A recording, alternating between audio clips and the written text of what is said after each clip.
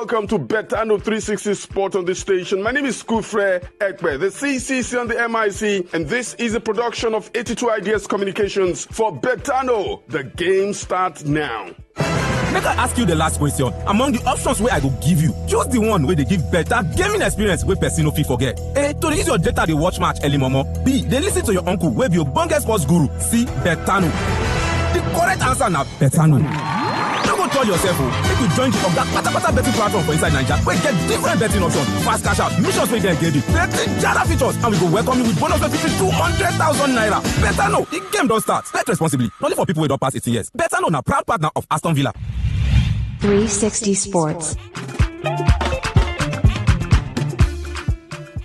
Let's begin with the Nigeria Premier Football League. Plateau United tightened their grip on home turf with a slender 1-0 win over El Kanemi Warriors in Jos, while Bendel Insurance and Bayelsa United settled for a 1-1 draw in Benin City on Saturday to begin hostilities on match day 6 of the NPFL. Let's also tell you that Shooting Stars recorded their first away win of the season, edging past Warri Wolves 2-1 in Ozoro on Sunday, with the Ibadan team fighting back in the closing stages to score twice in 2 minutes. Barra FC Kano defeated Kun Khalifat of Owerri 3-1. It was the Malia boys' first win of the season. Eyimba held Ikorodu City to a 1-1 draw in Lagos to maintain the unbeaten start to the season. In Bauchi, Wiki Tourist and Rangers battled to a 2-2 draw. An experienced striker, Godwin Abaje, bagging a brace for the Flying Antelopes. In Lafia, Nasarawa United beat Katsina United 2-0 with Anas Yusuf on target for the home team in the game. And quickly, let's move on to CAF Interclub competitions as it concerned Nigerian teams. Rivers United advanced into the second qualifying round of the CAF Champions League following a 1-0 win over Les Aigles of Democratic Republic of Congo in Uyo, and that was on Sunday. Finidi George's side won the first prelim round contest 1-0 on aggregate and will face Mozambican champions Black Bulls in the second preliminary round. Nigeria's other representative, Remo Stars, had defeated US Zilimaji of Comoros Island 5-0 on aggregate. Daniel Ogumodede side will face South African side Mamelodi Sundowns in the next round. The second round matches will be played next month. In the CAF Confederations Cup, Kwara United and Abia Warriors were dumped out of the competition. Kwara United suffered a 1-0 defeat to Ghana's Ashanti Kotoko in Abeokuta, sealing a 5-3 aggregate elimination. Abia Warriors lost 1-0 to Joliba of Mali in Bamako on Sunday in the second leg, going out 2-1 on aggregates. And from there to stories concerning national teams, let's talk about the Falconets first. They will take on Senegal in the third round of the FIFA Under-20 Women's World Cup qualifiers.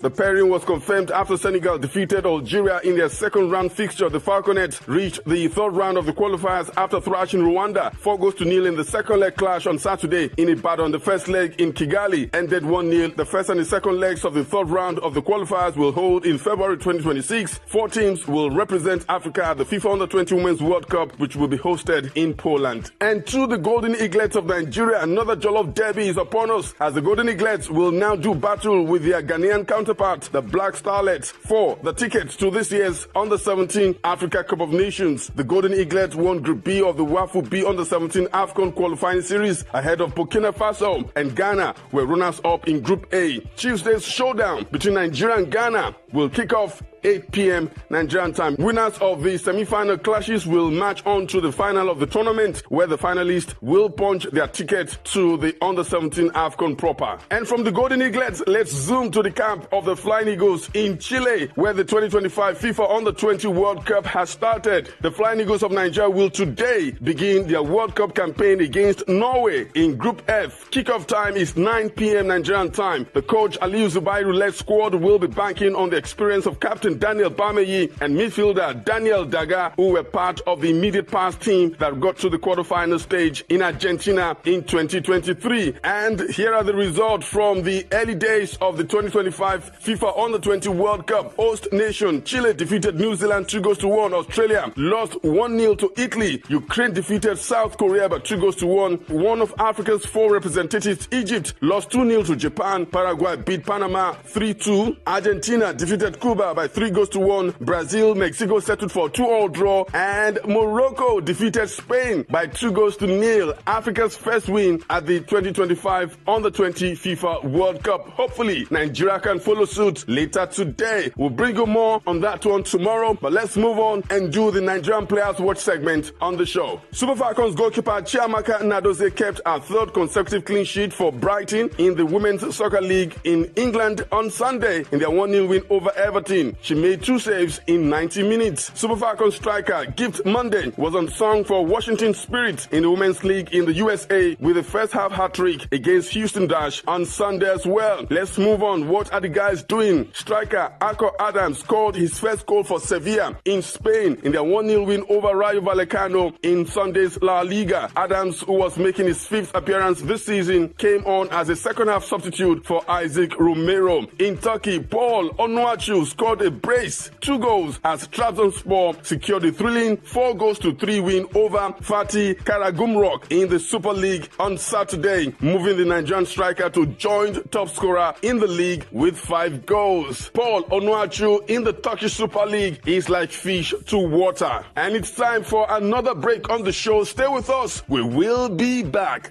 Bro, I'm really tired of being in the friend zone. Why? It's lovely. You can't be serious. 100%.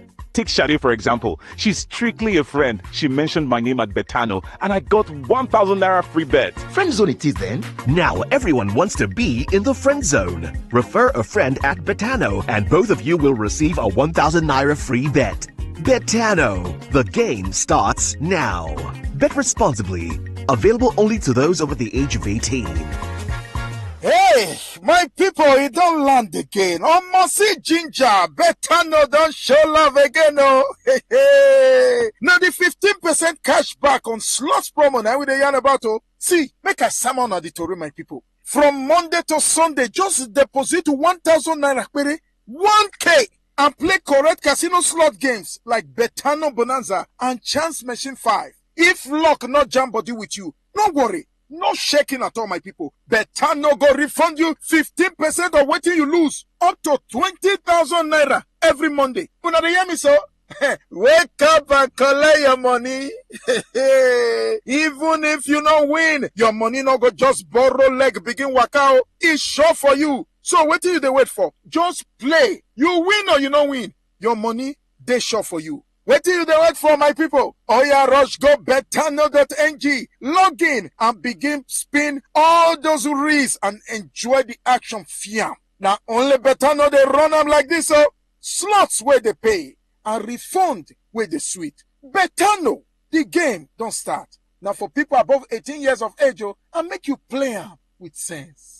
360 Sports. Welcome back from that break. Let's quickly do all the sports. In boxing, former WBO heavyweight champion Joseph Parker has offered Anthony Joshua a potential route back to world title glory, with the New Zealander eyeing a rematch should he claim the vacant belt. Joshua, a former 2-time unified world heavyweight champion, has not held a belt since 2021 when he lost his first fight with Alexander Usyk. The rematch also ended in a 12-round point loss for Joshua. Parker is set to face Pablo Wardley next after Usyk claimed he could not fight due to injury. The winner of Parker against Wardley fight will either face the Ukrainian or be upgraded to full champion. If that happens to be Parker, he's looking to avenge a previous loss against Joshua, who was dropped from Ring Magazine's top 10 heavyweights due to inactivity. And to tennis, we go to tell you that Carlos Alcaraz marched into the semi-finals of the Japan Open with an imperious 6-2, 6-4 win over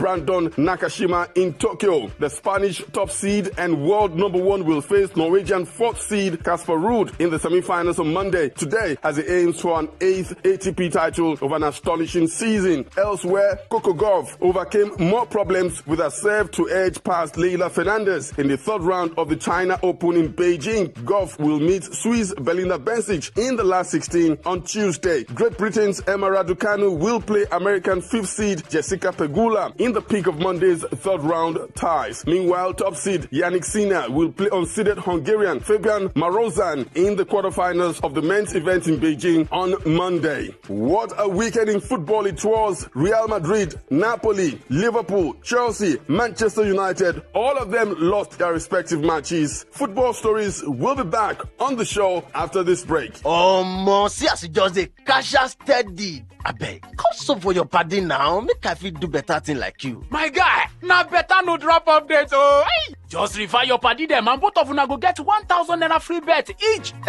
Just like that? Yes, so. Oh yeah, share your code with your people, make una start the win. Better no. The game don't start to. You not go fit play if you never reach a team. Play responsibly. Terms and conditions apply. And it's back to football. Let's tell you that Gabriel scored a 96th minute winner as Arsenal came from behind to beat Newcastle United 2-1 in the Premier League at St. James Park. It's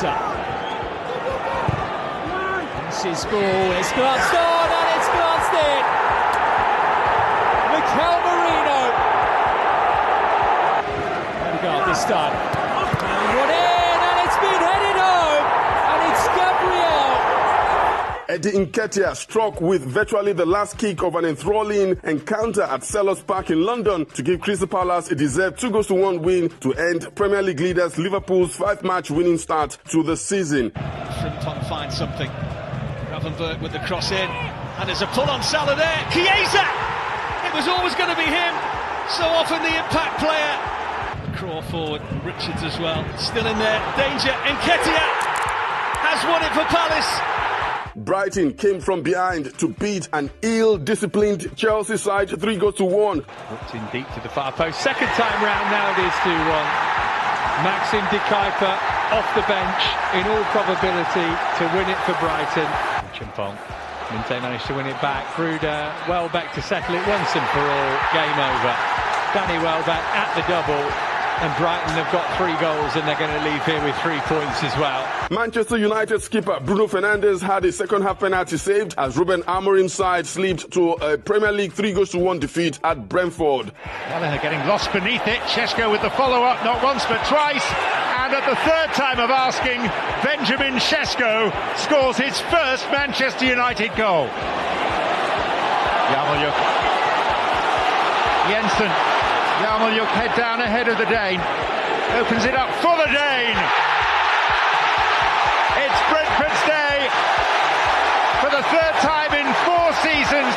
Let's leave there and take you to Italy to tell you that Christian Pulisic continued his fine start to the season as 10-man AC Milan held on to beat Napoli 2-1 to go top of the Serie A. In Spain, Atletico Madrid scored 5 goals against city rivals Real Madrid for the first time in nearly 75 years when they fought back from behind in a pulsating 5-2 derby win. Staying in Spain, Robert Lewandowski nodded in a second-half winner as Barcelona came from behind to beat Real Sociedad 2-1 and top the La Liga table. Of course, the UEFA Champions League is back tomorrow. Stay tuned right here on the show. We will bring you up to speed on Tuesday's edition of the show. But before we go on the show this morning, let's tell you that Manchester United could appoint former England manager Gareth Southgate as their new manager if they sack Ruben Amorim. According to reports, co-owner Sir Jim Ratcliffe has been in direct contact with Southgate in recent weeks. He was considered for the role before the Red Devils named Amorim as Eric Ten Hag's replacement in November last year. And that's it on today's edition of the show, Betano 360 Sports on this station. Thank you so much for listening in. My name is Skufre Ekpe, the CCC on the MIC, and this has been a production of 82 Ideas Communications for our sponsors, Betano. The game starts now.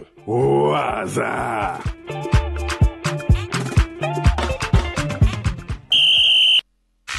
Unleash the power of the airwaves with the ultimate radio experience. Tune in to Today95.1 FM, the voice of the people. Don't just listen, immerse yourself. That is 100% true. 95.1 FM, voice of the people. And we're back. In this country, can you confidently say, that, politicking is about to start, not long from now, so can you confidently say that Nigerians, this government has done well, that Nigerians would vote back this government in the next administration?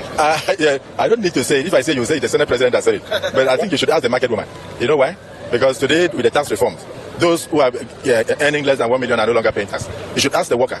The minimum wage has been increased. You should ask even the civil servants, and you will know that things are changing in Nigeria. You see, for me, insecurity is even waning, despite the hatred that you see in the Middle East and some of the specters of terrorism. Can you imagine if we were not praying? What would have happened to Nigeria? I can tell you that people will vote back this country. The electorate will vote back this government because of what they are saying. And they will do so willingly. Yes. From what he has said. I just want to add one or two things. In education, in 1960, we had only one university. The University of Ibadan. Today, we have over 300 universities. That's number one. Number two, in the area of health, if you want to go for dialysis today, any federal medical facility, you pay 12,000. Go to other place to save how much you're going to pay. It can't happen that way again. NEFON for our students. It doesn't mean you have to be born to wealth and privilege before you have access to quality education at the tertiary level.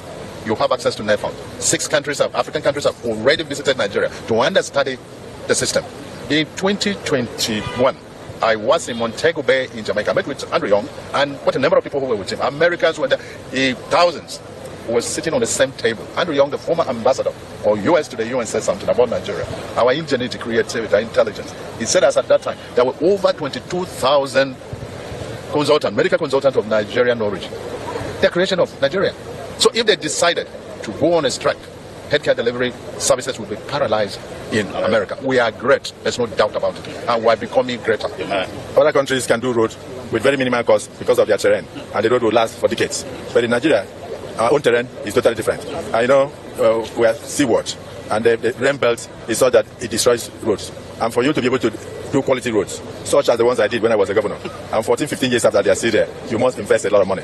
And then, of course, with the competing resources from other sectors in Nigeria, you cannot dump all the money in road construction. Otherwise, what would the people eat? So I can tell you that as we fight insecurity and bring back the farm products, Nigeria will be greater. No country can boast of greatness unless you can feed yourself. And you must become proud of your country. If you are not aware, you should know that many countries like India, others are broken up, Bangladesh and all that. But you are still one. No matter what, Nigeria is bound together. Despite the diversity in land, in atmospheric pressure, in terms of ethnicity, in terms of languages and all that. I don't know how God did it.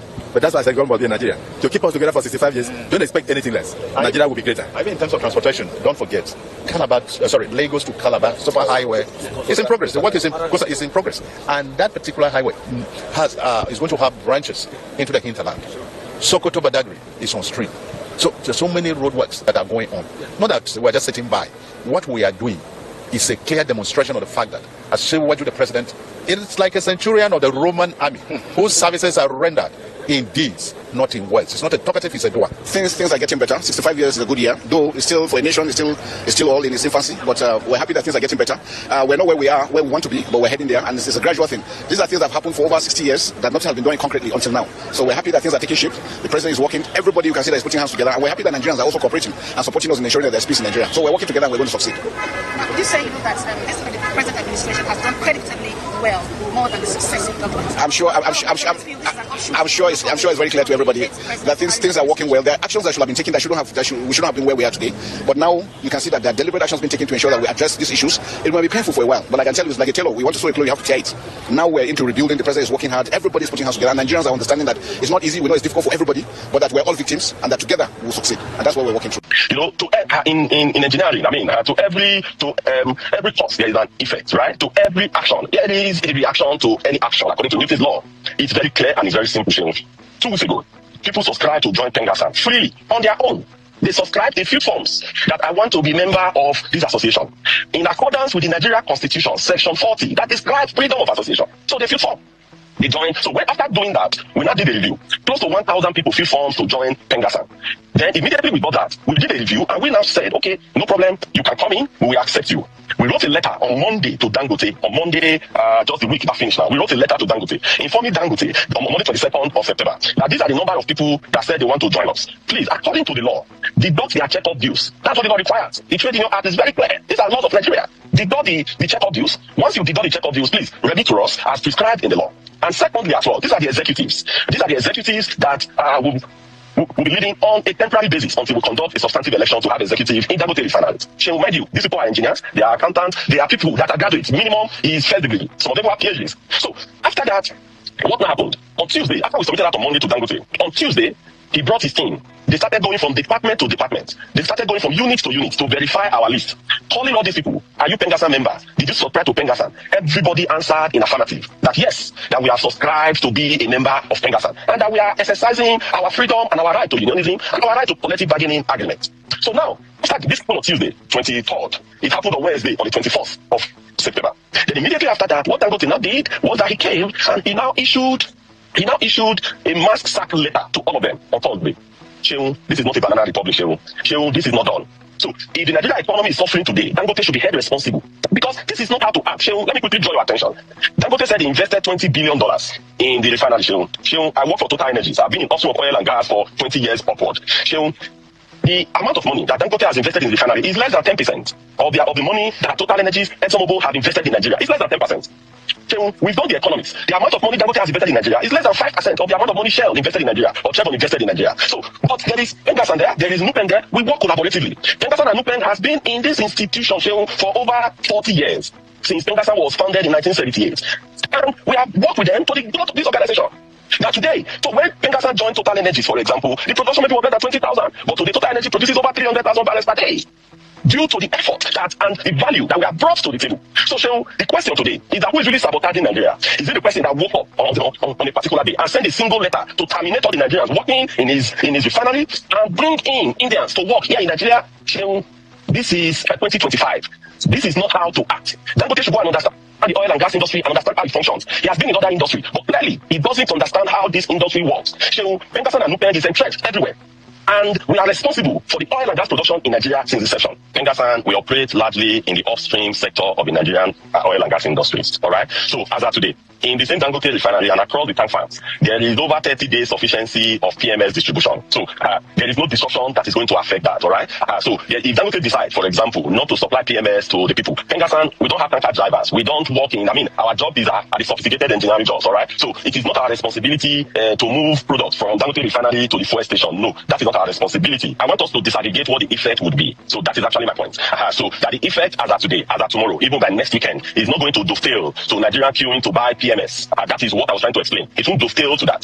The effect of what we are doing today, yes, as we speak today, currently, we have cut supply of gas to the refinery, so the fertilizers and all that. Yes, we've done that because if someone said he's mad and he's crazy, we will tell him that we are the good that lay the golden eggs and that we are even much more crazier because it is not correct. The Nigerian government, they must be able to rein in on Dangote. The Nigerian government must be able to call him to order to let him understand that this is not a banana republic. These are nations governed by laws. These are nations governed by rules. No matter how wealthy an individual is, he cannot, sit down and break the law of the nation. President Tinubu is following the laws of Nigeria as the president of Nigeria. He doesn't wake up on a daily basis and just break the. Tinubu can wake up tomorrow and serve the entire civil servant, but he will not do it because he's extremely responsible. So that is the point. The point is that we have rules in Nigeria, we have laws in Nigeria, we have constitution in Nigeria, and these rules and these laws must be clearly obeyed and must be clearly followed. Think of the 800 plus people that you just go to work and you were locked out immediately without proud notice. So I think Dangote is the cause of all this. All attention should point to Dangote. Nigeria. The fact that this issue has not gotten on people's radar, right? No one's talking about it. It's pretty amazing. If you don't know what's going on in Nigeria, your media sources suck. You are in a bubble. And again, I'm not a Christian, but they are systematically killing the Christians in Nigeria. They've killed over 100,000 since 2009. They've burned 18,000 churches. This is so much more. These are their Islamists, Boko Haram. This is so much more of a genocide attempt than what is going on in Gaza. They are literally attempting to wipe out the Christian population of an entire country. Where are the kids protesting this? Thank you. No one will talk about it, so thank you. Well, just in case you're wondering what you just listened to, I'll play it again. Nigeria.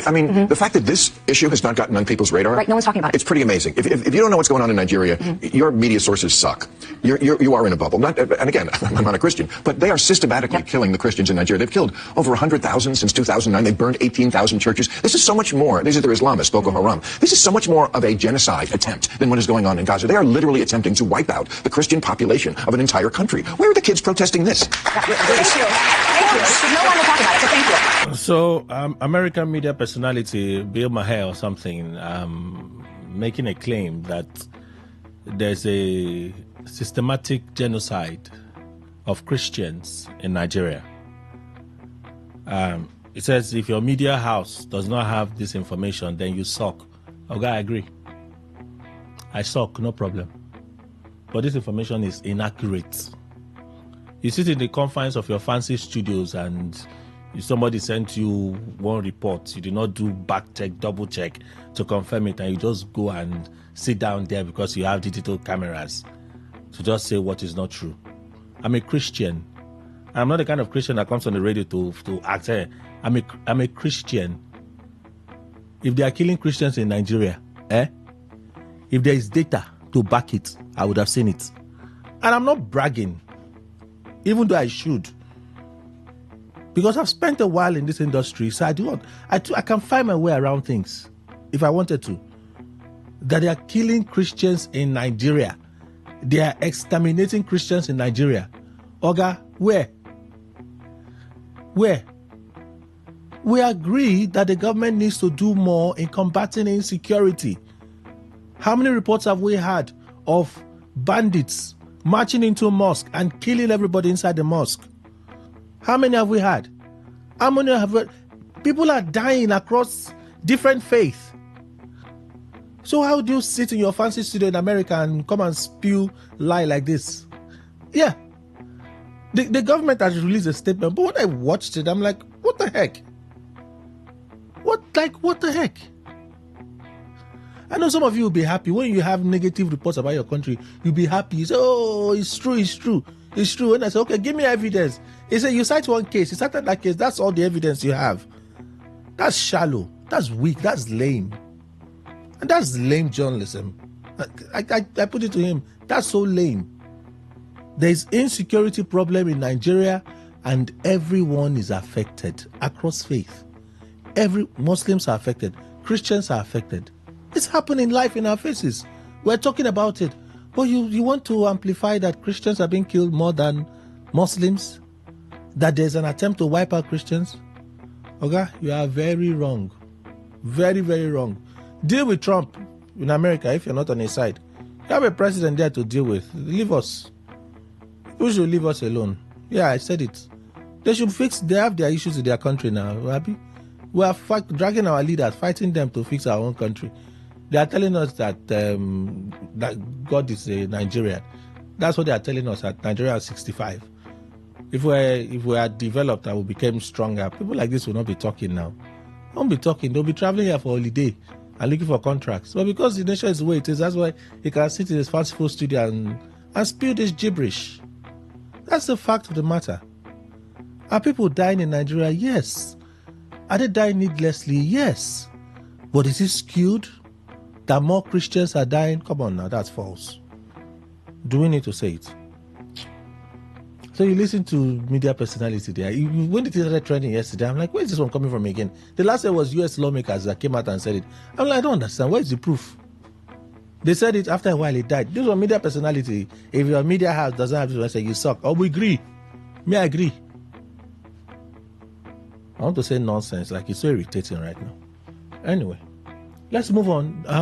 TUC Pengasyn boss, Festus Osifo was speaking on this Pengasyn and Dangote feud.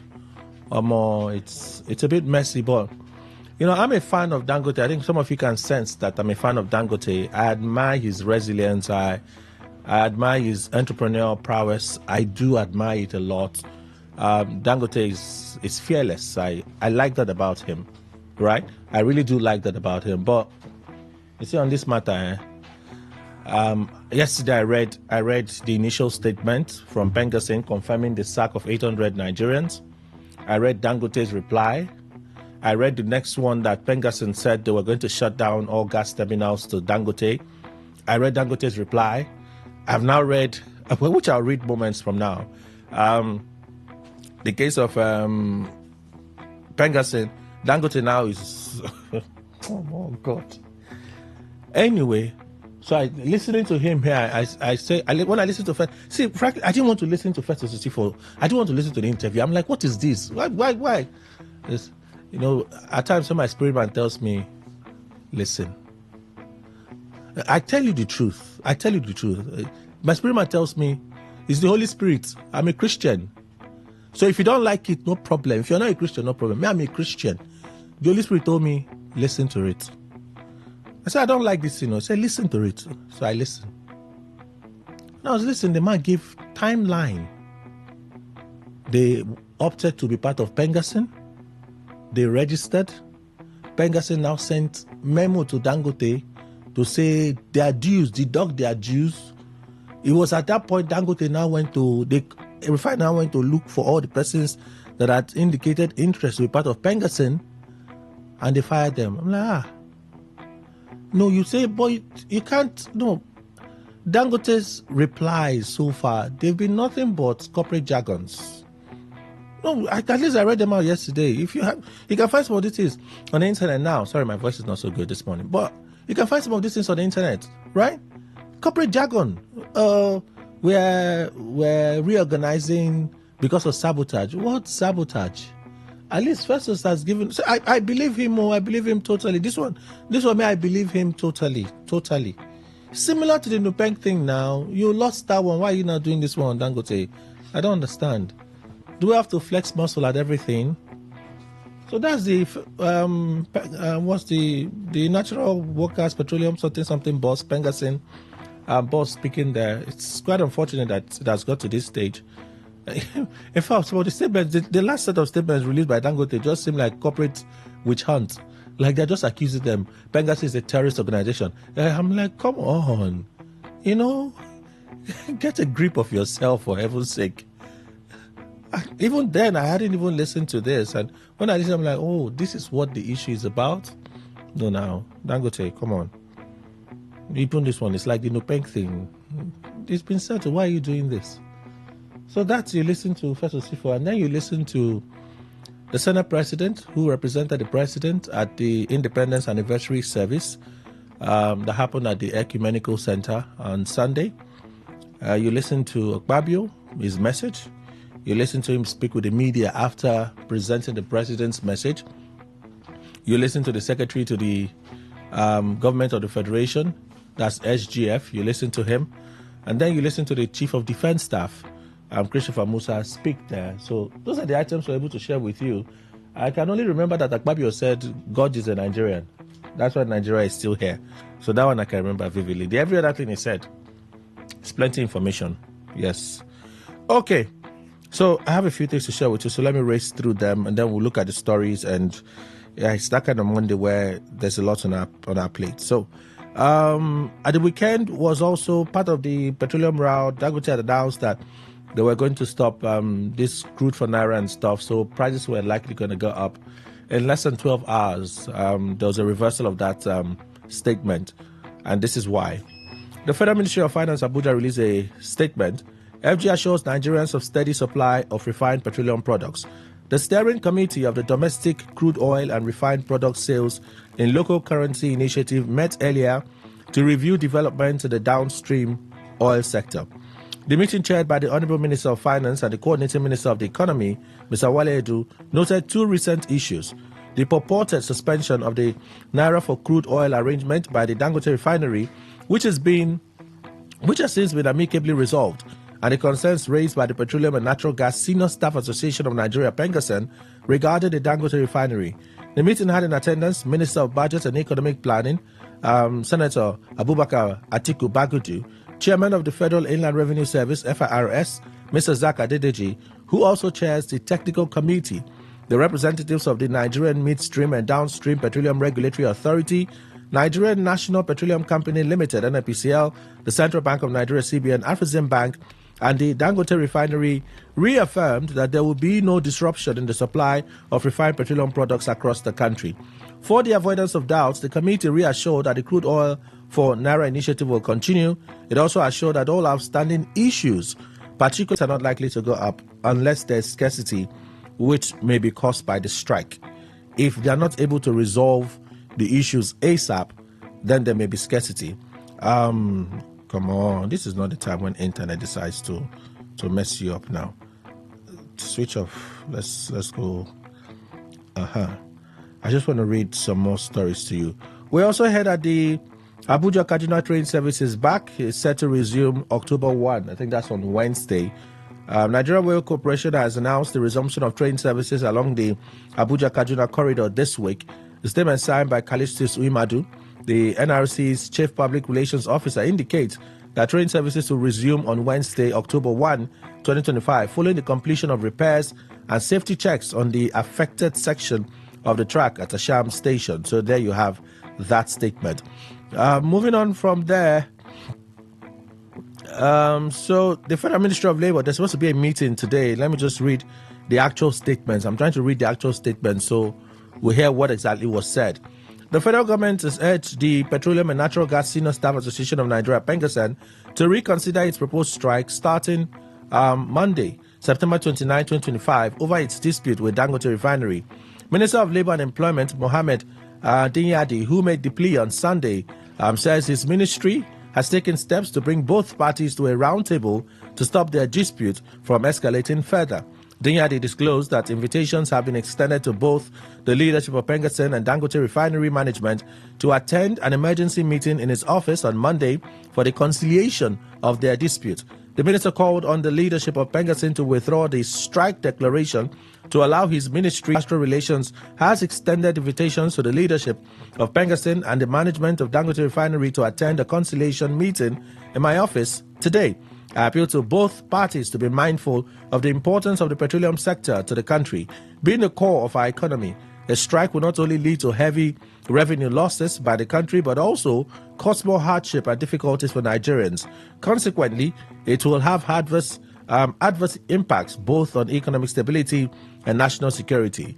The minister then urged the feuding parties to give peace a chance, assuring them that the federal government would resolve the dispute amicably to the satisfaction of all the parties involved and in the national interest. So that's that information.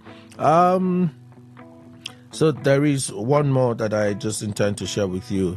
Oh yeah, so I think it was on Friday where we talked about the ADC meeting where Pantami was saying there.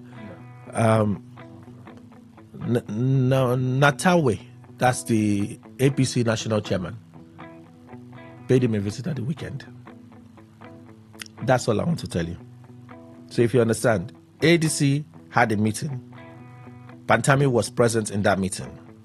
All right, that was on Thursday. Just a day after, I think by Saturday, APC pays a visit to Issa Pantami. The rest is for you to add up.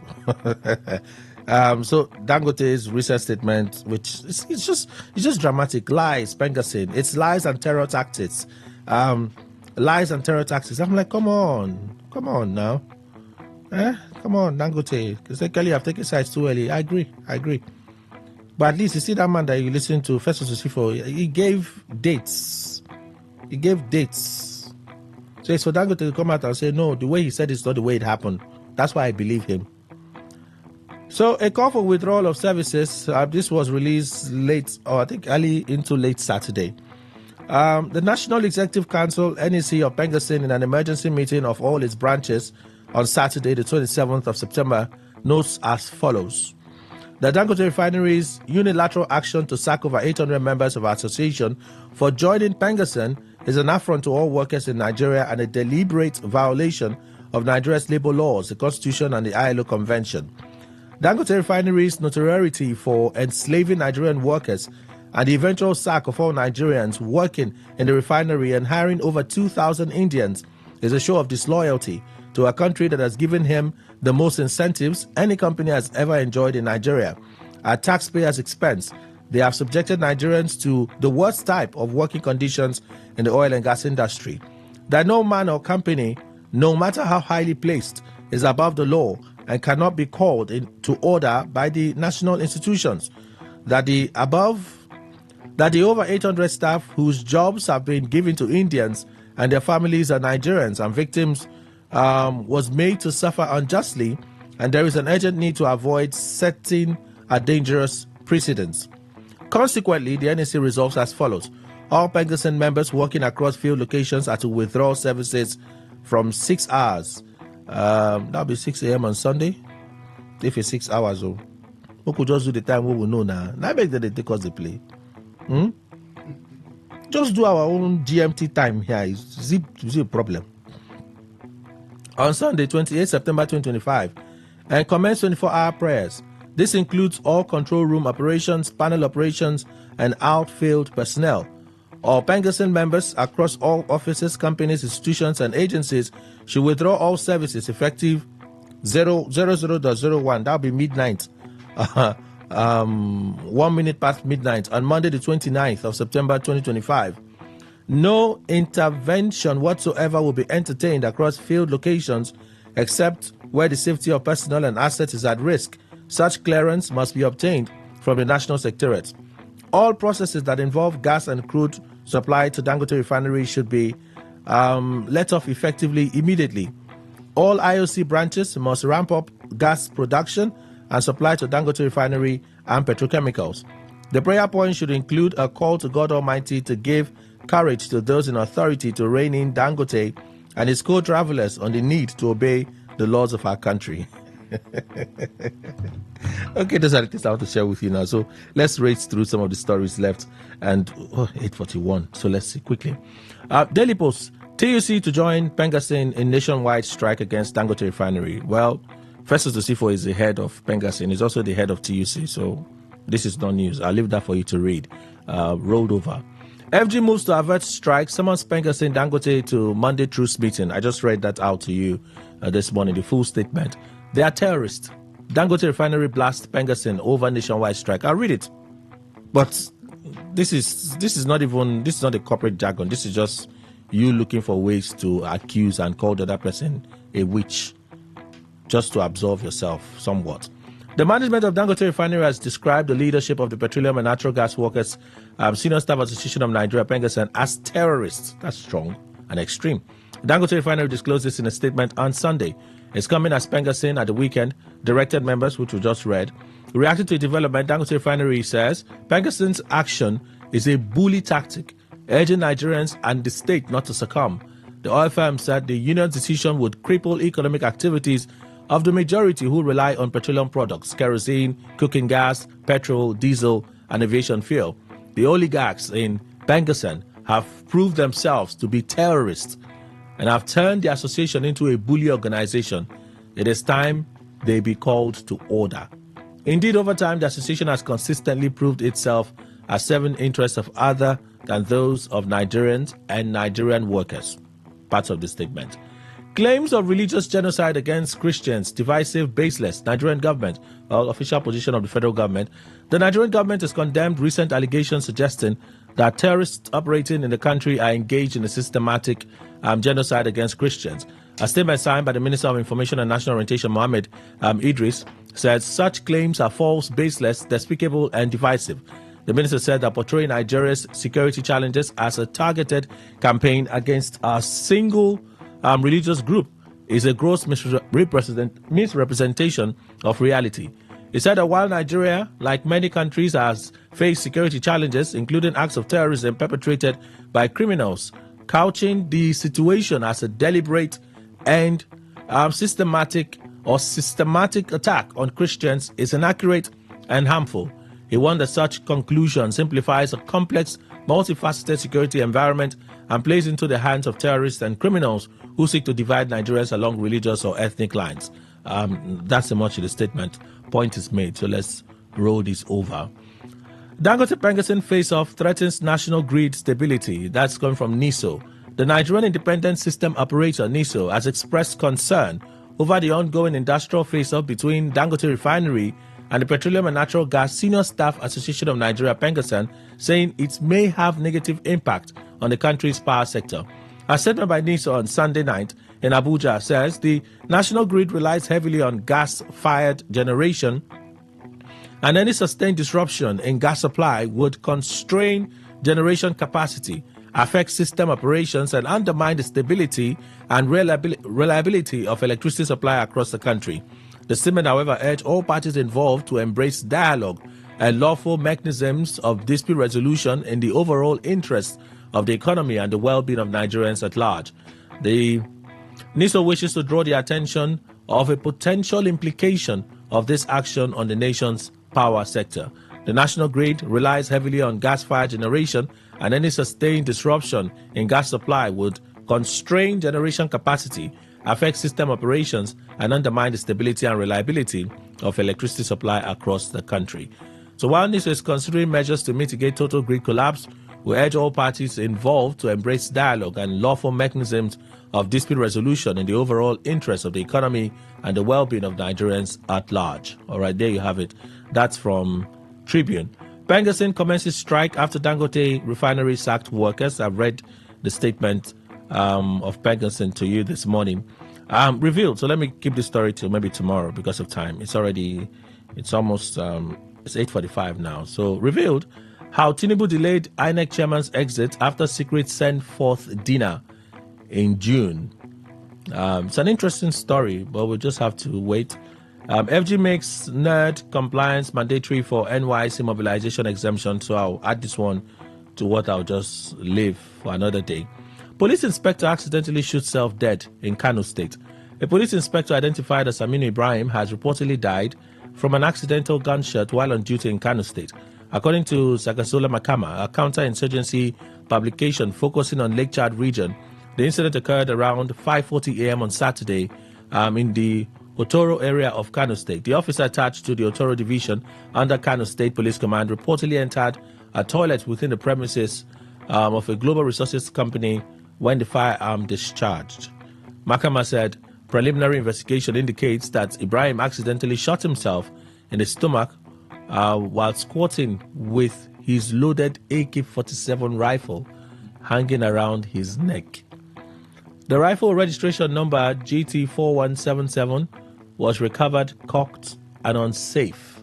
Alongside an empty shell, 29 rounds of ammunition were accounted for against the 30 earlier issued to him. So 29, one emptied inside of him. The officer was taken to the hospital where he was confirmed dead. His remains have since been deposited in a nearby mortuary for autopsy. A sad one. And then this day newspaper, which is what we have for opinion poll today. Ghana, that's Jerry Ghana. Nigerians now know the difference between Buhari, Tinubu, want Jonathan back. Former Minister of Information and Chieftain of the People's Democratic Party, Professor Jerry Ghana, said at the weekend that having seen the disparity in their lives after 8 years of former President Muhammadu Buhari and 2 years under incumbent President Bola Tinubu, Nigerians who had fallen for deceits by some politicians in 2015 when ex-President Goodluck Jonathan lost his re-election bid now know better and want his return. He spoke on Saturday in Mina after the election of new officials by the Niger State chapter of the People's Democratic Party, PDP. Ghana puts it this way. Nigerians have seen the difference, and the difference is very clear. Nigerians are now asking us to bring back our friend, former President Goodluck Ebele Jonathan. At least you're a Nigerian, I'm a Nigerian. So I can confirm that Goodluck Ebele Jonathan will contest the presidential election in 2027 as PDP candidate. And you will vote for him to return as president again. The PDP chieftain declared that the party is a democratic party, stressing that democracy deals with the will of the people to freely choose who they want, and so on and so forth. But what is interesting for us is, I think that's why this story will trend. I can confirm that Goodluck Jonathan will contest the presidential election in 2027 as PDP candidate, and you will vote for him to return as president. I have a feeling that Dr. Waigwe would vote for him in 2027. So may I just ask you a question? Would you consider a vote for Jonathan in 2027? Would you consider a vote for Jonathan? Since Jerry Ghana is insisting that you will vote for him in 2027. Let's say we have 10 minutes so we can start a conversation before we take time off for the news, and then I will pay some bills and return. Dr. Richard Waigwe is here, Executive Director, Citizens Leadership and Rural Development Initiative, CLADI. Good morning, sir. Welcome. Good morning, sir. Good morning, Nigerians. Mr. Emmanuel Indukwe is also here. He's our in-house analyst. Good morning, sir. Thank you very much, Kelly. Good morning, Nigeria. Okay, I thought you wanted to be close to the mic so I can move on. Comrade Ruben Izu, a public affairs commentator, chairman, NDNF, River State chapter, and the voice for our Hota West people. Good morning, sir. Good morning, Kelly. You're so used to that affairs. Even when you don't see it, you just put it. Oh, public commentator. Oh, yeah, okay. Sorry. It's always a pleasure, Kelly. Welcome, sir. Thank you.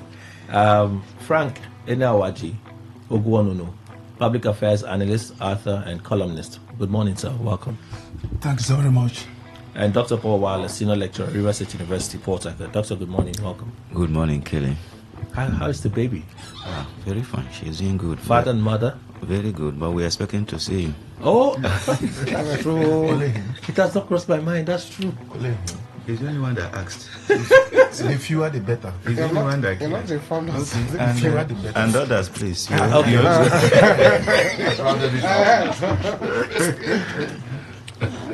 I know that there are lots of national issues, which we'll get into, but let's begin with River State real quick. So yesterday we had the Independence Anniversary Thanksgiving. In my understanding, it was a state event. The governor was there. He was beckoned to make a speech. He declined to make a speech. He only read the scripture. He read the scripture. The Speaker of the House of Assembly was conspicuously absent. Members of the Assembly absent. No local government chairman except for Opobo Nkoro was present. No local government chairman except for Opobo Nkoro was present.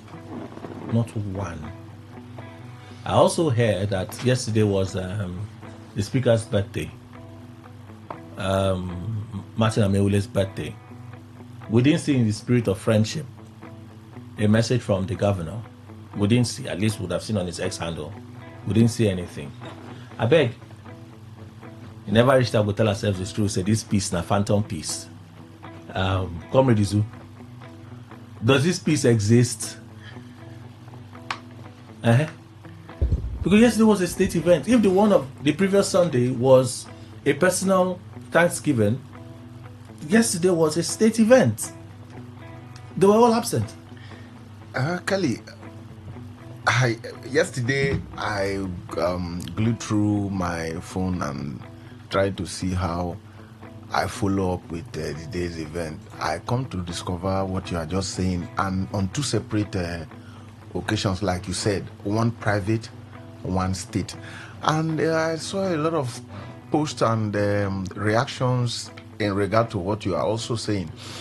Well, after the call off of the emergency rule, I think I was privileged to be part of the panel in one or two sister stations too. And for me, I said, after what the FCT minister said, I think his first media parley after that is seeming peace park, this second one, when he was asked, what is the content of the seeming peace agreement? He said this time around, we are not telling anybody anything, most especially you media, you people are the problems. And the reason was not far-fetched from how the first one went.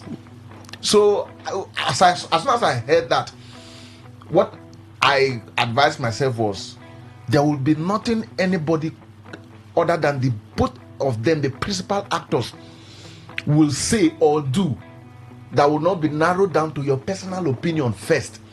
The only place or time we can ascertain the extent of the peace is when the governor returns and all the dissolved boards that have been constituted remains, and then there is a seeming synergy between the executive and the legislature that like they requested the list of commissioners, perhaps whichever way that list will emanate and the governor will send to the assembly, it will be okayed without a back and forth, and the assembly can as well. That's what I was expecting. I want to see the peace in action, just like they said in local parlance, action speaks louder than words. And from yesterday, frankly speaking, I don't know. I don't know what will actually be the reason that the assembly members, if indeed peace have returned, the assembly members will not be in that state function. And also, even in the private function of the speaker, that the governor and his somewhat, I wanted to see this marriage functioning. You know, after resolving two couples who have issue, after going back home, the wife freely cooks, but the husband refused to eat, or the wife refused to request for money to do her normal things at home. They still live you will know that there is no peace. So what do you think is the case of Rivers? It's not far-fetched from what I'm saying. I think too early though. But in as much as it may be too early, the science also becomes what one can conclude to say there is no fire without smoke. But I pray, it should be my opinion. It shouldn't be the general opinion. Dr. Wala? Kelly, from what you have just said, is something that some of us have been skeptical about. We have been expecting to see the steps, practical steps, not by words again, not by hearsay again. But the more we look, is the less we are seeing. I wouldn't want to jump into a conclusion for now, because they have just returned, and there will be some kinds of reassessments, not to make a mistake again. I think I'm beginning to sense some kinds of tactical approaches internally now. It's like what has been resolved has been that of external. And from the what is playing out now, what I can say is having resolved, if truly, between father and son, Godfather and Godson. I know you understand what I mean by that. The next now, which should be the second phase, should be inwardly. What is happening between the two arms of government in Rivers State? If, by the grace of God, that of the governor and his political leader in the state has been resolved, the next step now should be that of the assembly, and in which the FCT minister has to play a role, no longer the president again. How about the council chairman? No, you see, the council chairman you are now talking about, that is at the local level. First of all, we are looking at the state. Yes, it's at the local level. Instructions are coming. Do not forget that people nominated them. And these people who nominated them, it may not be directly from the FCT, but some persons who are also loyal to the FCT. So where my major concern now is within the state, the resolution between the governor and the assembly members. So if that of the governor and the FCT has been resolved, the shift now should be between that of the governor and the state assemblies. And I'm very much sure, or rather, I also believe that if this is being resolved, that of the local government, is a matter of calling to order. Okay. So for now, the peace process externally, I can say it has been done. Internally, it is still, it's not yet seen. All right, let's go for the news. When we come back, we'll continue. Please stay with us.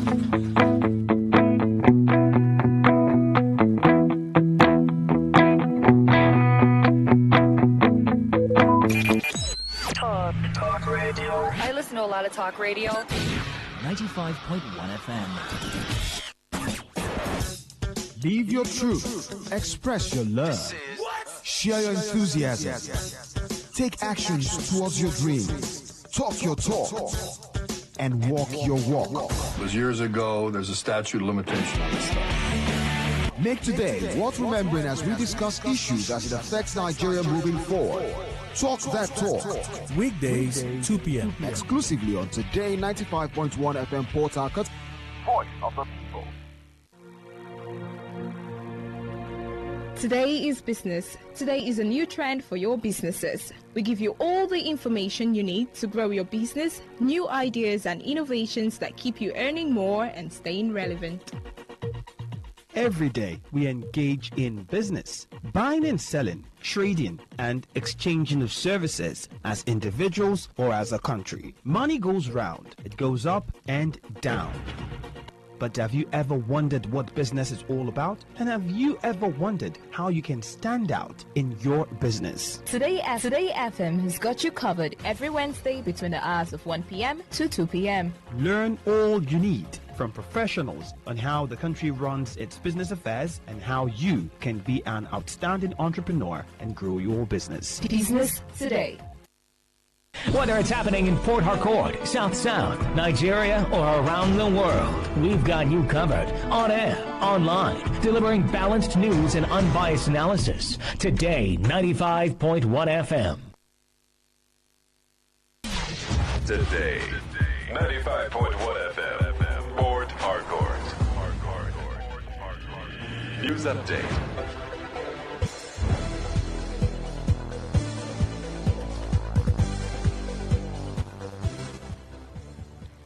Good morning. Here's the news update on Today 95.1 FM. I am Miracle Emmanuel.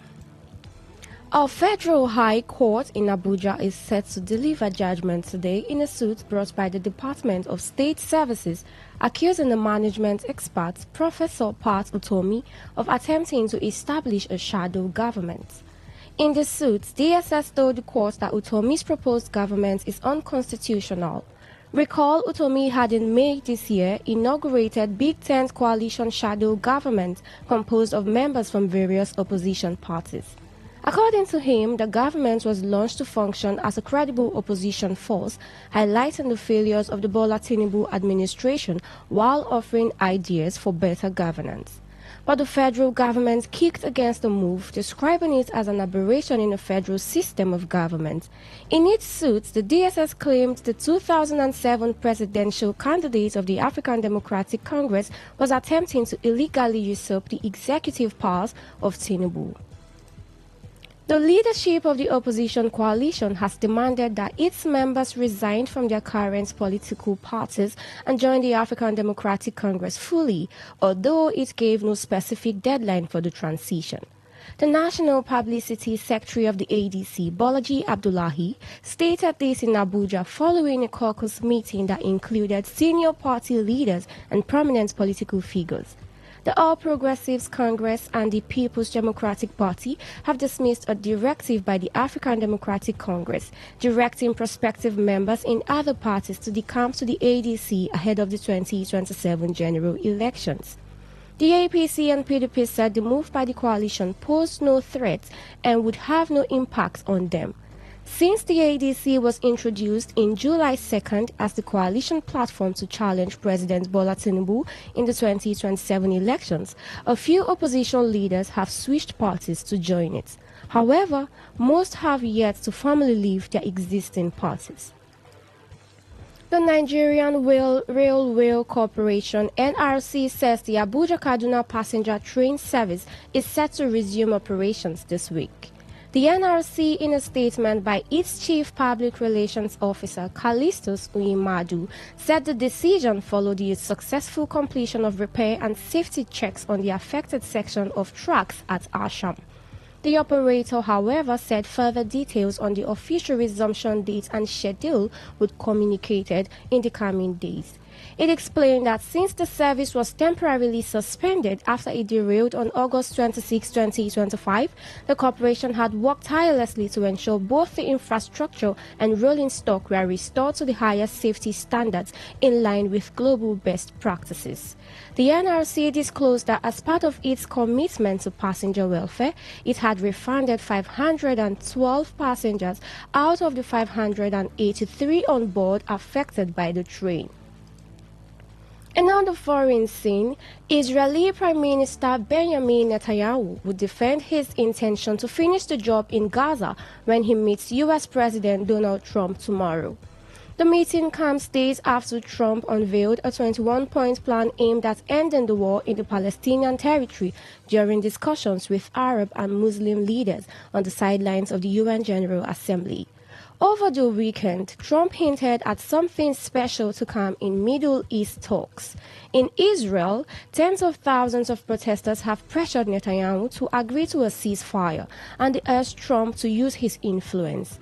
Israel's international isolation has deepened in recent days, with countries including the UK, France, Canada, and Australia officially recognizing Palestinian statehood, breaking long-standing U.S.-led diplomatic protocols.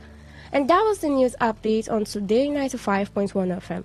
I am Miracle Emmanuel. Thank you for listening.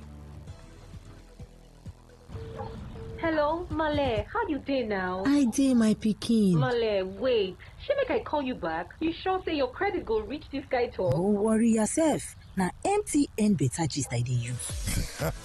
Who no like better thing? Just go buy new MTN SIM so MTN go dash you 2,100 naira airtime sharply. And on top that one, every call wey you make, whether na 3 minutes for this call or na 1 minute on top another call, e go dey join dey go. And once you gather reach 6 minutes, MTN go sama you 3 minutes extra. Make you for continue that better gist. Or ya dial *123*2*1# to join MTN Better Gist today. Terms and conditions dey sha o.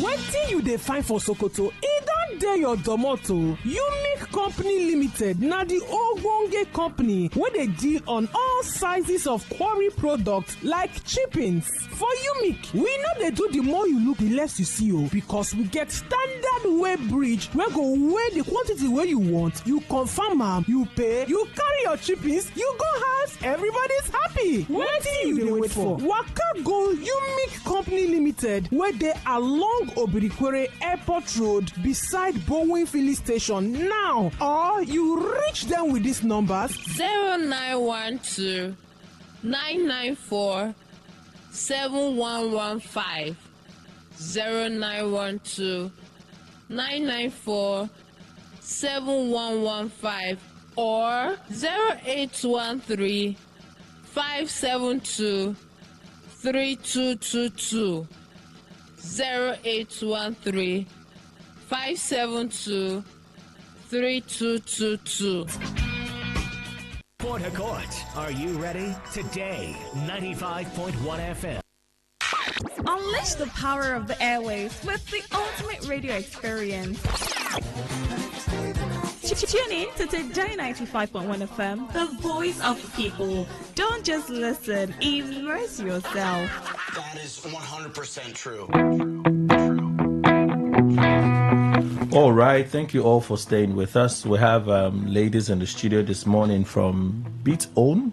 That's what I see here. Bytown. Oh, Bytown. Yes. Okay. Good morning, madam. Welcome. And nobody's responding. Good morning. Good day. Greetings. Good morning. Greetings to you. Good morning. What are your names, please? I'm Boss Lady Lovett. And? I'm Mrs. Ngozi Desmond. Okay, so what exactly is Bytown? Okay, Bytown is a community that into real estates, and they are here to help a whole lot of people. Our community are here to help a whole lot of people in the city of Port Harcourt, in the nation, and the world at large, to make sure that they empower them financially. So that is what Bytown is all about, helping people to empower them financially. So how does this initiative promote financial empowerment for everyday people? Okay, it's promotes financial empowerment to everyday people, because what we do here is to tell people how they are going to empower, and that is exactly the reason why we are here today, to create this awareness, so that as many that are hearing, listening to us, will come to our event tomorrow, so that we can teach them and show them how this community can empower them, for them to start living that kind of their dream life that they have dreamt to live, courtesy of Bytown. Okay, so the event tomorrow, who can attend and what should they expect to gain? Well, we want everyone to attend the event. In fact, no matter your status, wherever you are, in fact, this event is really for Port Harcourt people, because we have a lot for them. Okay. We have a great things to them. They're going to make some good money from this event. And once they come into the event, they're going to see the most important things that they're going to benefit, which is the money that is in the business. And we are assuring them that this business is not going to fail them. They're going to make good money. And this is not a get quick rich. It is a business that once you invest your money will come in gradually, and you'll be making something out of it. Okay, so it's attendance for the event tomorrow free? Sure, for free, but by right, we are supposed to charge, to tell people, to teach them. In fact, what we carry come here, they're massive. It's a very massive project and business opportunity. It's supposed to be paid 5,000 naira, but we are making it free for the people of Port Harcourt and River State at large and its environment. Okay. As they are coming, they should come. We're going to make the whole place open and free of charge, because our aim here is to make sure that a whole lot of people out there are being empowered financially. It can be the youth, the core member, stay-at-home mom, even retirees, even those that are working. It's open to everybody. Yeah. And if you check recently, a whole lot of people just graduated from the universities. The question is there any work for them out there? Do they have anything that will put food on their table? They should remember one thing: it's no more Sabi certificate, now certificate. Maybe they talk here too. I'll be graduate, but now this business now they do. Can they take care of my family, myself? In fact, do all the things. So this one we will carry come. They're very, very unique from every other one where they done the hell. As they talk, they smile. My body they sweet me, they torturing me, because here they are going to make massive money, irregardless of their age. So long as you want to be making money to live a good life, you have a handset.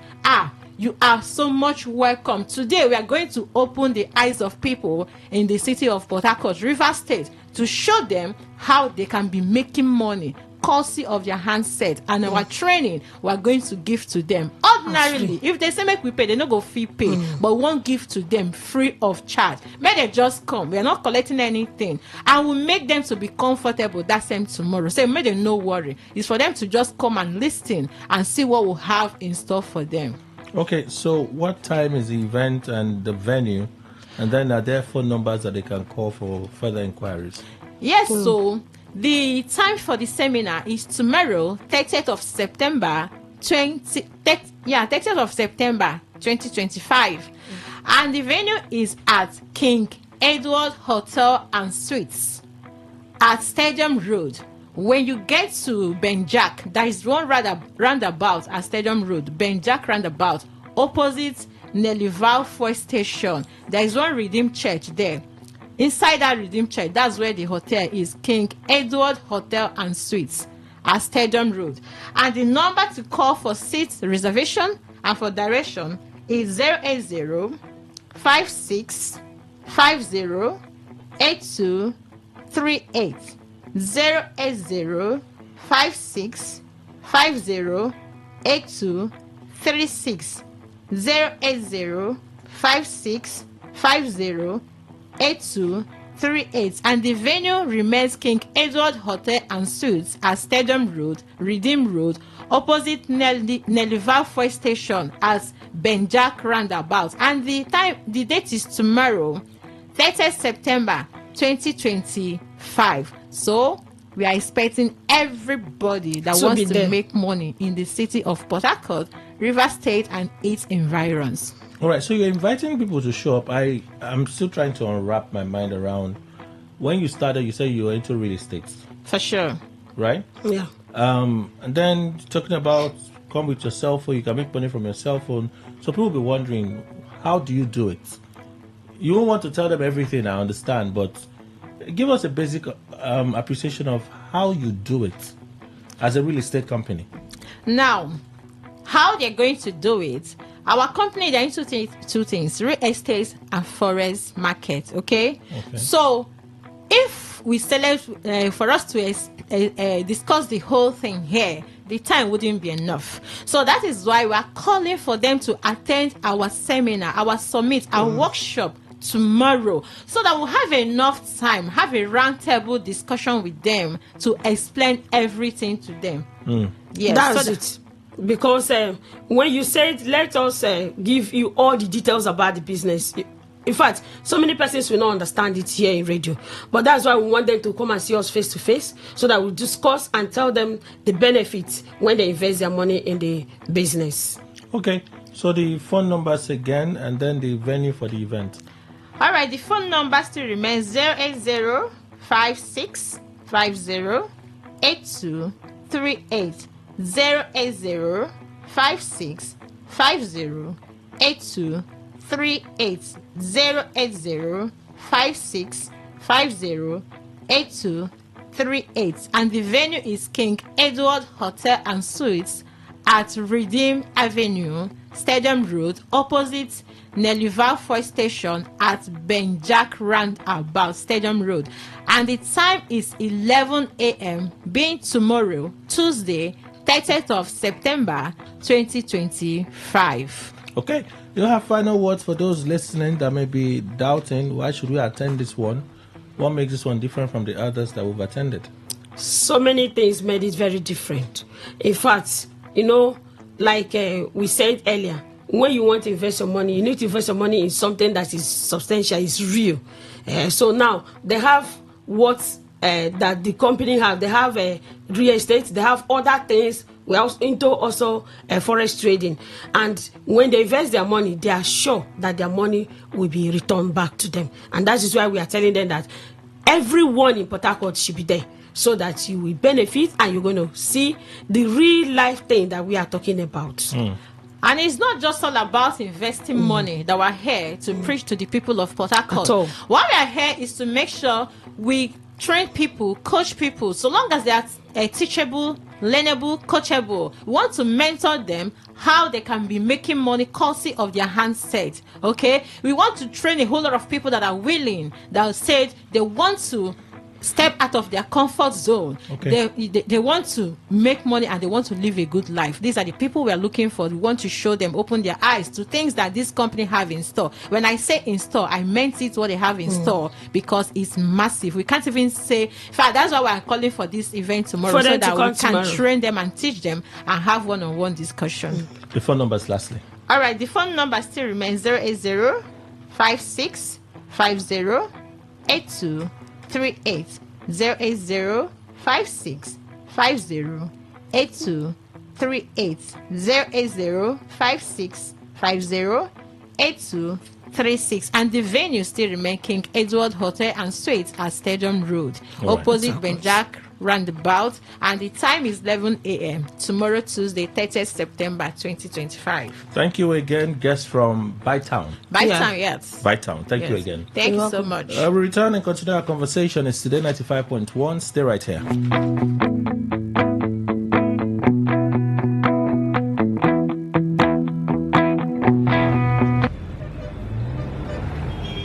Live from the Garden City of Port Harcourt, Nigeria. This is Today 95.1 FM.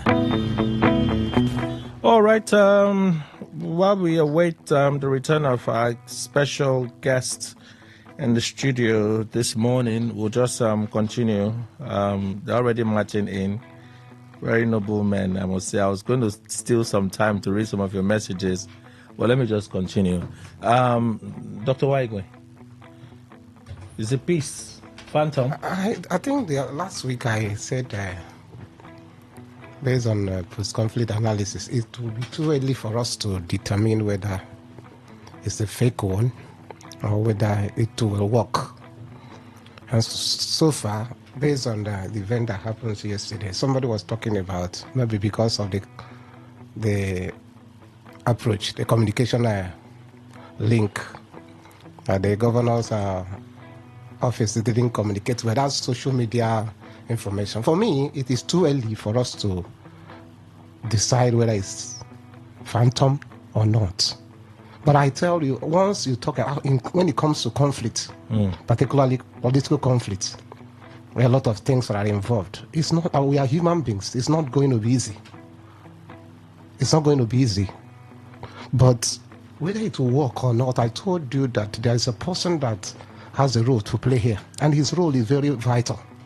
The former governor has a role to play, because even his body language, some of the boys, some of his men in the assembly, and even the newly elected local government chairman, most times his body language can give them the direction to follow. If it must work smoothly, based on the intention or the intended goals, the former governor need to play a role here. Somebody was saying using approval is not the right word. It may not be approval, but he need to call them together, that we have resolved to work together as a team. And if they have resolved and agreed to work together as a team, there are things people want to see. There are things people want to see. So let it flow. If it doesn't flow, then we will believe that it is not serious. And with time, before you know it, the whole thing, they will go back. If they can't get it right within 1 month, if they don't get it right, before you know it, because the House member will still do their constitutional role, no matter what, because they will still checkmate the governor. Okay. So they need to do more. They need to do more. Yes, particularly the former governor need to do more. Communicate to his to the members of our House of Assembly that please flow with him. He's now in our team. Okay.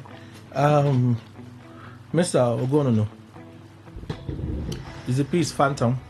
Well, for me, I would say it's very critical. Because when you look at it very, very well, it is not something that any sound human being should be happy with. The way things are now coming up now. Yes, we've had issues of meetings taking place here and there in the name of reconciliation. Now, as it is, emergency declaration has gone, or emergency rule has gone.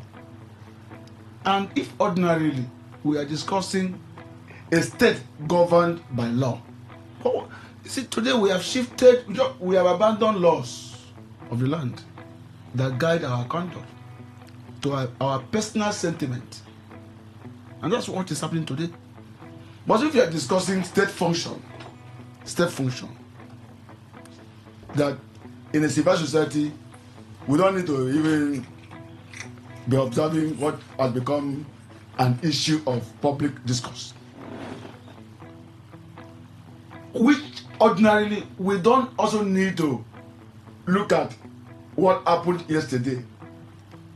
It's like being a way out of, these people, they have come to carry on our government, to carry out their functions.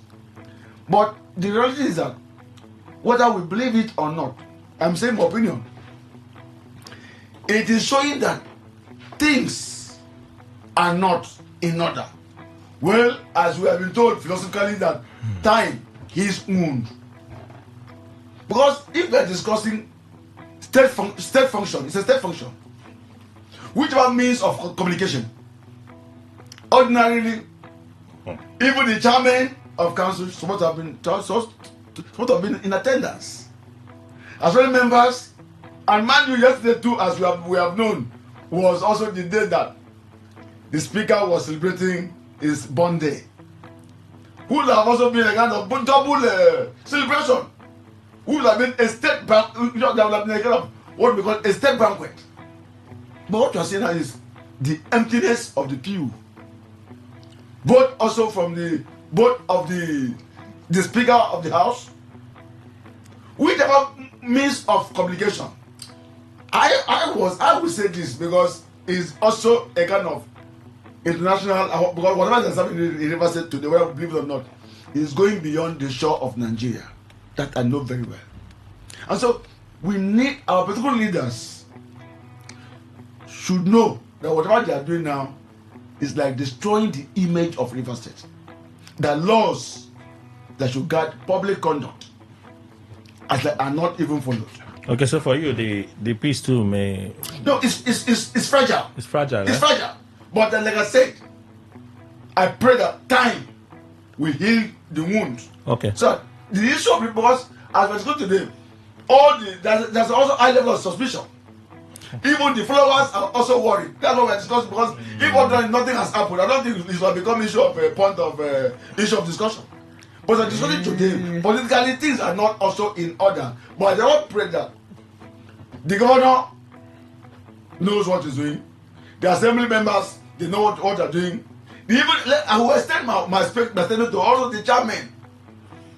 Because I have been in this state for some time. Okay. There is no public function that will happen.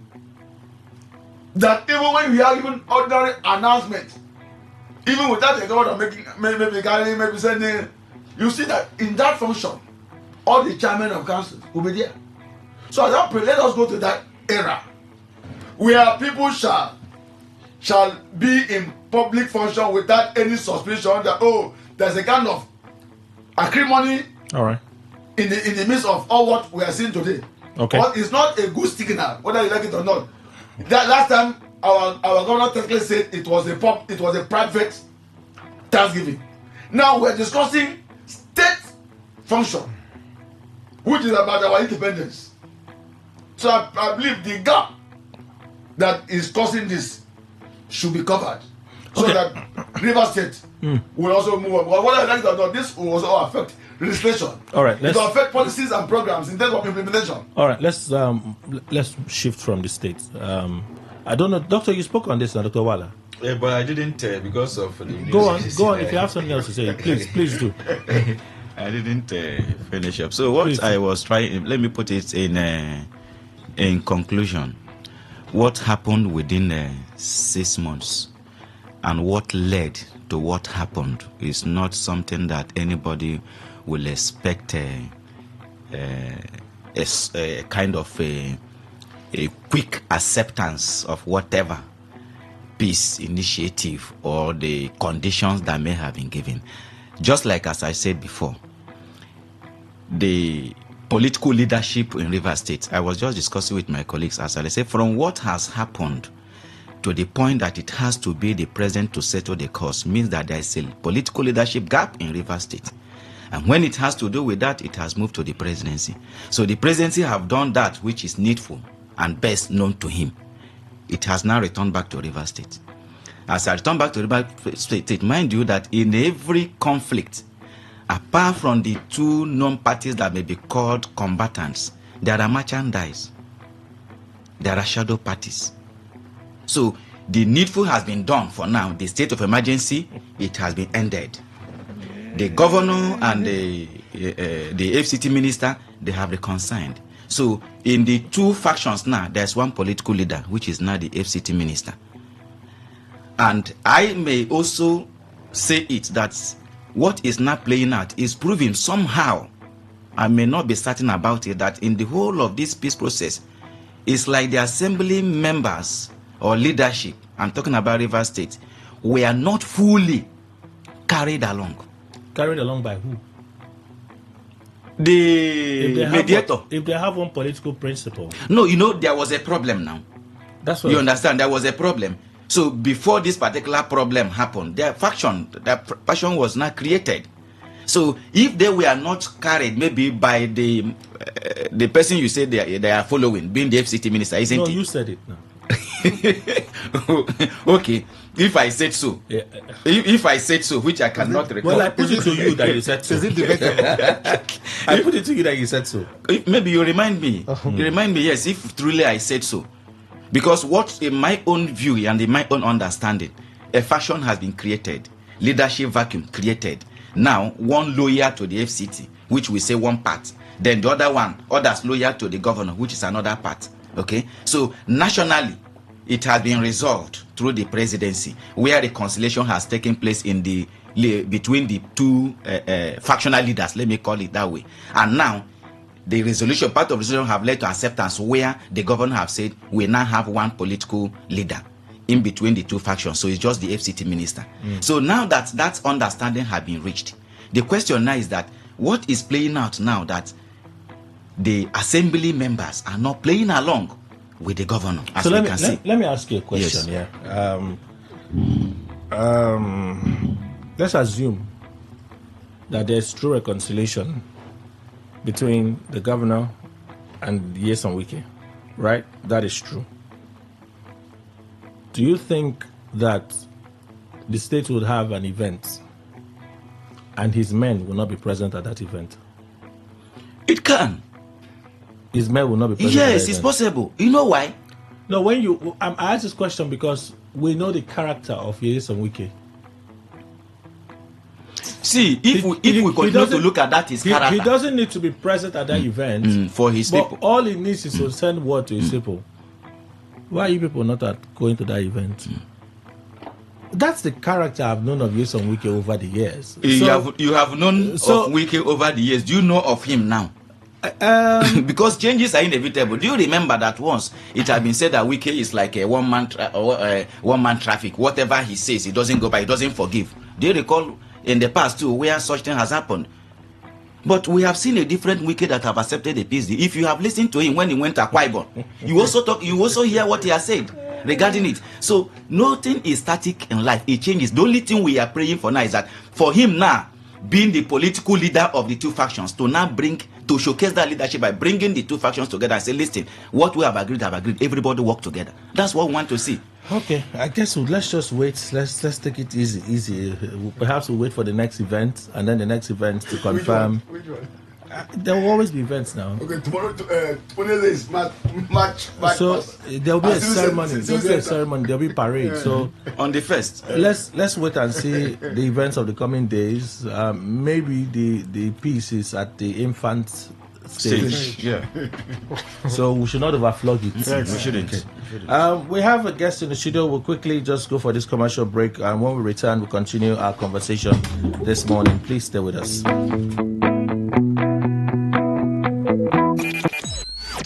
Talk radio. I listen to a lot of talk radio. 95.1 FM. All right, thank you all for staying with us. Precious Hoaji from Premium Privacy makes a return to the studio this morning. Hi, Precious. Good morning. Hello, good morning, Kelly. Good morning, Port Harcourt people. So tell us what you do at Premium Privacy.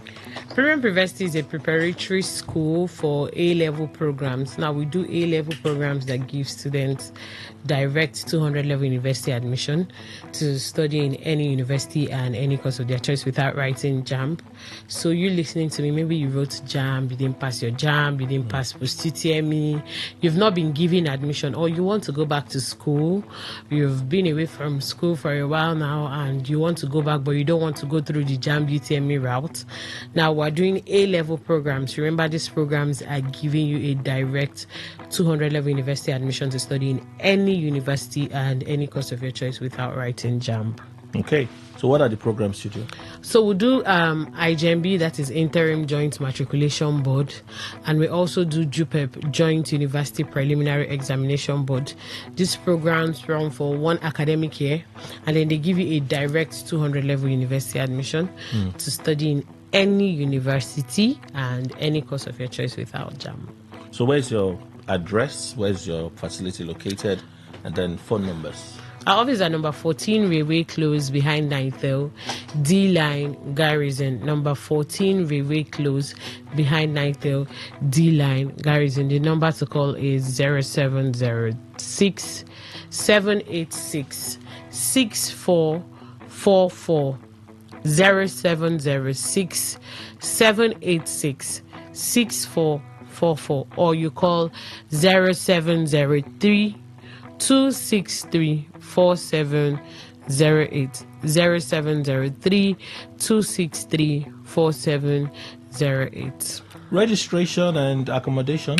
So registration is on for 2025/2026 academic section. Okay. And those persons who are interested in this program, like I said, maybe you wrote JAMB, you didn't pass your JAMB, you didn't pass post-UTME, or you want to go back to school and you're interested in this program, registration is on, and all you need to enroll for these programs is just your O-level of 5 credits, including Maths and English, and then you need to have your NIN and 2 passport photographs. But then also you need to make sure that there are no discrepancies in your name.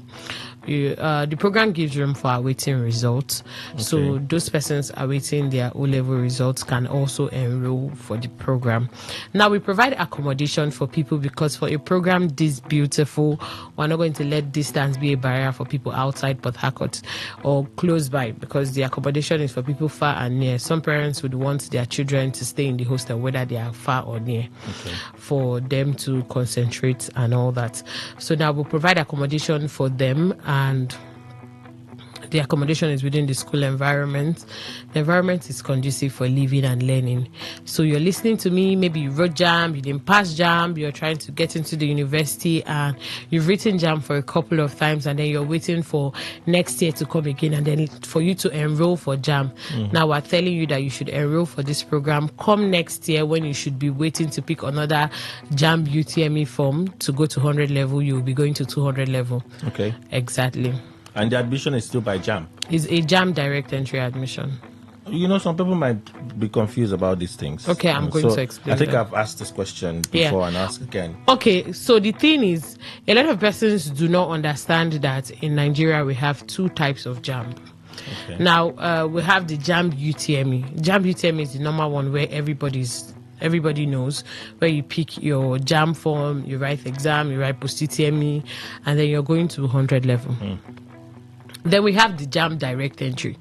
For JAM direct entry, that's where these programs we do, they fall under. Because for JAM direct entry, you're not writing exam. Note that you're going to purchase a JAM direct entry form. But for you to purchase a JAM direct entry form, you have to have a prior certificate. And that's where the programs we are doing come in.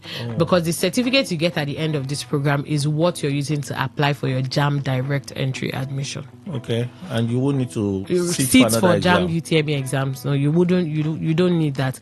Also, the federal government introduced this program to help cushion the effect of university admission, because we have a lot of students rolling in out of JAM. Some persons have written JAM for a couple of years, and not because they are not so smart, but for some reasons they've not been able to gain their admission, and this is a better alternative to give you a direct 200 level university admission. NUC accredited this program. You can take it to any university and study any course you want to study in Nigeria, and you can also use it abroad for those of them that want to study abroad. So that clearly makes it authentic. Very authentic. Is there a guarantee? So, Premium University has been there since 2017, and over the years we've come to understand that some students have their specific choices of institution, and we try to make sure that we don't take them away from their choice of institution. Because there are a lot of persons who come to the office and for this course I want to do, it's this school I would like to go to and all that. So we've decided to partner with fleets of universities.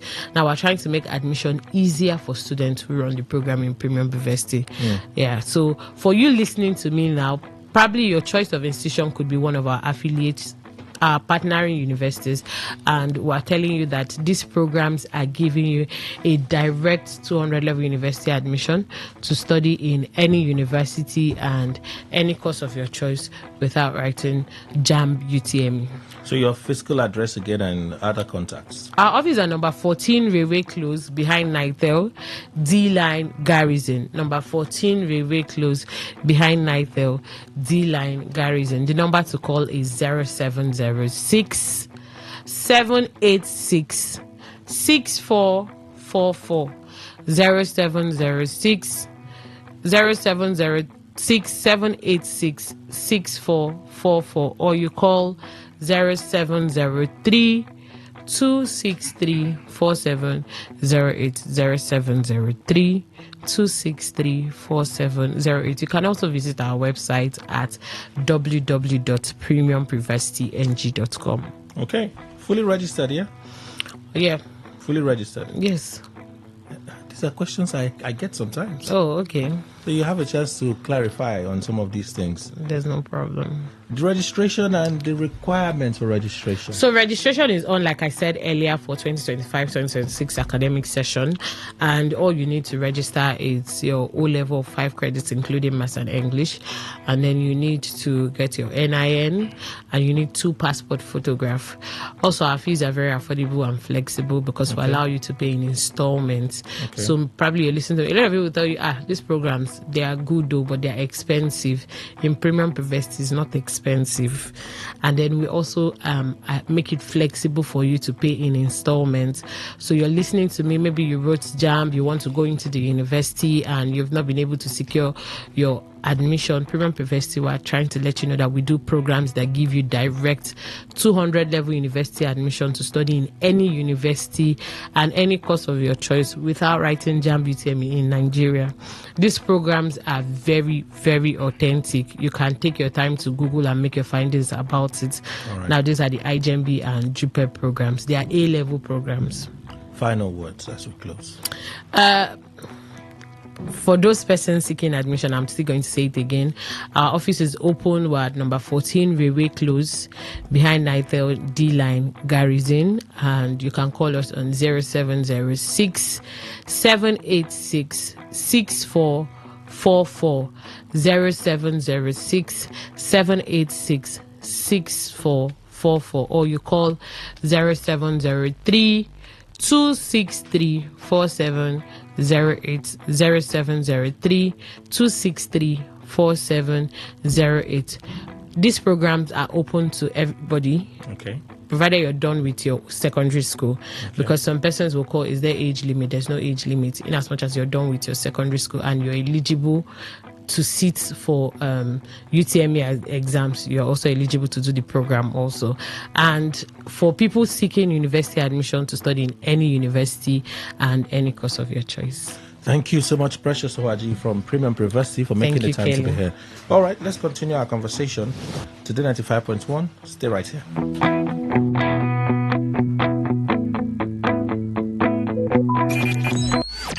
Talk radio. I listen to a lot of talk radio. 95.1 FM.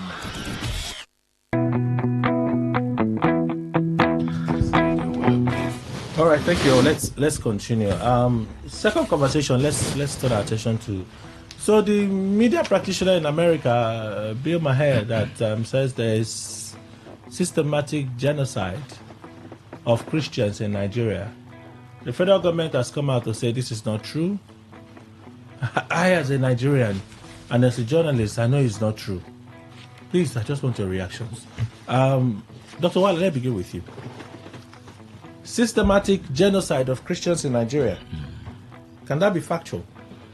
For now, my answer would be no. If this information had come when the Southern Kaduna massacre was ongoing, then with what is happening, what that was happening in Benue State, then I would have said there's an item of truth. But what we are facing now is something that is general, so it's not only Christians that are being targeted. Mr. Edukwe. Kelly, I think the answer is capital no. Muslims are dying, Christians are dying, and there are terrorists that are killing them.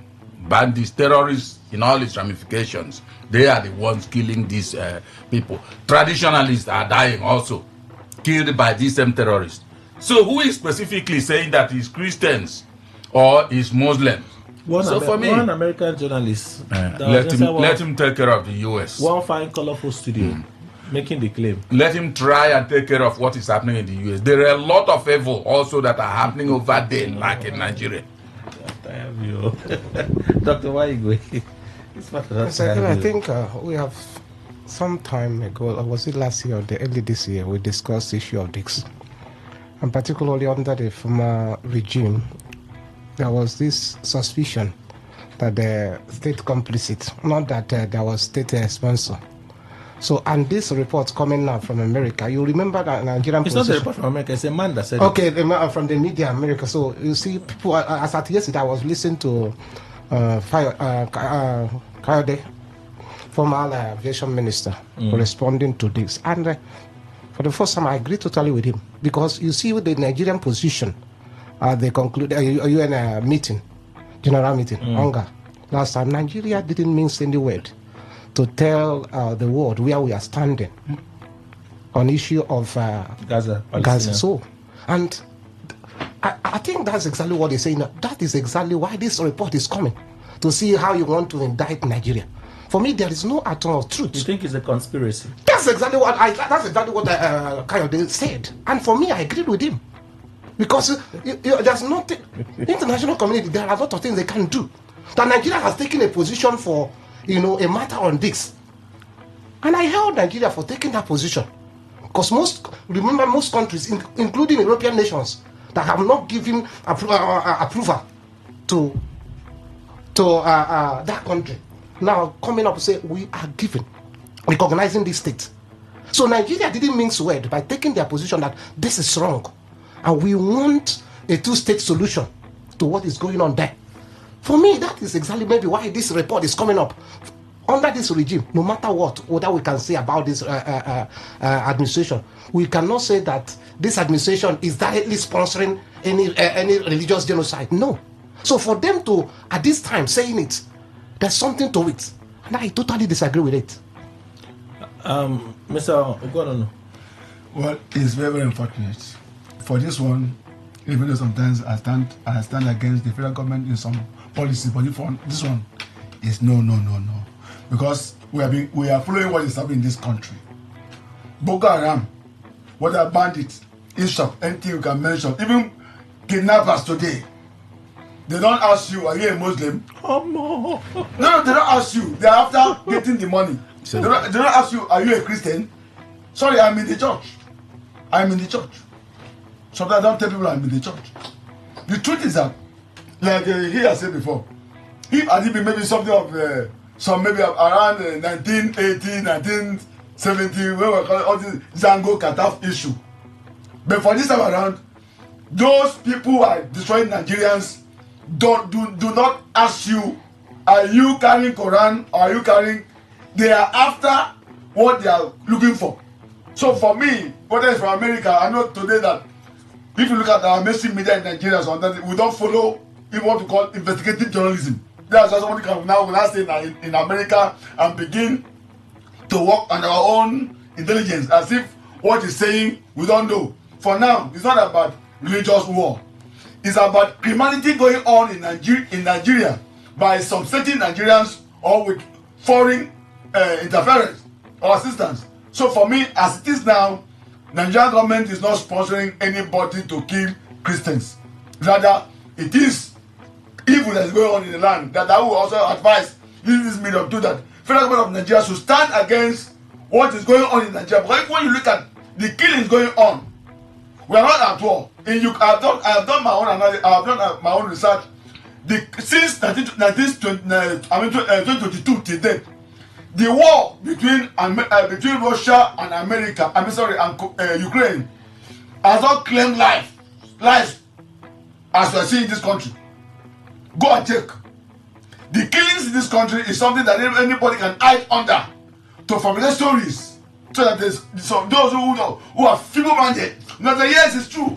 For me, I stand on the ground that federal government for now is not sponsoring any religious war against Christians. No, but there is problem in the land which federal government must stand up and challenge.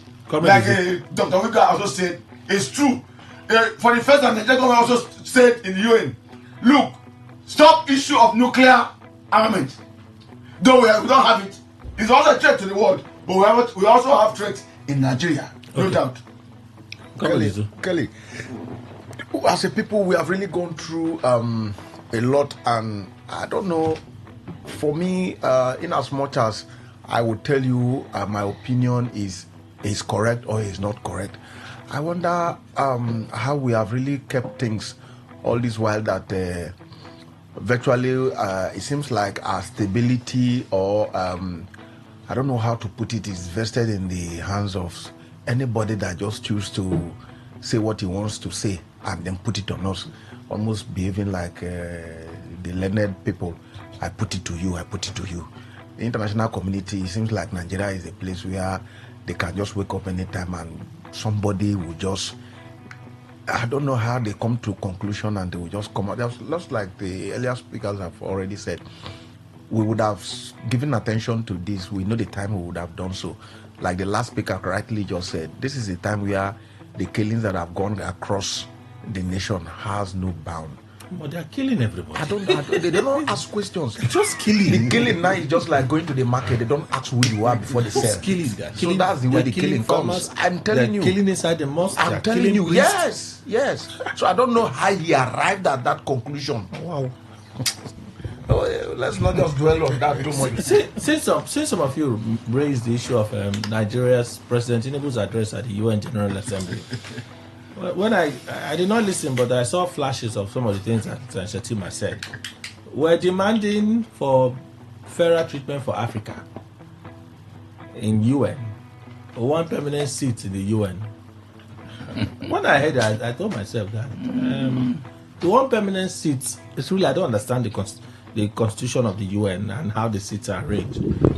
But I said, wait, you want permanent seat as what now? As seat warmer or as active contributor? I don't understand.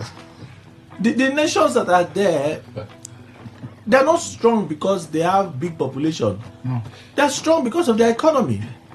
No. What they are producing, what they bring to the world. That's why today Trump is still having headache for a trouble that he started with China. China is making it overly difficult for him to have a deal with them, and Trump is having headache. Because China says, we're not pushovers. If you did that some centuries ago, or decades ago, you can't do it now. We have grown. It's like China going to beg you and give us permanent seats. It will be ridiculous to even hear. Or Germany going to say, give us permanent seats. These are nations that have built their economy. Why we go to BRICS to say, give us permanent seats in BRICS membership? Can't beg. What are we offering?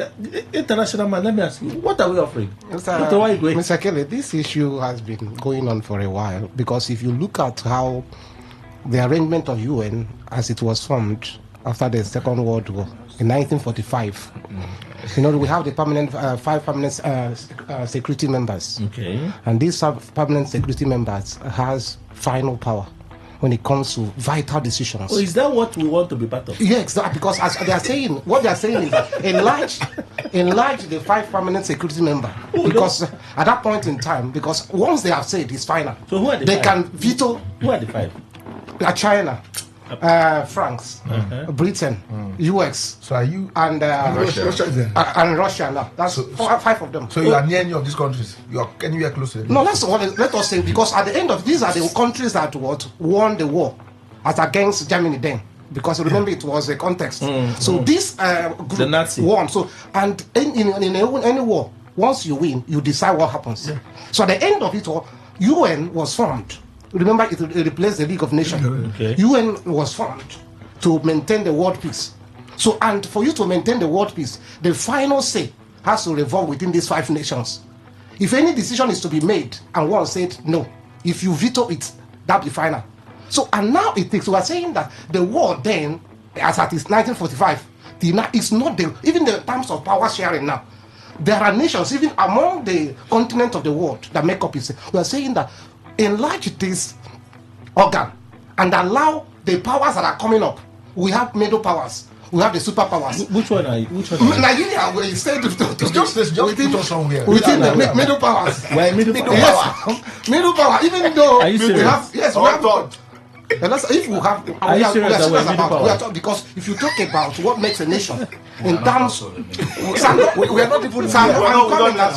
When we are talking about what makes a nation, in terms of what are the deciding factors. Apart from leadership, Nigeria has most of those things. Like what? Resources, strategic resources. No, yes, strategic resources. You mean America, we talk about population. America doesn't have resources. I told you what we are talking about. We talk about resources, strategic resources. We talk about population. Nigeria has it. What are you saying with the population? That's exactly what I'm saying. That's our problem now, because in terms of leadership, what to strengthen this thing, to build it up. That's where we are getting it wrong. And that's why they mock us. And when we make such a demand, they laugh at us. Yes.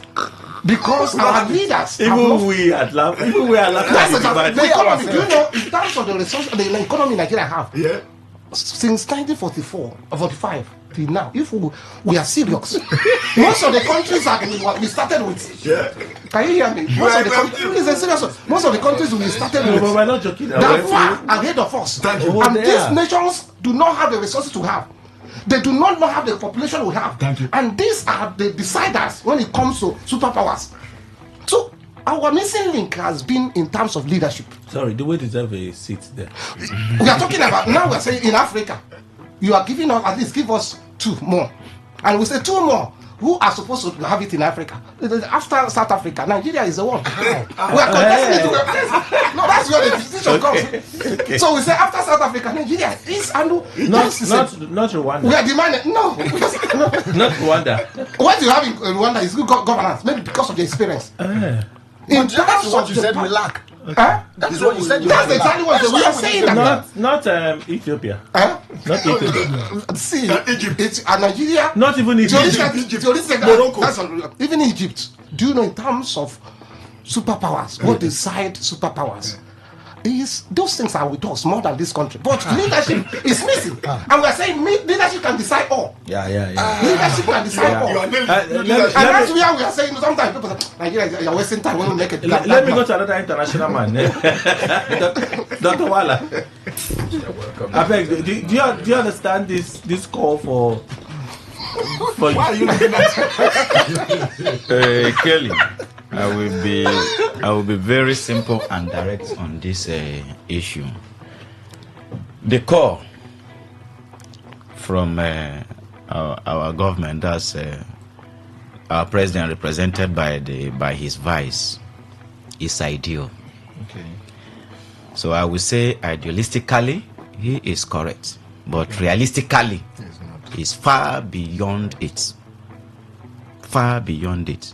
If you look at the formation of the United Nations, you will see that within the 5 world powers, just like as I've said, that have decisive vetoes, Africa is the only continent missing. Okay. On that side, Okay. Africa is the only continent missing. That's fundamental. And then you look at the contributions of Africa to the world in terms of natural resources. That they extract from Africa. Many of these world powers economy, they are surviving through Africa. Okay, so they extract it from Africa. Don't No, is it that Africa has those resources, they are developing it, adding value to it, or if you are talking about developing and adding value to it, that's not the area I'm talking about. When we say sustainability, I'm coming. When we say sustainability, raw materials is part of it. Okay? Okay. If you also look at when we had the Industrial Revolution, you will see that the role we played was on the side of supplying chain, not productive. We also played the role of consumption, not also productive. So Africa is like the largest market in the world. So without us, where will those who produce market theirs? Come and dump their stuff. Yes. Because we are not producing, yes, we are consuming. We are not producing. But we also have the natural resource that we can manage. We cannot manage it. We can manage because we are proving we can manage it. We can. Okay. So if that's the case, what are we offering the world if we were allowed to be on the seat? You see, when you say what are we offering the world, you look as if we have not been offering something to the world.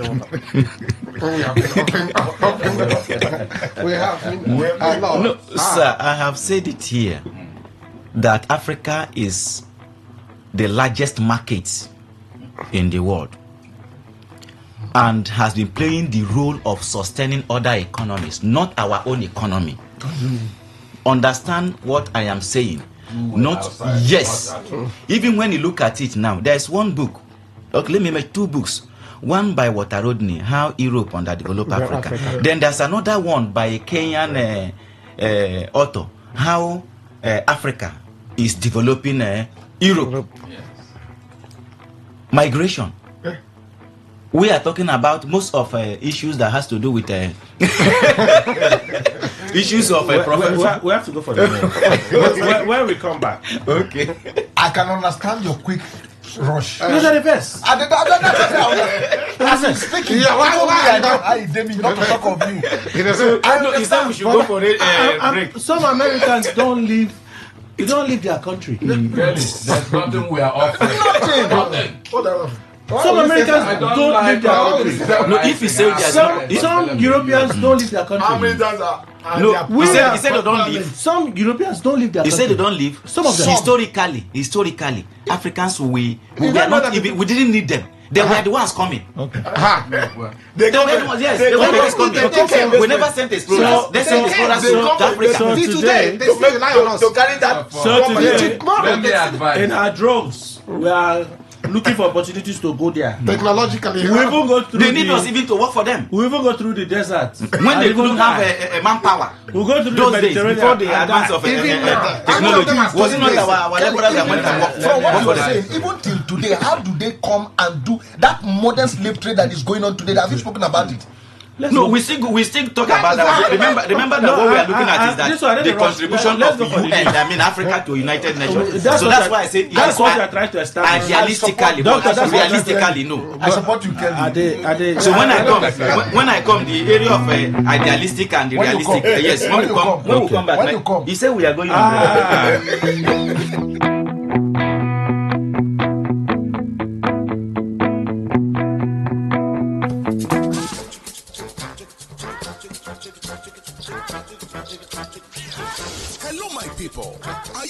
for an electrifying experience that would send shivers down your spine? Welcome to the thrill. Hold on tight as we dive into the hottest high life tracks that will make your pulse race and your feet move. It's not just a show, it's a musical and talk adventure that would... Whether it's happening in Port Harcourt, South Sound, Nigeria, or around the world, we've got you covered. On air, online, delivering balanced news and unbiased analysis. Today, 95.1 FM. Today, 95.1 FM, Port Harcourt. News update.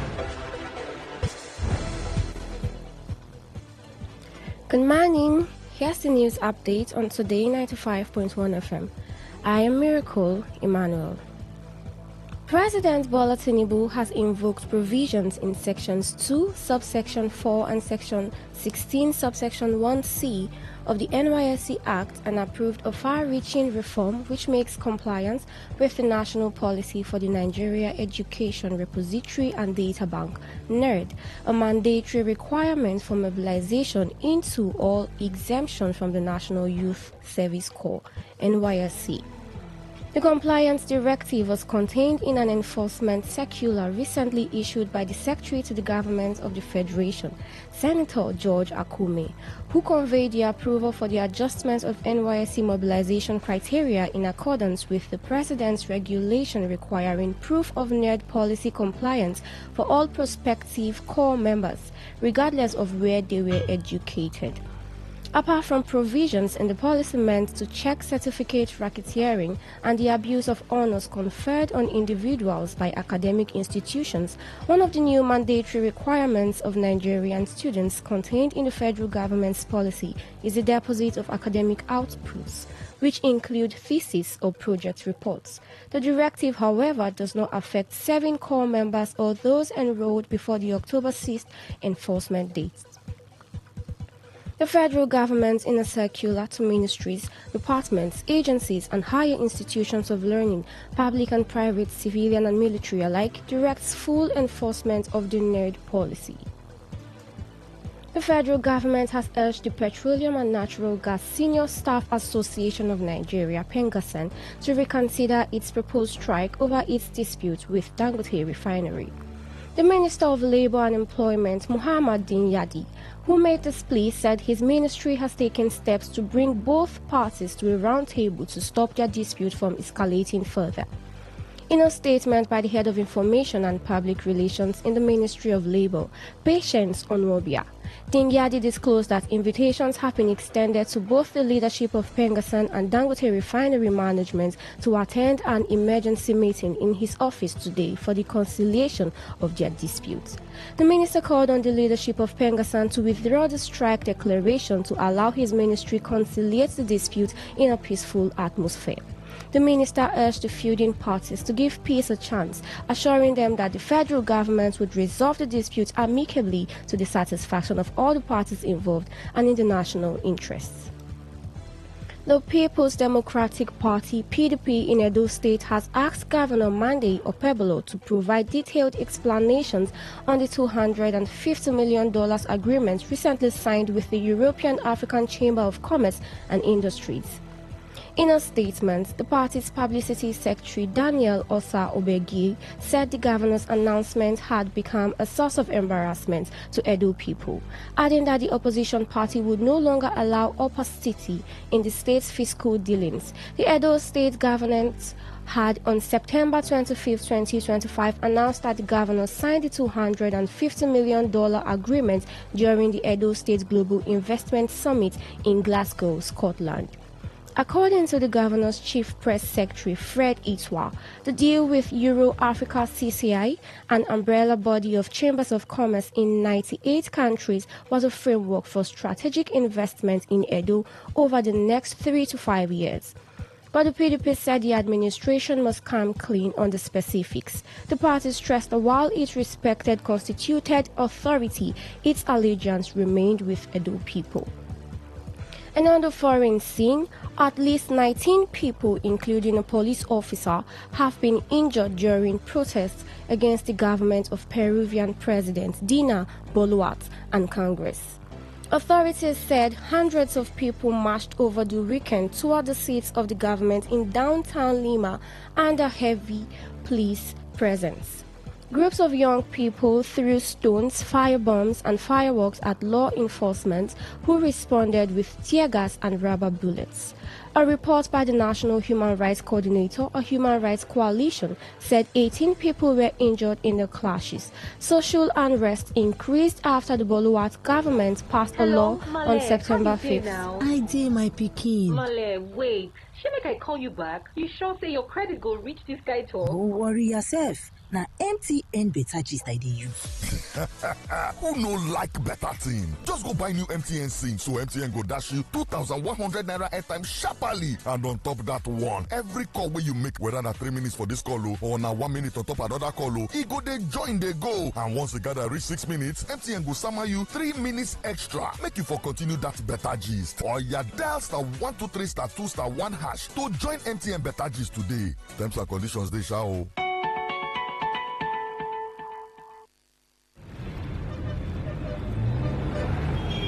Live from the Garden City of Port Harcourt, Nigeria.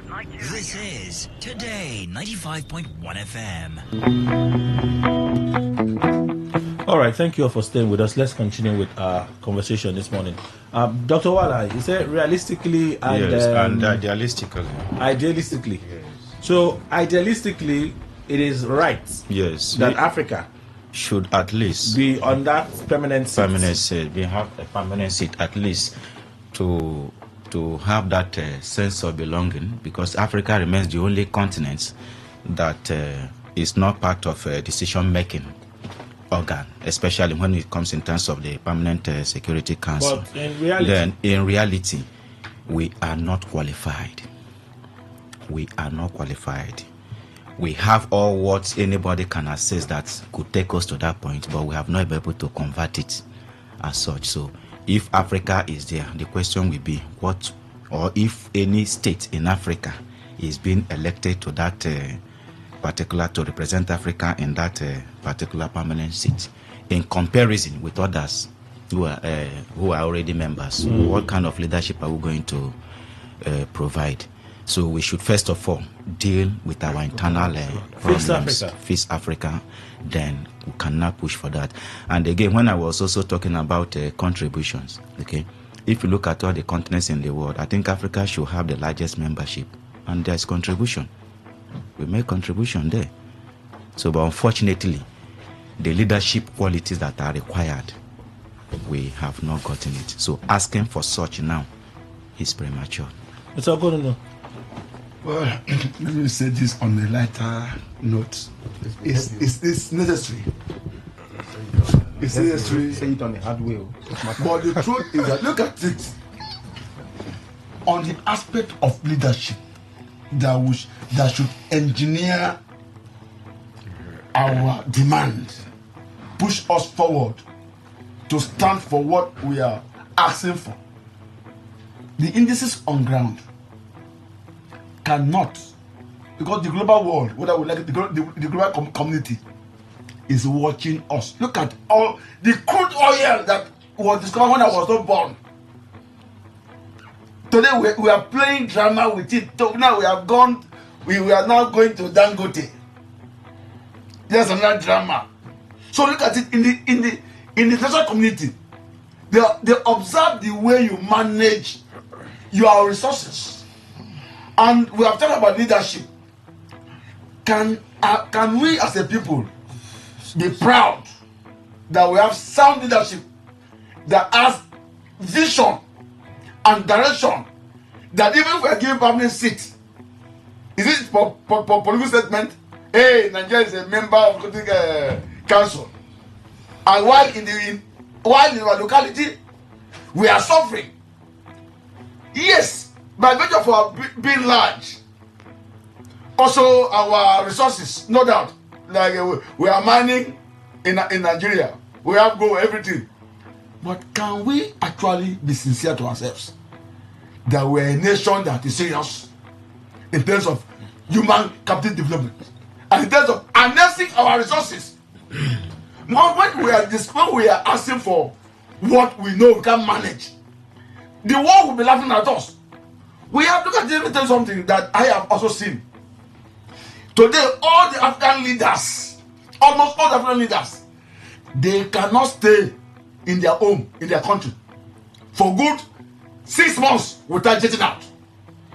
Ask yourself as a leader, maybe in the US or in maybe North America or South America, how many of them have come to Africa where we have resources? Those who come to Africa, they come to harness our resources because we have the raw materials that can enrich them and will make us, like we just said, can you imagine, in a twinkle of an eye, the report was that, and that got sacked 800 Nigerians thereabout.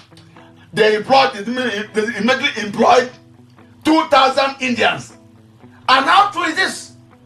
In a space of just not up to good 1 week. So it tells us that things are missing. So demanding for such thing, when we are not serious people who will also use our leadership quality to make it work, is that we are an exercise in futility. So for me, that would have been a very good thing to demand. But considering the background, because they said you cannot build castle in the air. As I was just saying today, we are making ourselves to the world a laughing stock. Okay. Because we are not, for now, ready for some position. Because they will look at you. What can you, in terms of leadership? But that's a critical situation. For anybody to imagine to say, we proper solution to the world peace. Like some of us have said, those who actually came up to see us to stop the world war. Look at the war in our locality that we ourselves are fighting. We are unable to use the government leadership to bring it down. So it's, for me, is that we are trying to say, yes, can you give us something to eat? If you are giving, no problem. But for me, I am not in support because there's no thing that is supporting Nigeria generally to be a member of the Security Council. For now, nothing. Mr. Ndukwe. Sorry, Kelly. Is it Nigeria or is asking for Africa representative? It's Nigeria. Africa, then Nigeria has to be one of them. Nigeria. He asked for Nigeria. He's asking for Nigeria permanent seat. Yes. Nigeria. He asked for Nigeria. I also said the two. So he's an international man. Are you surprised? I was thinking that he's Nigeria. The demand has been on. Now why are you surprised? Asking specifically for Nigeria. Permanent seat. So Nigeria won. That has been the demand. You can give him a lifeline to you. Are you okay, doctor? I'm not okay with that demand.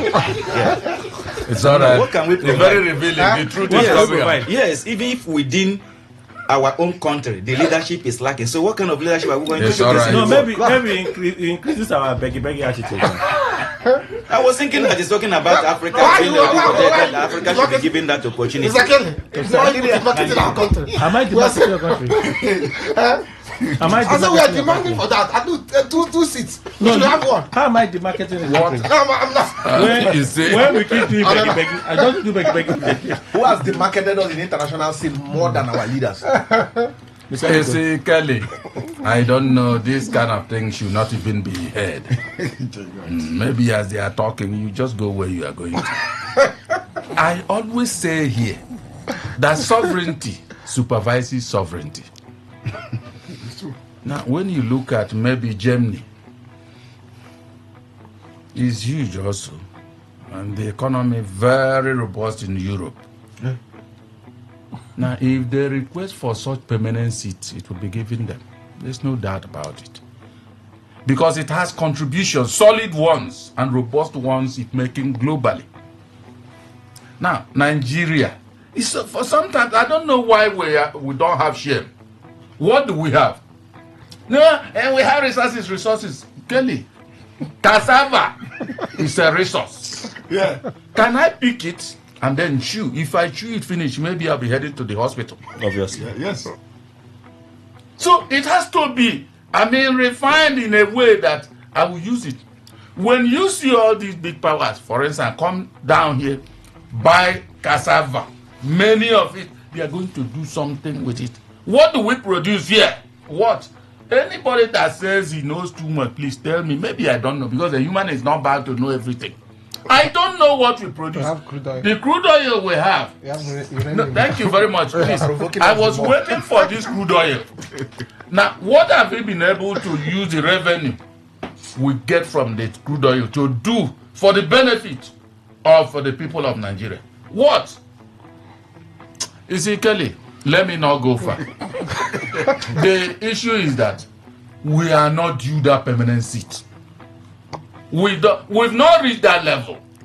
Okay. Because we can't manage. See, Kelly, in your house, if I come out from outside to come and inject disunity in your house, it's because you've given me the leeway. Here in Nigeria, nothing. We only those that comes within our sphere of maybe authority and relationship we favor financially. Not that there are things that are very tangible we are producing in this country that we've trained them to be doing it, to be leading. No, but at least we give them money. When others bring, we just stifle everything and give to all those cronyism, such things. For me, Nigeria should, even every time when I was growing up, I was hearing Giant of Africa, Giant of Africa. We were very happy. Yeah. This our country is the giant in Africa. Are we still Giant of Africa? With population size, inferior population size, South Africa has railroad and passed us. What kind of country is this? And then we are looking for permanent seat. Which permanent seat? Who will give it? Inferior population asset. If you check the population of South Africa, compare it with Nigeria. In fact, maybe if you also check, let's say the Southeast, if UK is up to that, the entire Southeast, if UK is up to that, but look at the quality UK is producing globally. But here in Nigeria, if you annex every part of Nigeria, there is nothing we can do. All we know is that the APC is PDP will start killing ourselves politically. That's all. That's all we know. So for me, Kelly, let's forget about the permanent seat. Let them be going every year. They are having this, their hunger. Beg and beg. The people outside are looking at us. How are we managing our economy? Everything. Come ready, Zoo. Yes. Kelly. 1 Timothy chapter 3 verse 2. If you look through it, I will use that to buttress my point. Says, for any man to yearn for the office of a bishop, you should be able to have one wife and be able to control your family. That's a prerequisite for being a bishop, controlling the first family of the house of God. But there, it is good to be optimistic, but for me, I've never been blind, even in my quest for optimism. Like Dr. Waigwe have said, he's just trying to be a patron, and I understand. But reality will be done on every one of us here, that indeed we don't deserve being one. If frankly what the Bible have even said that I've quoted there is anything to go by, charity begins at home, not abroad. Now, if you want to even look through, we are retrogressing in all phases of leadership, even within West Africa here, not Africa as a whole. Just look through, even within our neighborhood, Sub-Saharan, you can see how we are losing importance. I'm not saying Africa. When he was mentioning the presence of Egypt, South Africa, Kenya, these are countries that ordinarily shouldn't talk when Nigeria talks. Okay. And they are on a larger Africa. I said West Africa here, West Africa here. You want to come and talk of demanding? My brother, see, let me tell you, a man can only say, respect me, respect me. Respect me, respect me. My brother, you earn it now. Of course now. You earn it. Age is just all about number. I can respect a 20-year-old young man who coordinates himself to my amazement than a 40 years old man. You don't need to see when you wash your hand clean. Elder said you will come to the table to dine. It's as simple as that. Some of the things that some persons here are also pointing that ordinarily should have served as yardstick to get us to that point. My brother said, if waiting God bless you, you know use and well, you go turn course. That's what some persons have pointed that should have ordinarily end us that. If you want to come to the number one thing, even the crude, do you know that the West will even mock you? If you want to look at that resources crude, the West will even mock you. You sell that same crude to them, they refine, get every other things, nature embedded in that same crude and bring it back to you, and you purchase in high quantity, amount rather. And you claim you have one thing. I am telling you, I remember in the time of Ahudu Ogbe as Minister for Agriculture, we were dying of starvation here, but they were importing, they were exporting, just to maintain a certain status quo in the international community. Why we are dying here? Why are you deceiving? Okay. This person, just like the topic what we discussed before we went on break, this Christian being killed, that was a position of an individual. In as much as we fought that thing, they also have a way to get the real development within the country that will also go to the international community. In the rating of Nigeria is this and that, my brother, when you check the rating, global rating of Nigeria in every ramification, my brother, I tell you, if I were to be the chairman committee to look into the existence of country, that C of O, then they give country for not calling Nigeria only. We are not ready. So why are you? No, yeah,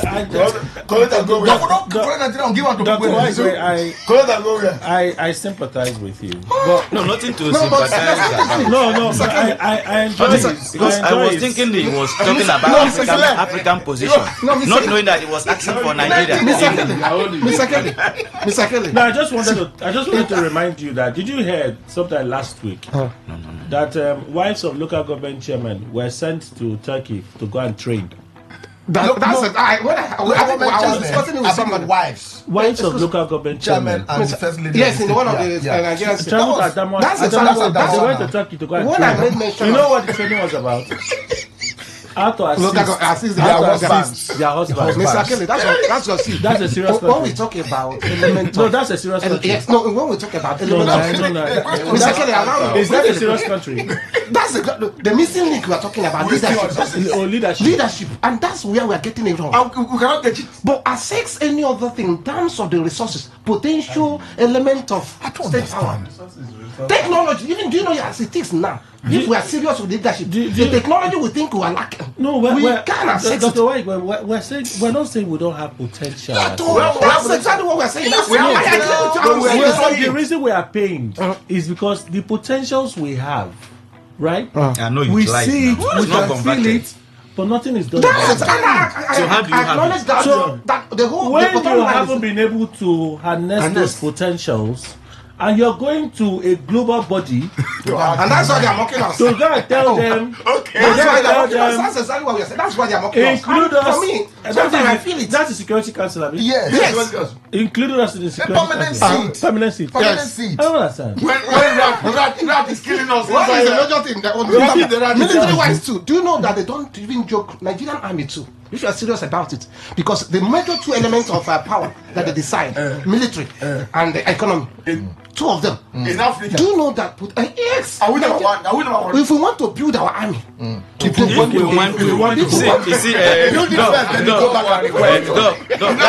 why when I say if we want to idealistic and realistic, so as it stands now, it would have been better that he goes here to address, to let the world know the problems that are confronting us and how they can support in solving it. Yes. Than you have not solved any problem and they are offering yourself a position to be problem solver in the world. But Nigeria spoke with audacity. They're telling you that. Okay, Nigeria spoke with audacity. They're telling you that an international community. Wait, what did you expect? I will listen to that. I read it. In fact, I read the whole thing. It's for Nigeria. I took time. Seat for Nigeria. That's what they requested. It was said by Let's move on. Who represented the president. Let's move on. Let's go to Dangote and Pengasen. Or should we leave it? No, very important.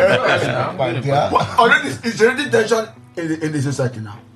Let's go to Dangote and Pengasen. Kelly, this morning I bought fuel at 900. Why? Yeah. Where did you buy from? Just your front here. Because of what is happening. Well, this franchise here. This franchise here. And it started this morning. No, they confirmed to me. Don't make me talk about not this franchise. I beg. Leave them. They are a special group. Leave them. But I've taken sides already when I listened to Festus Osifo. Festus said their only crime. In fact, he gave dates. Like the workers wrote to us to register. We registered them today. We now wrote to Dangote Refinery, deduct their checkup dues.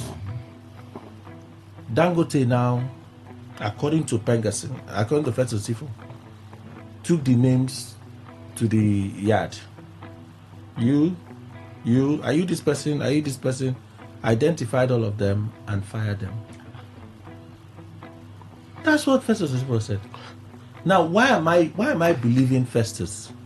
The statements released by Dangote is for me what I would call corporate jargon.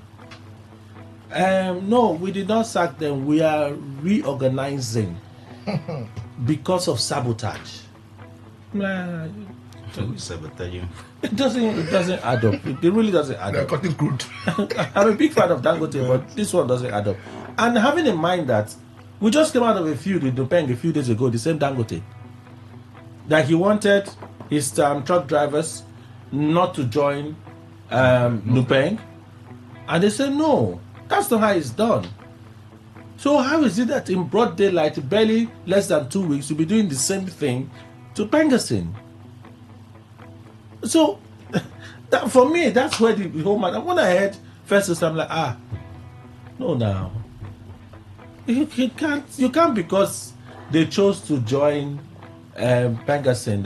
And then he even referred to Pengasen as a terrorist organization. I tell you, not organization, terrorists. He called them terrorists. Dangote. Yes, call them terrorists. That's the refinery. So that being the case, the federal government is mediating. Do we expect speedy resolution of this conflict? Because it could take ugly dimensions, and it may begin to affect other aspects of our lives. Dr. Walla, let me begin with you. I don't want to be very much aggressive on this issue. It's very, very annoying, honestly speaking, because Dangote, I know I have been in support of him because I believed that his intervention, brought about some stability and also an alternative for ordinary Nigerians to survive. In the sense that the federal government failed in their responsibilities to provide for the common good of the society, and also for some individuals or investors also allowing Dangote to only be the only interested investor in the industry. Because I remember that there was a period where many firms were being licensed to have modular refineries or so and so forth, but none. What may have led to them not have started, I don't know. And then how Dangote was able to muzzle himself out. Attempts were made to frustrate him. Many Nigerians backed him. And I also remember last when this issue of joining or not joining, what I said that day was that it is left for the workers. They should have that right to join, that freedom to join any legal organizations that they are interested to join. Okay? So, but now everything is playing out clearly because I am also a worker. So what affects any worker elsewhere when it has to do with illegal treatment, I should also feel part of it. That supposing I am the one. So if what we are hearing and what is trading is what the reality is all about, I think Dangote is missing it out this time around. And my own concern again is that if those workers really have been sacked, whether he's called it reorganization or no reorganization, have been dropped, and they're saying it's reorganization, what is the role of the ministry? We have Ministry of Labor. They are the ones mediating now. Okay, they are the ones mediating. Yes. They should have championed it to investigate what actually transpired. They are mediating it now. Not even one of the things that even hits me is, when the allegation first came up, I saw the early hours of Friday when I saw someone post it, one wakil or so. I read it, I'm like, let me wait. I mentioned to wait. I would have felt the moment Pengasin came out to say this is true, Dangote would just invite them to say, guys, come, let's talk. Let's resolve this thing. That's my thinking. But you did not do it. You came out to say, oh no, what Pengasin they're saying is not correct, that what you are doing is reorganization due to sabotage by some persons. You have 3,000 employees. I'm like, see, I don't want to sound unprofessional, but you can't go to India and you have 10,000, you have 1,000 Nigerians working in a state-owned, an Indian man's company. You don't go work now.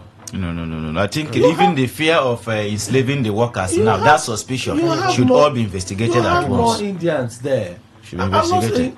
The world is a global village now, so Indians are working with other country compatriots and all of this. But you said there are over 3,000 Nigerians still working in your refinery. Only a small portion was affected. Small portion. It's all the corporate language. Just veil this thing in corporateness. And those affected were replaced by expatriates or foreigners. That's what Pregasin they are claiming, that they've been replaced by Indians. The matter should be properly investigated, and if the truth is being ascertained, my brother, whatever solution that will solve it should be preferred, even if everybody have to temporarily suffer the effects. I am not in support of enslavement or exploitation of workers because people are jobless, because we have also, in one way or the other, supported him. Mr. Obono. Well, for me, I am very, very worried. As a Nigerian, I've seen how our leaders have downplayed the oil industry, not to actually stand tall to give us hope that we are living in a country where leadership is working, where leadership will give hope for its citizens. But ordinarily, we don't need to hear this. An enterprise, a business, a private business, now is coming. As I'm talking to you, I came from a far distance to this place. I knew what I saw. Queue has started coming up. Queue? Yes, quote me anyway. I was coming from not within here. Why not? On this Aba road. On this some places down, not here, not there. Price don't change. So it is not what. See, my only question is that it has become issue of manipulation. Dangote has become issue of manipulation to manipulate Nigerians. But today, like all of us have believed that we have a population. So we are making our population in a space of maybe 2-3 days. The money that this business strategists will make from Nigerians will be so huge, and they will call up the strike. But let me also say this issue of negotiating with Dangote. Dangote maybe after seeing the check-up juice. But yes, maybe I have from but that will be from their salaries. Yes, going to who? To Pegasus. Yes. Of course, possible. Yes, possible. Yes, it's going to Pegasus. Not to Dangote. They are deducting as a union due to Pengasin. And what are they doing using the money for? Sorry, I'm a Nigerian. For over, I think according to they said they started by 1970 something. Can Can we point to what Pegasus and Lupeng have used the so-called take-up Jews to do in this country? Now they want to get it from Dangote. I am not in support of evil. No, we're not getting it direct from Dangote. What I say said Dangote. From the workers of Dangote. It will be for the now we give it to them. When you look at it, we are discussing, maybe we don't know the one pay, maybe per person. We don't know amount. But now we're talking about 800. If 5,000 is big money, maybe monthly or quarterly. But my concern is, can we as a people look at this critical sector that has been taken over by Dangote and say, please, the meeting of today that is going on, can we actually look for a way to bring down this unnecessary strike action? But Nigeria has become a home of strike, whereby the poor masses are the ones suffering. I am not against Dangote, but no Pengesin and the federal government should come together and find the easy way out, so that Nigeria can have access to the petroleum product that has been refined by Dangote that we can use. But the only source in this country now, whether you like it or not, if this is not brought under control, it means within this week that we're going to celebrate, whether we celebrate it or not by Wednesday, Nigerians will now begin to live in hardship. It's unfortunate. Tinubu is around. It's around. They will fix it. I pray they should fix it, because as it is that it's not a good omen. It's not a good development, because it is also telling us that we don't know how to manage even the single resource that God has given to us every time. And I want to say before I conclude. You want permanent seat. I want to say this. Can we, the government of the Republic of Nigeria should remove secrecy from the oil industry. Because I have come to know that I will accuse Pengasin, I will accuse Lupeng, whether Ipman or whatever, marketers. They know what they are doing to our crude. But if actually federal government is sincere and unbundles the oil sector with the human face, whatever we are seeing today, our refinery is not working. Today all of us are depending on Dangote as it is now, and that's why we are begging him. Because what is right is begging him. I just pray that let's look for a human face decision to make, so that Nigerians can also have a sigh of relief from this unnecessary economic quagmire we've seen ourselves. By God's grace. Kelly, it's really well with us. You know, some of us were of the opinion that what the federal government could not do, Dangote has been able to. So therefore, we threw our support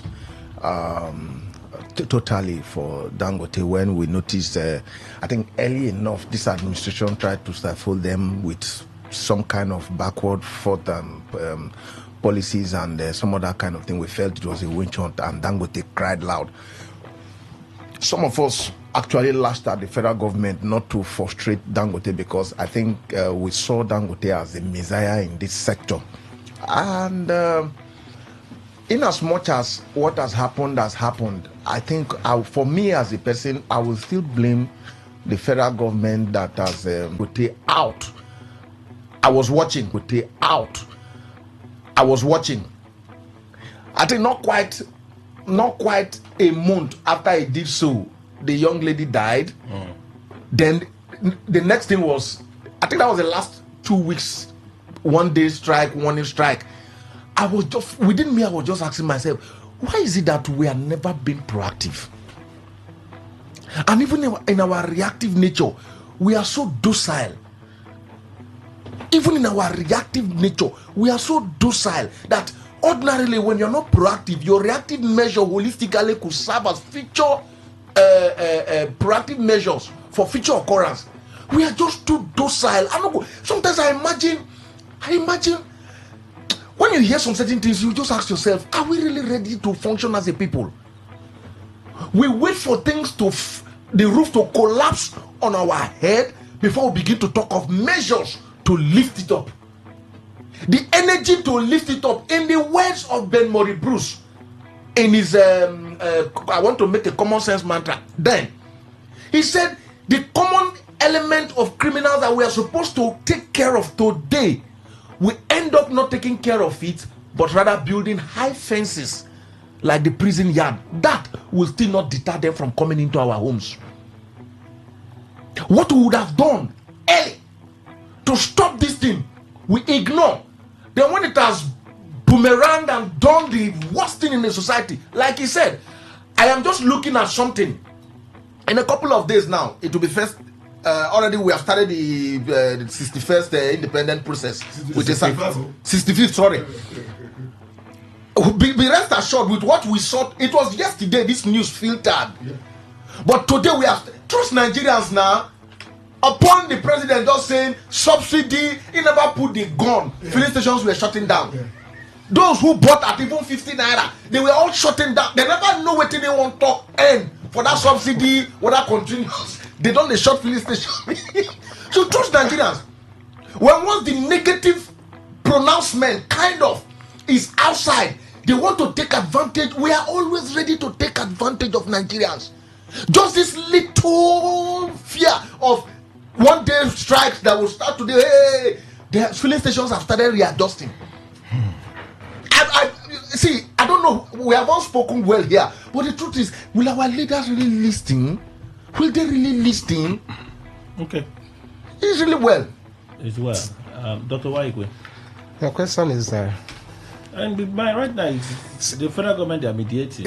It's unfortunate that Dangote is taking the position he's taking, and he's showing. You know, remember last week we were talking. I said for now, the steps or the measure he's taking is helping us, but he has shown that what he has in mind at the long run is to monopolize the oil sector. His position here has shown that, and he's unwise on his side. How do you wake up? You at the end of it all, they force you to allow those people to sign up, and you agreed. You didn't even waste time. The timing, and you want to explain it. You think how do you think they think we? Who? So for me, Dangote is getting it wrong. And if you know the power of union, particularly in a strategic sector, oil, Pengassin, you don't play with them. Pengassin, if they want to hold the state responsible, hold the state ransom, they can do that. Only that most of them just chicken out within this time around. That was why we are suffering what we are suffering. Oil subsidy gone. But if you know, if you trace the history of Pengassin, if they say nothing will work, that's before. In this sector, that's before. It won't work. That's before. Banks of the state, they can be afraid of the state, now but they cannot be afraid of Dangote. The brown envelope. And the earlier Dangote realized that, it's not going to be easy for him. So how will you wake up overnight? You sack 800 and you're explaining it. So we agree with you. The other day he said that it was Pengassin that how many under late Yaradua that resisted the state from selling a refinery to him. See that kind of explanation. That tells you where his mind is. Beyond helping Nigeria, we are thinking that he's trying to cushion the effects for Nigerians. We didn't know that he has a long run mindset. Will you blame him to dominate? Will you blame Why won't you? Because see, no matter what you do, sir, excuse me, no matter what you do, if we want to be patriotic, the industrialists like him, do you know today, Americans ask, can we get somebody like him? Like Dangote? Yes! Dangote is not somebody you wish away. He's a person that we should be proud of. In an ideal but do society, we have that patriotic mindset? In an ideal society. That an average American can have. That's what I'm saying, in an ideal society. That's exactly what... Then, you see that they consider the interests of their country. That's the difference between them and us. So here that you know for that an industrialist like him, he will not. Why did you give him such power? No, Van Light. Trust against it. No, but this thing you're saying is very correct now. Despite the feud between Elon Musk and Trump right now, Trump is still careful. Yeah, with anything else because at the end of it, because Musk is important to America's economy. But he's not the same. He is important to us, but that importance, you are betraying us. Because I'm telling you, you're taking a position for your profits. What is most important to you is your profits. That's what you are telling us. You would have reluctantly allowed them. Forget somebody was saying calculating how much you are going to pay. What's your business? Is your salary. You've settled each So other. even if you want to go against it, there's a way you can checkmate that. By trying to tell the state to make laws that can checkmate that. Because What is your business? It's a politics, a unionism. So for us, we can know where Dangote is standing. And for me, I'm not surprised. Mr. Ndukwe. And drag the federal government. Kelly, you know that law is meant to regulate the human society. I'm not man for the law. And once anything is under the law and you are complaining, you keep on complaining until either is visited wherever it is and amended. If the amendment is effected on that, yes, you can achieve the opposite direction of that particular issue. When Nupeng and Dangote was having this issue first, I said, I don't know what the law says. And those who know the law said it's embodied in the Labor Act. Thank you very much. It's not been amended. Perhaps the offensive parts, perhaps to people like Dangote, removed. If it's not been expunged, so you are bound by the authority of that act to obey it. I kept on saying it. Nupeng, I won't carpet them on this. They are following the labor law. Ministry of Law, Labor rather. If they are interceding, maybe intervening rather, let them also do it regarding the law of the nation. If Dangote fired those people, let them come up with a hammer and tell Dangote, see, bring back those people. And you know that our development is still very crude. Yeah. If they are brought back, there will be persecution, internal persecution on them. That's very likely. I was thinking of that. Of course, now. Very likely. This is Africa. When you talk about Africa, Nigeria is a cave in Africa. I tell you, see, our attitude is not that we are not developed, at least at the African range. We are supposed to be what they called us before, giant of Africa, all round. But now we seem to be using our hand to make ourselves Lilliputians in Africa. Things are going as if you are fighting in the dark alleys of Brazil and all the rest of them. See, Kelly, I respect Dangote because I have said the intervention of Dangote has brought stability to us in the oil industry. However, because one thing I don't do is, even if it's my dad, I'll respectfully tell my dad that, Dad, you are wrong here. And I need anybody to also tell me that I'm wrong. I have never failed to see where Dangote's mind is. I have been consistent in saying it that it's all about monopoly. And people are talking, whether monopoly, how do you know? I don't care about what people are saying. So long as I have my head intact, I've been saying this man is high monopoly. You can see the tendencies of harnessing everything in the oil industry is coming out glaringly. It's not been long I started shouting on this. See, when you have people who have given their names, they are allowed, because every individual in Dangote establishment that says he won't belong to that union, it will not come under any hammer, whether from the union or the establishment. In other words, you have the choice to say, no, I won't belong. But ordinarily, they are supposed to belong if they wish. Now they gave name and you fire them. You are now explaining you are making a rationalization or something of that nature. The issue now is, are we not seeing clearer? The man wants to be an authority. Nobody challenges him. In fact, don't speak. I have the authority in the oil industry. And that is what federal government has allowed. And that is why I say, when anything is happening, what the authorities of that nation wants is what is happening. Have you heard federal? Even if they go to that, they will be pleading with him. They've given him power and emasculated themselves. That is the issue. The situation we find ourselves. If he now annexes everything in the oil industry and then stifle everybody, what can anybody do? Except as Orok speaks, nothing changes. Okay, so let's wait and see. I'm hoping that the government can resolve this quickly. Yes, they can. If they wish. Let's wait and see how this is resolved in the interest of you and I. It may not happen the first time. Maybe they'll get the SSS again to get involved. Just maybe. The opinion poll conversation. Jerry Ghana, Nigerians now know the difference. After Buhari and Tinubu, we want Jonathan. Ghana is speaking for all of us. I can confirm that Goodluck Ebele Jonathan will contest the presidential election in 2027 as PDP candidate, and Dr. Waigwe will vote for him to return as president again. That's double emphasis. Return is one. As president again, that's double emphasis.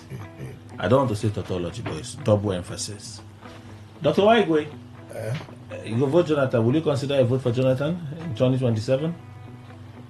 They've spoken for you now. I think that would be my opinion, and I will reserve that till 2027. Okay. But I think the question is, how did Ghana arrive at that decision? That it's okay, I don't know, so because we need to know how he came up to that decision that Jonathan is going to contest, or whether he's just trying to project PDP. I don't know. Anyhow, but the question is, will I vote Jonathan? That's within my rights. Do you think he should come back? Do you think Nigerians miss him? Based on what we have seen so far, I think I said I wrote a book on Jonathan, particularly when he left. The manner he left and the kind of attitude he exhibited. And I called him a Democrat par excellence. A Democrat. And remember what happens, particularly APC. There was a spokesperson of APC. He was so... Alai Mohammed. He came up all manner of things and they cooked up, and there was nothing they didn't accuse Jonathan. But today you can see that to anybody who want to be sincere and honest, you can see that we can see clearer. What APC came up with, 3 items that APC came up with, they want to give Nigerians: fight corruption, revive economy, and restore security. We can see that so far, 10 years gone, too far for us to get it.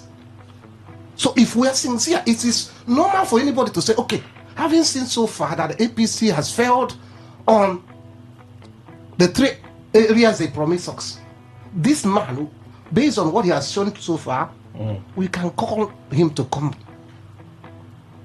And Mr. Kelly, I think even you can share this dream that Jonathan can come. But whether Jonathan can come is another different ballgame, because I have taken a position here that it will be foolhardy for him to return based on the political system we find ourselves. I say that. Okay. So I'm sorry, we're pressed for time now because I have to do this quickly so I can take reactions before we go. Mr. Ogono, would you consider a vote for Jonathan? Well, for me, I will say let the time, first of all, arrive. You think we're missing? No. The truth is that it will also be a thing of dishonesty on the part of Goodluck. Because for me, I feel for now, he has become a kind of celebrity in political cycle. Actually. In Africa and beyond. So, considering the toxic nature of our politics now, the way it is being played and the way we are saying it, and even again, like Jerry has spoken, using PDP as a platform. Yeah, PDP as a platform. Is another irony of itself. Because PDP, as far as concerned, is like a carcass. Because when you look at those in PDP, now, some of them are outside supporting another one. Some of them are inside saying, let us see how it will end. And want to bring, it's like you want to ridicule the personality of Goodluck. And he was very emphatic that he will come, he will be the a kind of big flag bearer. And he will contest. He will contest on the platform of the PDP. PDP. And you will vote him. Comrade Izu will vote him. What do you mean? It be like manipulation. So know him now. That is like we know. There was a kind of what we call behind closed door meeting held with good luck. No, it has never been open. I mean, the way he spoke now, as if he has the that is Professor Ghana for you. Yes, I think he has the consent of good luck to speak out because it's questionable in a way.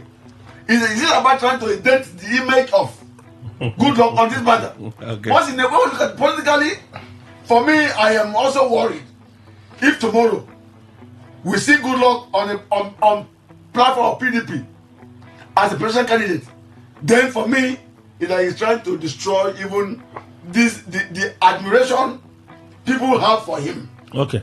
But I wouldn't. For me, if he has met. If we are talking money, is he going to look for money? Okay. Comrade Izu. Kelly. There are two parts here. Do you think we hear some weekend in the PDP?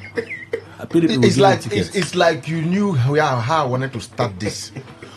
When he's authoritatively saying it that he will run under the party, which party? PDP. That's your party, right? Of course. See, let me tell you. Just like we were talking about Nigeria. Is it PDP? Man? Of course. PDP. Well, there is no party registered under that name. I didn't know. But you're also part of the Rainbow Coalition. Well, there could be some kind of solidarity and soft spot for. There's no way they speak English. Are you part of the Rainbow Coalition? Rainbow. Rainbow well, Coalition. Let's see rainbow when there is a mixed rain of sun and sun. No, wow. It's very resilient. Are you having any problem with that? Please go on. This guy you talk to now, talk to me. My dear, I think over the weekend or so, or before the weekend, I don't know if it is recent, but the picture of Goodluck and the former Senate President David Mark surfaced, and I saw so many prominent persons commented. The leadership of ADC. Now, before then, there has been this northern group, Bring Back Our Goodluck, Jonathan. And so many now, another notable person, Jerry Ghana, has spoken. I don't know if Goodluck is really listening or is anywhere close.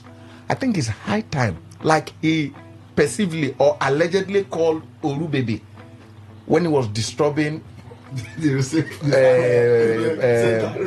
Jega. I don't want to say it is true, but purportedly, allegedly, they said he was the one who called him, and that's how quietly Rubebe walked out. If that is true, and that phone is still there, let him begin to call those who are calling him to the political arena again. If this is not true, because I don't know, he has never been, frankly speaking, since he left the political firmament, he has never played a role as a leader in PDP. So I don't know which party Jerry Ghana is saying. Whether it's another PDP. It didn't mean so. No, understand what? No, see, when something is too good to be real, you ask. Are you angry or just being emphatic? Fine, two things involved. Like you said. I am being emphatic and I'm angry. You're angry? Yes. Why? You know, builders whose house you won't go buy furniture put. Oh, okay, that's why you're angry. So when Jerry Ghana is talking with this authority, that's why I'm calling her Goodluck. If he's aware, my brother, whether not touch, it's a strategy. Whether not zinc, whether not bacha, house na house as long as it covers your head. Your block house may not be my zinc house. So whichever. So that very, it's just like in the statement of Wike against Atiku. How many times Atiku have left and come back and left and come back? If everybody left the party as at 2015, Goodluck lost. The party has been wobbling from that 2015 till date. It takes few persons to actually be able to, if not, frankly speaking, the party would have gone into extinction. He is the last to hold that power on behalf of the party. And he left it in rings. I don't know what Jerry Ghana is emphatically saying the way he's saying it. That's why I'm calling. I don't want to dwell on Jerry Ghana because I know there are some political hallelujah church members that I sometimes they will press you into your doom, and you. If good luck has anything left behind that is enjoying, he shouldn't listen to this person. That's why I was a bit skeptical. All might just be rumors. But when he now visited David Mark, and they were making so many statements out of that thing, just like I think Goodluck still has a what's it called, a media aid and co. Is it not high time Goodluck address this issue? And some places, and they tell you, some places will still get respect for them. Make you not lose the respect before 2027. Dr. Wala. What was the question? If I would would you consider a vote for Jonathan? My answer, if Goodluck Jonathan decides to contest, I will vote him as a person. Under the PDP? I don't know whether it's under PDP or not, because it's one. I said I will. I said I will vote him. You see, because from what you have said previously regarding the background to Jerry Gana's statement, you compare since the coming of APC on board and when Jonathan left, you see the difference and the thing that what they have done, and then him quietly decided to do what? Leave. He was called so many names. So even in the Bible, when the children of Israel were crying that they needed king, God said, and then granted them. We saw what that king did to them. So Jonathan on his own have also shown a clear leadway on how good governance should be. And since he left, we haven't seen him like somebody who is very desperate for power. Rather, what I would say is that has gone into development. Yes, developing himself, not just looking within, but also internationally. Yes, so if anybody asks me now that among all those who are they appointing that can, you ask me, I will still say it's Jonathan. But this one is his to take, whether he'll be coming or not. Now, talking about PDP, as Jerry Gana have said, remember that David Mark served as Speaker, as Senate President under him. And the David Mark now is the chairman of the ADC.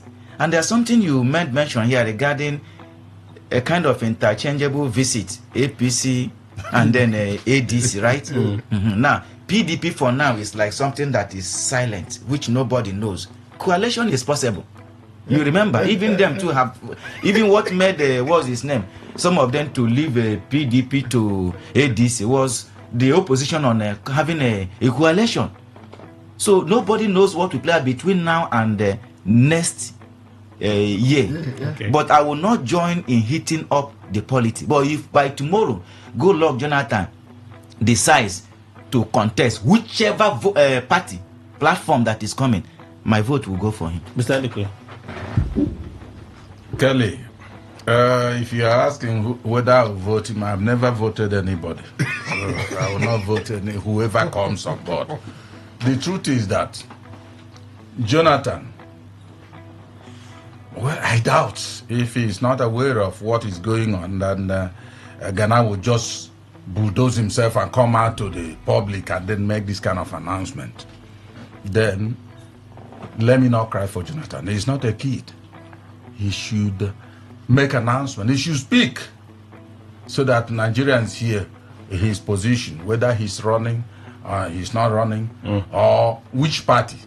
But one thing I must say is that his even acceptance and coming out does not guarantee that he will win.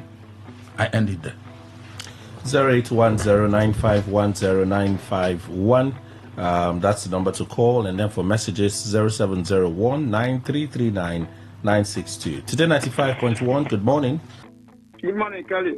Welcome, Frank. Please go on. Yeah, I greet all our guests in the studio. And let me go straight to the last topic you were discussing about Jonathan and Jerry Gana.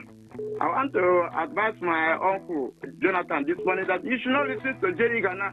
The PDP you are juggling to contest. The PDP has destroyed, they have scattered PDP. I don't know how you will win because all the PDP governors they are now in APC. Only Governor Diri of Bayelsa. That was home. and where you hold ground. Please don't listen to them. The same Northern, the one that they pay you 2015. If you listen to them, I don't know what will happen. Let me leave it for that. Thank you and God bless you. All right, Frank, thank you so much. Today 95.1, good morning. Yeah, good morning. This is Corey speaking from Port Harcourt like this. Please go on.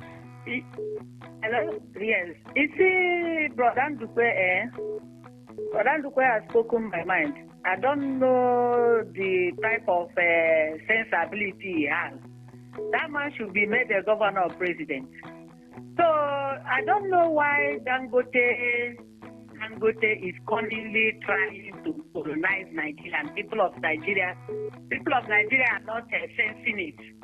They are jumping from here to here. They are not sensing that this man is cunningly trying to colonize Nigeria. When it comes to Sims matter, you don't go to market, you don't buy, but you are the person telling people what market is. Why not allow things that have gone to market to come and tell us market price? People are insinuating trouble beforehand. I fear for this river state. Thank you. Today 95.1, good morning. Yes, good morning, Mr. Kelly. Yes, on the Economic Council membership, please can you tell the Vice President that it is not a political organization? It should not go and deceive itself, because Nigeria, we are known for playing politics. It is not a place to go and play politics. Thank you. Oh, wow. Today 95.1, good morning. Good morning, Kelly. Welcome, sir. Mr. Marcus from Port Harcourt. Let me talk on the rumor that somebody is giving us, that he is convinced that Goodluck is coming out on the platform of PDP 2027. Let me believe this is lie. But if it is a truth, I'm beginning to think that Goodluck do not know 1+1 of Nigerian politics. If he, as a president, will be on the seat with conspiracy and lies against him, they were able to throw him away from the seat. Is it now that they have even grabbed his men, the ones he had then, to themselves, ready for what they want to do? Or is he thinking that maybe his vote will count?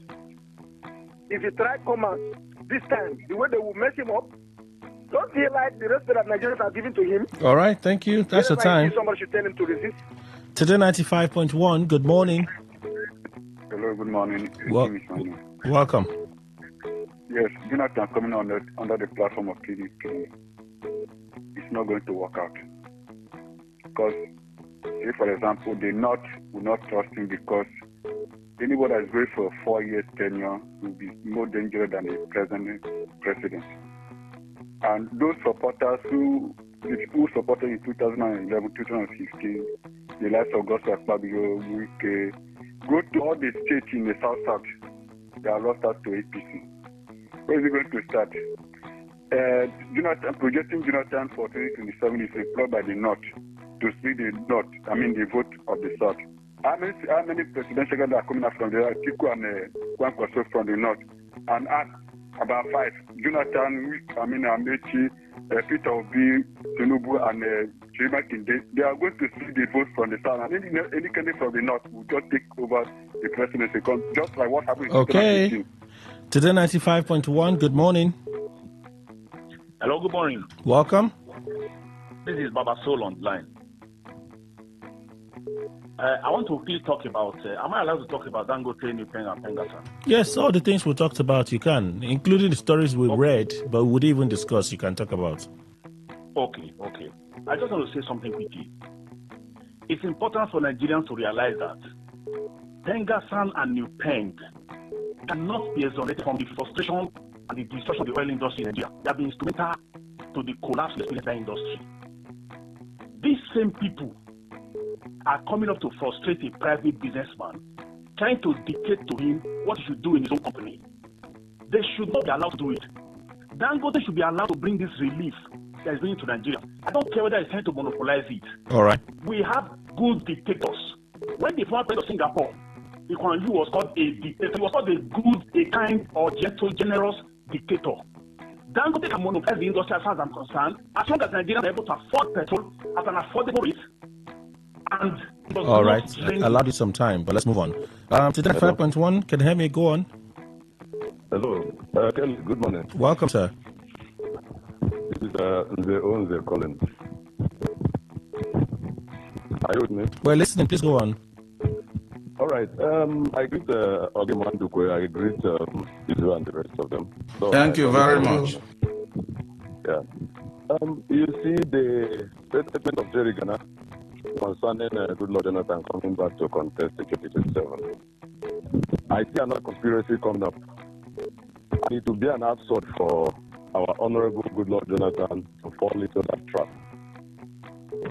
He who does not know how Nigerian politics is being played will fall for them.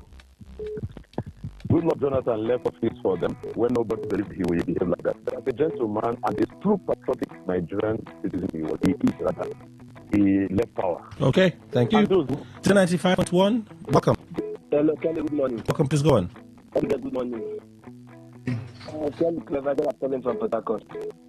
Kelly, for me, I think Pengasin and Dangote are not being sincere to Nigeria.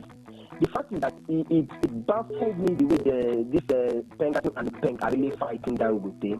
Why them not fight for Nigeria's own refineries to work if they have sincerity of purpose? They should stop doing all these things and let Nigeria enjoy the benefit of Dangote.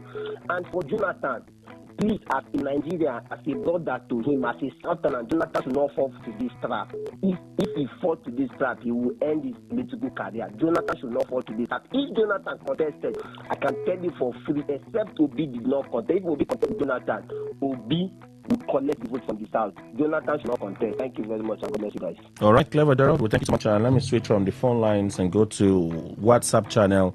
Let's begin with this voice note. Kelly, Abizana as Port Harcourt. Kelly, you may disagree with the report of genocide Christians in Nigeria. It is Saturday. And do you agree with me that the media is being controlled by Western? Even the radio, we cannot talk.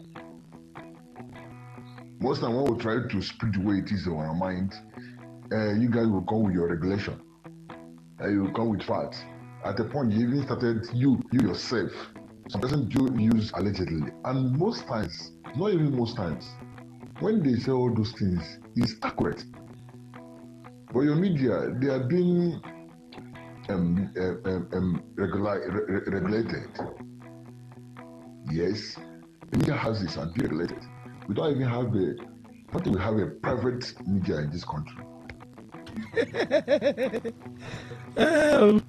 I played the voice notes now. You can accuse me from here to the moon and back.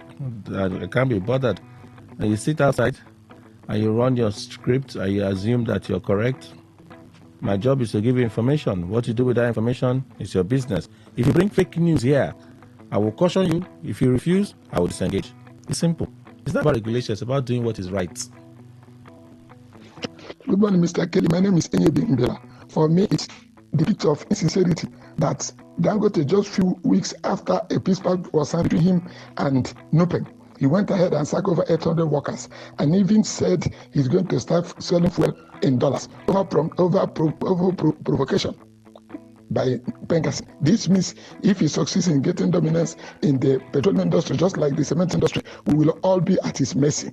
This should now open up for Nigerians. And instead of condemning these unions, we should rather tell them to direct their pressure to federal government to fix the 4 refineries, as well as give enablement to the 18 companies giving license to private refineries and public refineries. On the notable absence of the top government officials of Rivers State, like the Speaker, the 22 local government chairperson, all those on the side of the FCT minister yesterday.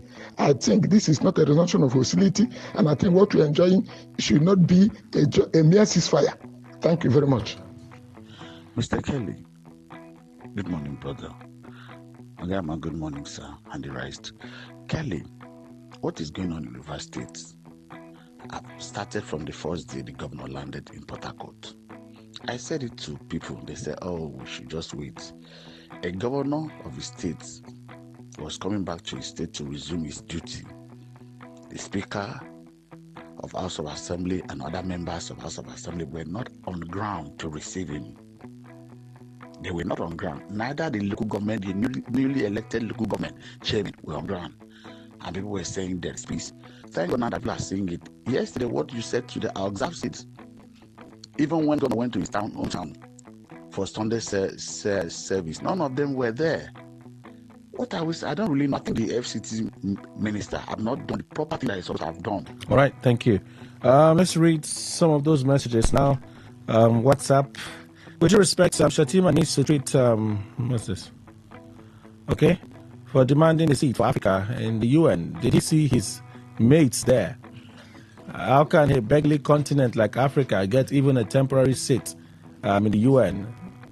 Who raw materials help? Both idealistically and realistically, we don't deserve a seat there. Simply goodness from Malakaya, he reacted to that one. If we say there's no systemic killings of Christians in Nigeria as led by the American, what about Southern Kaduna Plateau, Benue killings, kidnapping and lynching of Christians because of the so-called blasphemy of Muhammad? Okay, I won't say that big. I've answered you. Morning, Kelly Ogaima and the panelists in the studio. This one caught my attention. When you tell our leaders to sit up, they'll be playing to the gallery, celebrating mediocrity. A country that monkeys and snakes are swallowing monies, and till today they haven't been caught to vomit the money. A country that politicians are building houses for judges. Okay, so what's the point? Positive music man. Morning, Kelly and the great panelists. In the midst of general killings in the northern part of Nigeria, in particular, of a truth, there is also a great persecution of all sorts and systemic killings of Christians in northern Nigeria. Being at the religious comfort zone here in the south, you may not know or experience what the U.S. journalist is saying. Good news, Okedede. Okay, I'm sure you, from where you have satellite information. Prompt one, giving you the correct one. The world is reporting that Christians are massacred in Nigeria, but you are yelling that Muslims are also being killed. Yes, it's not true. Muslims are also killed, but the Muslim community is comfortable with it, hence no outcry. Sheikh Sadiq, it's unfortunate. Morning, Kelly. Okay.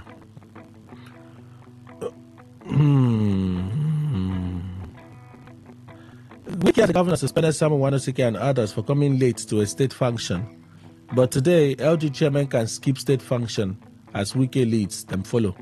Stan. Oh, wow. Akpabio told Nigerians to learn to forgive one another, but yes, he cannot forgive Natasha. What a character. FCT Minister and co have an unforgiving spirit. If anyone thinks they will make peace, they make peace between them and the governor, then you better think twice.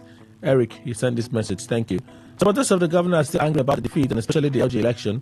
Check their comments and post online. Bro Victor, he sent that one. God is a Nigerian, Akpabio. He is apt and on point. He has overwhelmingly expressed his surprise because of the level of mismanagement, bad governance they have brought upon Nigeria. Good luck to him. Can you send this message? Thank you. Good morning. They are killing Christians in Nigeria. This is nothing but the truth. Nigerian media will not carry it, but it's the truth. What's the Chike Chris? That's your business. I can't be bothered. Morning, Kelly and everyone in the studio. The present government of Bola Tinubu have made Nigeria a country of no laws and human rights, blah, blah, blah. If not, how can Dangote terminate the services of 90% of his workers? 90% of his workers? 90% of his workers? Oh, wow. Oh, the man even said 3,000 still work with him. Only a tiny portion was affected. He said 90%. That's what I'll go read. Next one I'll talk. Oh, they are killing Christians in Nigeria. 90%.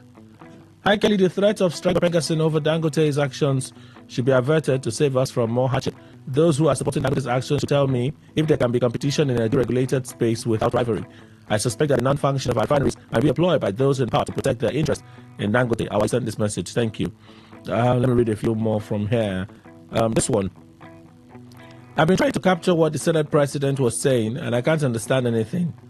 And he spent much time in talking something that is unimportant. Are you sure you were trying to capture, or you just chose not to hear what he had to say, Mr. Dennis? God help us.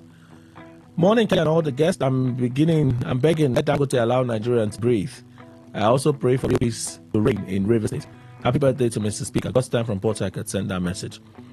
Morning, Kelly and the panelists. It's not yet Uhuru for the governor. They have hidden agenda. Watch out. Mama sent that one. So-called peace is phantom and cosmetic. It's just a mere window dressing in a form of peace for the council chairman and assembly members to boycott a state function. It means there is rather pieces and not peace. Big King sent that one. 2 more from here. Stan, I read this message already on WhatsApp. I remember each time we praise Amici for doing well, it will say, please do not praise I only. I did what I was elected to do. I expect Tinubu to let the people access his government rather than he chooses to praise himself. The Vice President... Okay, I think that was even the wrong message I was reading. Even if I'm not a Jonathan man, but he seemed to be the best bet from the South to unseat Tinubu as he's guaranteed 24 years because others may not be trusted by the North to stay for only 4 years. Again, why is Tinubu's government not remembering that Leah Sharibu was refused release because she refused to convert to Islam? Mr. Webb, you sent that message. Thank you. Let's see if we can do a few from... It's already 21. Let's look at X real quick. We have a post there on... Give us some moments. Can you call it up? What's going on? Is it a network issue? Oh, there. Please off. Come on. No, right? Okay, opinion poll. As today consider a vote for Jonathan. Thank God I believe table. How I wish Jonathan will contest for president in 2027 during election. Let's see if FCT minister will support Jonathan that contributed to his emergence as governor in 2015, or he would support Tinubu that appointed him as FCT minister. Okay. Lord Easy. Good morning, Kelly. I'm a mentor, Guy Ma, and the guest in the studio. If Mr. Jonathan comes out to be voted for, I will give him my maximum vote. Okay. There you have it. That's for one person.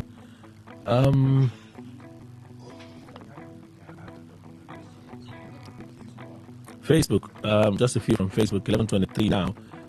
The Paradise King. If I, King Paradise, meet with Jonathan, I'll tell him not to contest because he will not win. Even if the entire country votes for him, INEC will not declare him winner, according to you. James Joseph, when has Ghana become the spokesman for GEJ? Very good question. Sunday Ewi, if GEJ is on the ballot and I and my household will vote for him, and they'll definitely defeat Tinubu. Emmanuel Diba, good morning. Please, the discussion of GEJ being on the ballot is a tactical distraction. He has ruled before more than a time, and PDP has been tactically destroyed. He said the best candidate for you is a candidate that you mentioned. Michael Method Man, yeah, I'm a vote for GJ. Interesting. Amazing man, well, I'm suspicious of this post. It must be a hang-up. Clement Moses, we don't want him back. Okay. Peteru, does it mean we don't have other good-spirited individuals to lead us again? That those ones we have given the opportunity will keep on recycling themselves. And then Alabo Biobele, Jonathan might not be the best, but he will have my vote if he contests. That's rather interesting. General post, let's read a few, 1 or 2 from there, and then we close. All right, I think we've been able to go around. Uchi Oibade, thank you. I see your message. Super Ted McDonald, police inspector accidentally shot himself in Kano. I don't get this. How can he face the gun to himself and forget that there are bullets in the gun? Who put the bullets in the gun? Anyway, may he rest well. Okowa Charles, my question is why have TUC Nupeng Pengasin refused embarking on strike and ensuring all the nation's refineries worked in the past? It's obvious that these unions have a hand in why the nation has been in this fuel quagmire. It's a private business, not a government-owned one, and as such, these strikes will only suffer the citizens. Dangote can decide to source its own to stay in business. Okay, Chikism. It's quite unfortunate that these unions that should work for the masses join them to pressurize government to rebuild our refineries. Instead, they're fighting an individual who came to cover the holes our government dug for us all to fall into. Is it a conspiracy? A question there. Hello, John. Good morning, panelists. I totally agree with Dangote enabling the Pengasin as terrorists. The leaders of these unions should bury their heads in shame for aiding the government in plunging Nigeria into where we are today. All right, we have to close. So 11:25, I thank you all for being part of the conversation. Thank you for the contributions you make. The panelists here, you have our deepest appreciation. Mr. Frank Enawaji, Ogunono. Public affairs analyst, author, and columnist. Thank you, sir. Thank you so very much. Thank you so much. Dr. Paul Wala, senior lecturer at River State University, Port Harcourt. Doctor, thank you. Thank you, Kelly, for having me. And Comrade Ruben Isu public affairs commentator, chairman, NDNAF River State chapter, and a voice for Ahada West people. I just like Olusegun Miko. It's always nice, Kelly. Thank you, sir.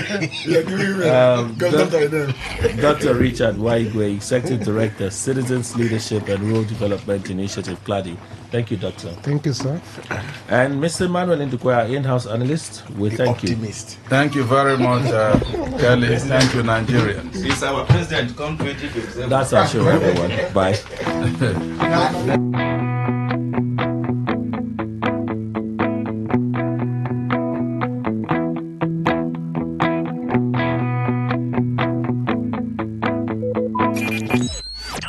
Talk radio. I listen to a lot of talk radio.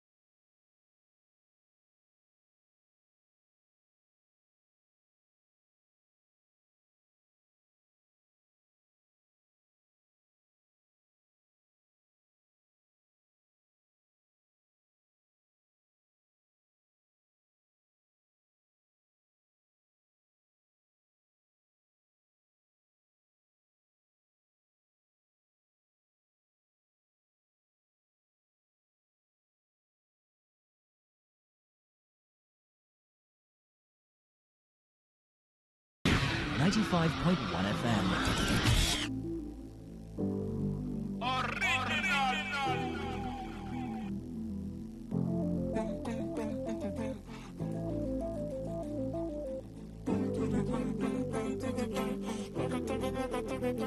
What if it be you? Say I fit die for it be you. We make a from dialogue, it be you. I thought I was shy, but since I fell in love, I did talk that now, it be you. We I fit die for it be you. They make a ask my God. Why did I wait so long? Since I fell in love.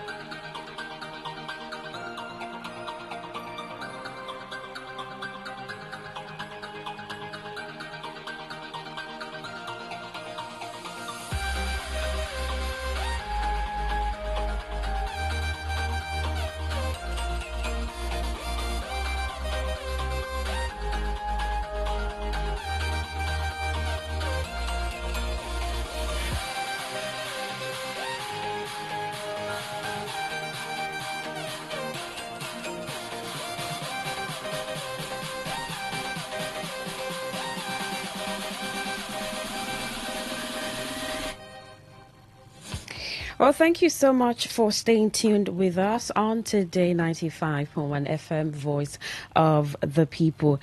Well, not against entertainment today, but just right in this spot, we have a special message for you. We'll be doing this for 30 minutes. Important message that you should take a listen to. Thank you once again for joining us on Today 95.1 FM. I am Queen Chima. So I have a special guest in the studio. Dr. Aminu Abdullahi, it's good to see you. After 3 months or 2 months, I think. It's just a month.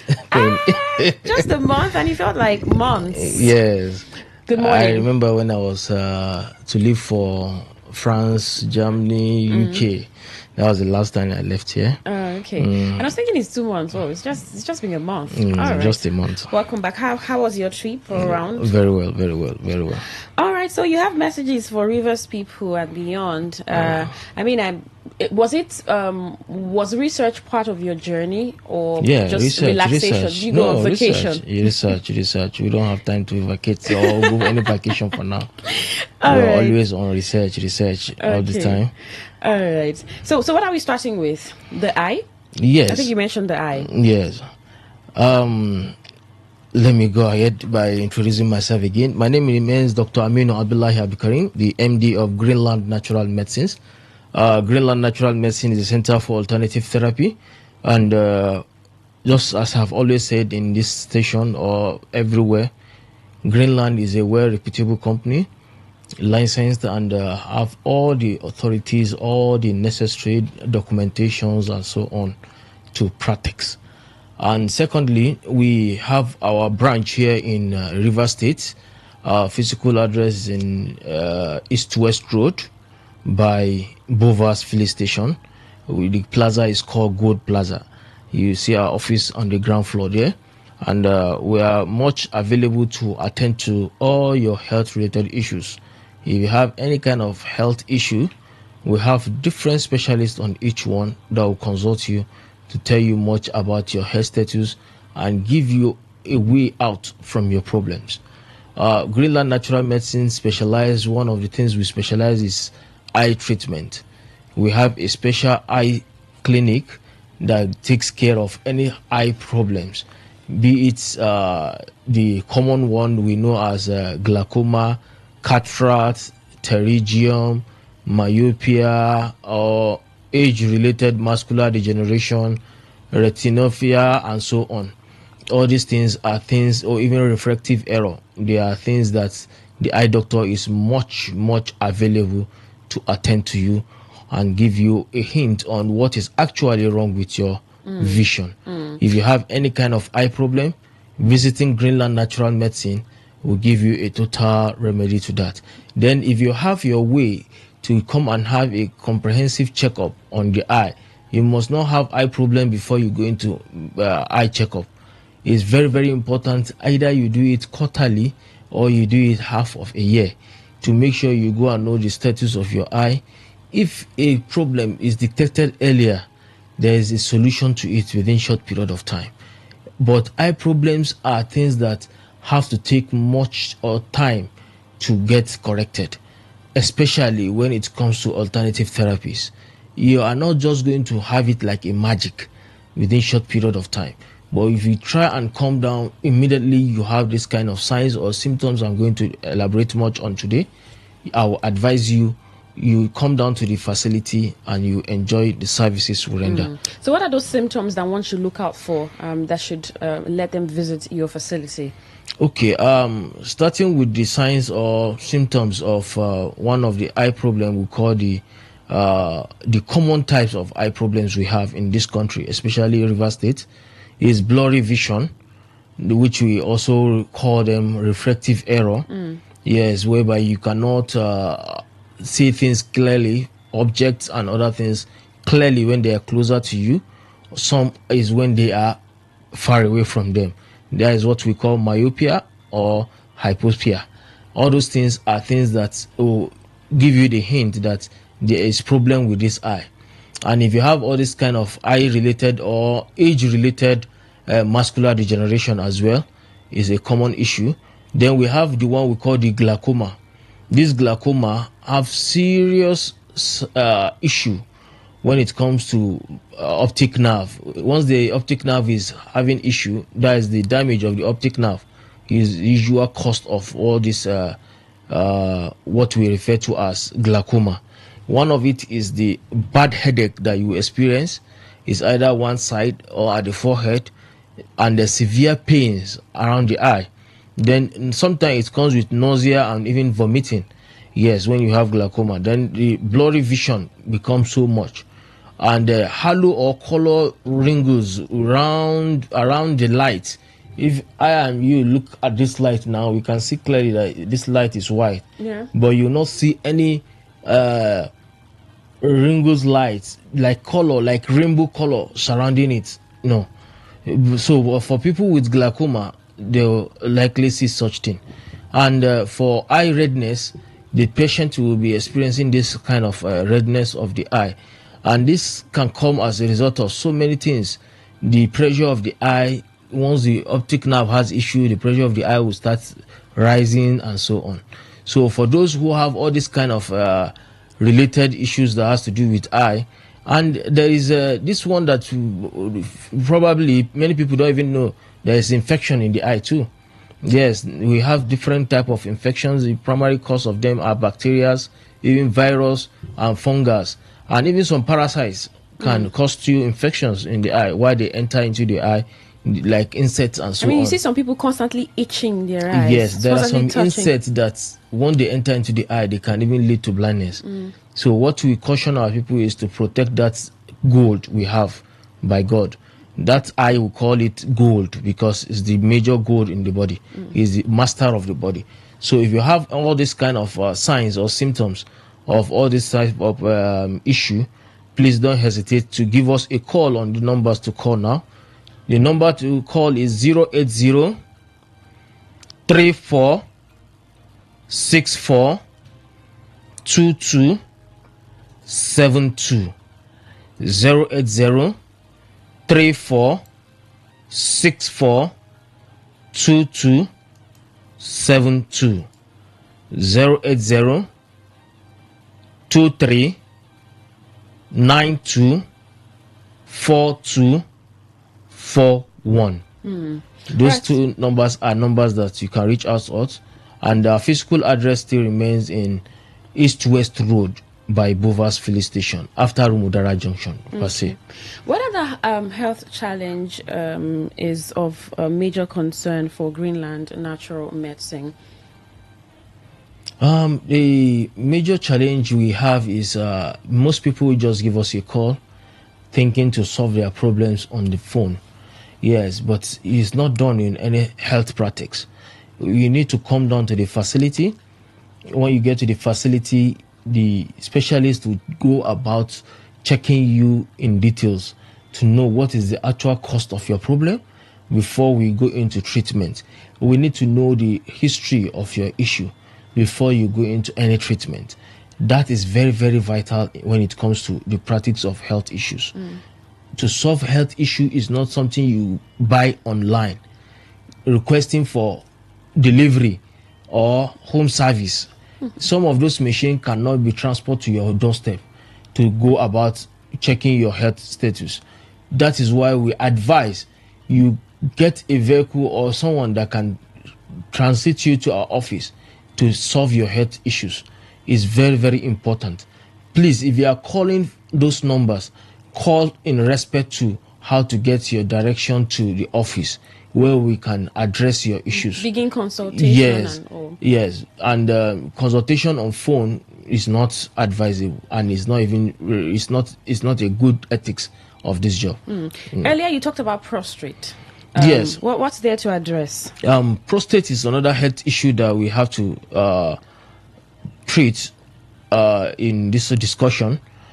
Prostate have different signs when it comes to symptoms or signs for you to know that it's like you are probably having the problem we call prostate gland enlargement. And this prostate gland is a very small, why not size in nature, but once it gets to enlarge, that is when we have the issue to deal with. If you have this problem, we call the BPH, which is the prostate, the benign prostate hyperplasia, is a serious health challenge, especially for our aged men. Our aged men now are going through a lot when it comes to prostate gland issue, and for every man has prostate. So the only thing we need now to know is what are the signs or what are the symptoms that you probably need to know that yes, you have such kind of condition. One of the signs is the frequency.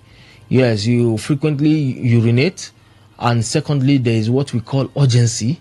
It will be coming with this issue we call urgency, and the urgency is a sudden tense or urge to urinate, and if delayed, you find it difficult to control, because before you know it, it starts dripping in your boxers and so on.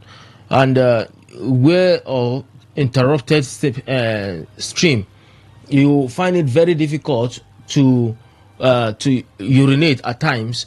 You will be in the restroom, it will take longer period of time before the urine start comes out, and while you are having all these signs, it will be causing serious issue, why the dripping of the urine will now be leaking and staining all the body. Then the pains or during the burning sensation while you are urinating, all these things can come, or like a sensitivity, you feel sensation like something is itching, irritating you while you are urinating. All these things are signs or symptoms. Then the other sign is blood in urine. Okay. Yes, sometimes it can lead to that, and you notice the color of the urine have changed so dark. And the other part of it is the painful ejaculation. The patient will now notice that he ejaculates with pains, and the pains in the lower back and the hips, and even the thighs, your laps, and so on. You start having these serious pains. You thought you are having issue that has to do with lumbar spondylosis. Meanwhile, it's just the normal signs or symptoms of prostate cancer or BPH. When it becomes so enlarged, it will be causing you that. And for men from 45 upward, once you have this prostate gland issue, it will cost you a serious erectile dysfunction issue. You will not be able to bear your name as a real man. That time you will have a difficulty to even have the urge, not even having the urge, more or less thinking of having the activities with your spouse. That will be a serious issue. Please, if you have all these things and there is this unexpected weight loss due to all these medications we use, the conventional medications that we consume, that can also cause us the serious side effect of losing weight and so on. So for those who have this health condition, please, I will advise to call these numbers. And don't forget, prostate can be in three forms. It can come as a prostatitis, which is the inflammation of the prostate. It can come as BPH, which is the benign prostate hyperplasia, while it can also come as a cancer. Yes, prostate cancer is a serious health issue. Please, if you have all these kind of health challenges, don't hesitate to give us a call to direct you to our facility here in Port Harcourt. For those who are transiting to Lagos or Abuja, as you are listening to us now, we also have our head office in Abuja or Lagos or even Jos or Mina. And in fact, so many states, we have our offices. You can give us a call. We'll direct you to the nearest office in the state you are hearing us from or where you are transiting to get the remedy to all these conditions. The numbers to call are 080 34 64 2272. Let me repeat the number again. 080 34 64 2272. The second number to call is 080 23 92 4241. 080 23 92 4241. And our physical address remains in East West Road here in River State by Bovas Filling Station after Rumodara Junction. for those coming from Eliozo axis. And for those coming from Tank, before Rumudara Junction, you see Bovas Filling Station by your right. You enter the plaza close to it, sharing fence with the Bovas Filling Station. That is where Greenland Natural Medicine is located. Before we get to fertility and spine issues that you had mentioned earlier, a man might just be saying, is it still possible to live a normal life with prostate? Yes, a man with prostate can also get a complete remedy that will help him to go about his normal life, back to normal life. And he can be able to have what we call fertility in terms of impregnating a woman to have to bear issues and so on. All right, let's talk about the spine then. Okay, spine is a broad topic, and if we are going to lay emphasis on the whole spine issue, we will not be able to have the luxury of this time. But I will just go into little on spine issues. One of the spine issue we have is or the issue are diverse conditions affecting the vertebra, disc, and nerves, and also surrounding tissues, often caused by age-related degeneration. These injuries or conditions can come as a result of maybe back pain, stiffness, numbness, lumps, and so on. Some even comes with swollen and so on. But if you have these conditions and you notice you have the one we call the disc problem, or strenuous and strenuous pains around your spine, be it by the lumbagos, maybe the L4, L5, L3, L2, and so on, is a serious health condition that you need to come down and get a remedy for. Then there is one we call the stenosis. The stenosis is the narrowness of the spine canals that can put pressure on the spine cord, that is the spinal cord, and the nerves. This stenosis is a serious issue. It's just like a nerve passing in between some lumbagos or some bones, and now it's having cramps on it. So those things can cause a serious pain. And it also have this thing we call arthritis. Arthritis is just the inflammation or the degeneration of the spinal joint. Most of those joints, once they have inflammation, that is like an infection in between them, it causes serious problem.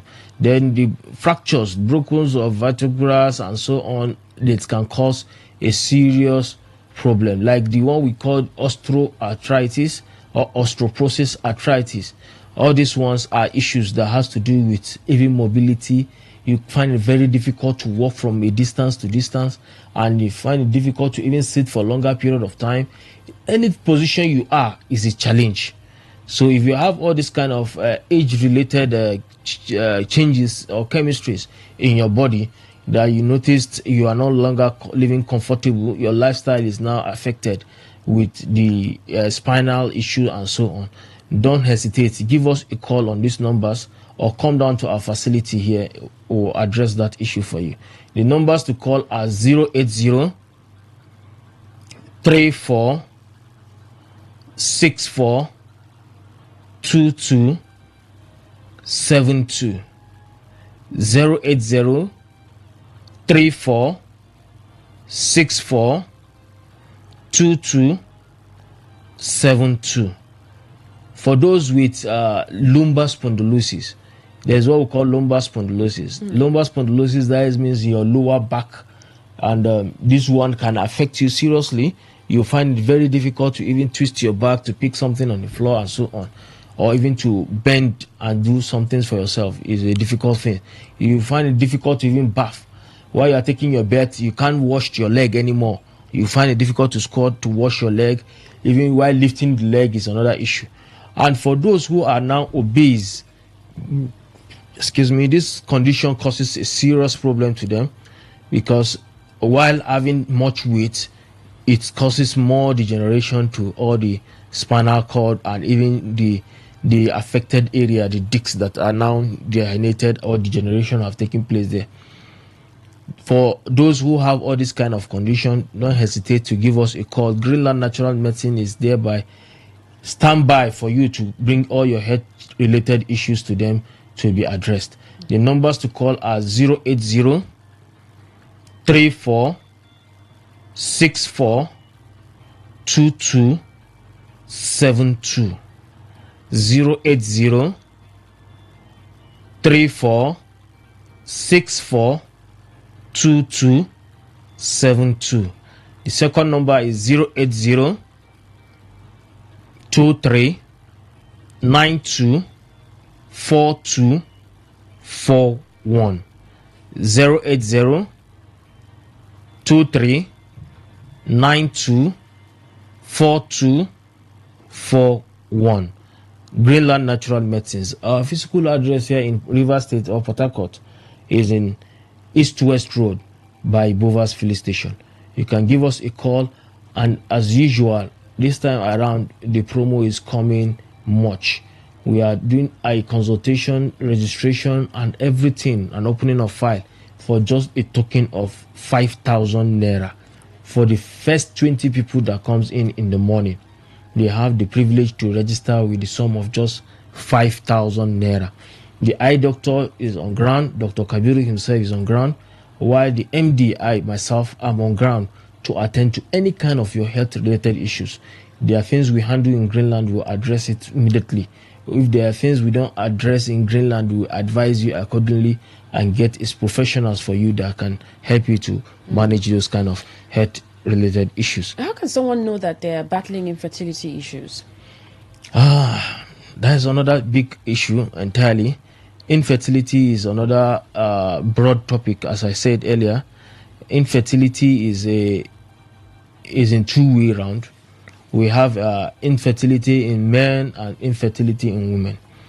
The most common one is the fertility in women, which they find it difficult to conceive within 2 years of mutual or constant intercourse between her and her spouse. And this can cost, that is one spouse, not multiple spouse. One spouse, and spending 2 years consecutively living together and so on, not conceiving, then we refer to such condition as a infertility. These conditions can come as a result of so many conditions. For the women, it can come maybe her ovulation is not regular and she has hormonal imbalance.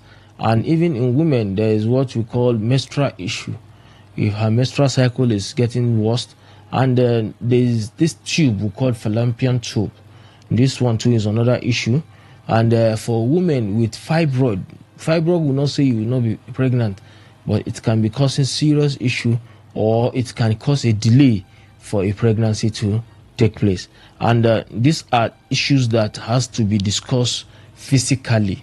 We advise couples with fertility issue should come down to the facility, because fertility is not something you discuss much on air due to the language and some words that we cannot use on air because of our various listeners. We have children listening to us, we have adults and old men listening to us. For the children concerned, we cannot go into much consultation on fertility. But if you know you are a man and you have issue with your sperm count and even your ED, that is erectile dysfunction, and you experience this thing we call quick ejaculation, all those things, if you know you are a man, you cannot do those legit activities very well as a man, it can also result to what will remain as infertility. So if you know you have such kind of condition, don't hesitate, try and visit our facility here in River State. If you are listening to us from the environment, like all the local government within River State, just call us and come down to the facility with your spouse advisingly. You come down together and let's check what is the actual cost of the problem. Secondary infertility can come, maybe what we mean by secondary infertility, maybe you have given birth before and you are now finding it difficult to conceive again. Maybe you have 2 or 1 child before and it's now taking like longer period of time for you to conceive, and you don't actually know the root cause of it. You have been going to different gynaes and they have been checking, no reasons given to you tangible, or even you have been taking medications with the reasons given to you, but things are not working out the way it's supposed to.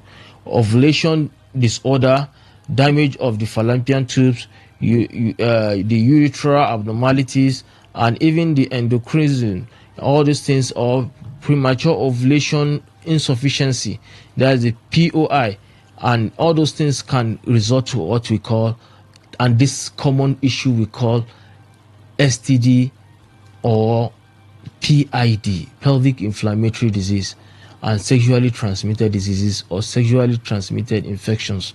All these things are problems that can cause a serious issue when it comes to fertility.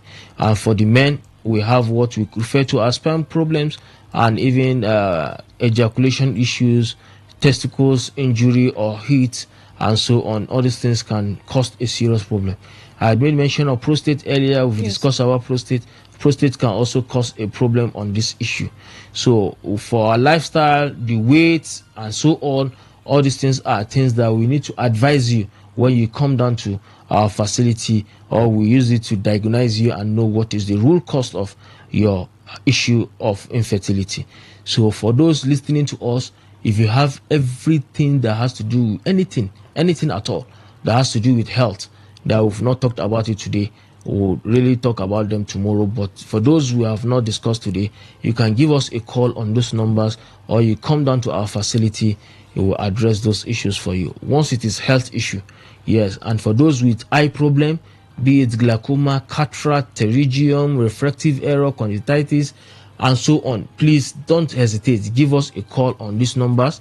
The numbers to call are 080 34 64 2272. Let me take that number again. 080 34 64 2272. The second number to call are 080 23 92 42 41.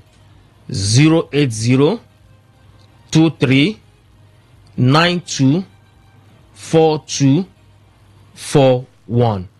Greenland Natural Medicine. Our physical address remains in River State in East West Road by Bovas Filling Station. That is after Rumudara Junction. The address in other states, we have them available. Once you give us a call, those addresses will be sent to you. For those who are transiting to Abuja this morning, or Lagos, and so on. You mentioned the promo. Maybe you just want to highlight that okay, again. the promo remains 5,000 for consultation, registration, and so on, for just the card consultation test, just 5,000 naira. And after the 20 people in the morning, the promos end and the prices go back to 10,000 of the file. All right. Thank you so much, Dr. Aminu Abdullahi. See you tomorrow, and do have a great day. Thank you for having me, Queen. All right. That's it. The World News at 12 with Faustino Putis is coming up next. I am Queen Chima. Good morning.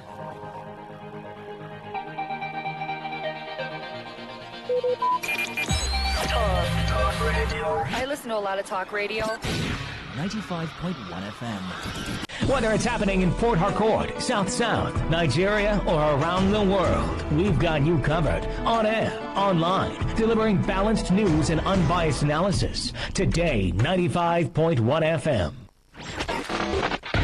This is Today, 95.1 FM, Port Harcourt. News.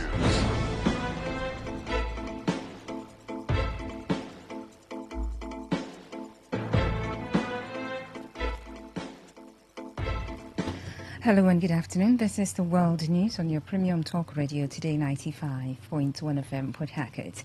I am Faustina Uputu. In the headlines, Rivers Court sets Thursday to deliver judgment in suit by sacked members of State Local Government Service Commission.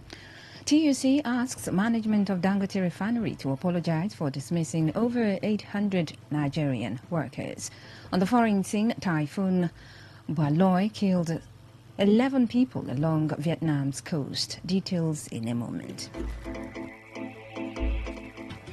And now the details of the news. A River State High Court sitting in Port Harcourt will on Thursday, 2nd of October, deliver judgment in a suit instituted by the sacked chairman and members of the River State Local Government Service Commission over their sack by the former sole administrator, Ibogete Bass.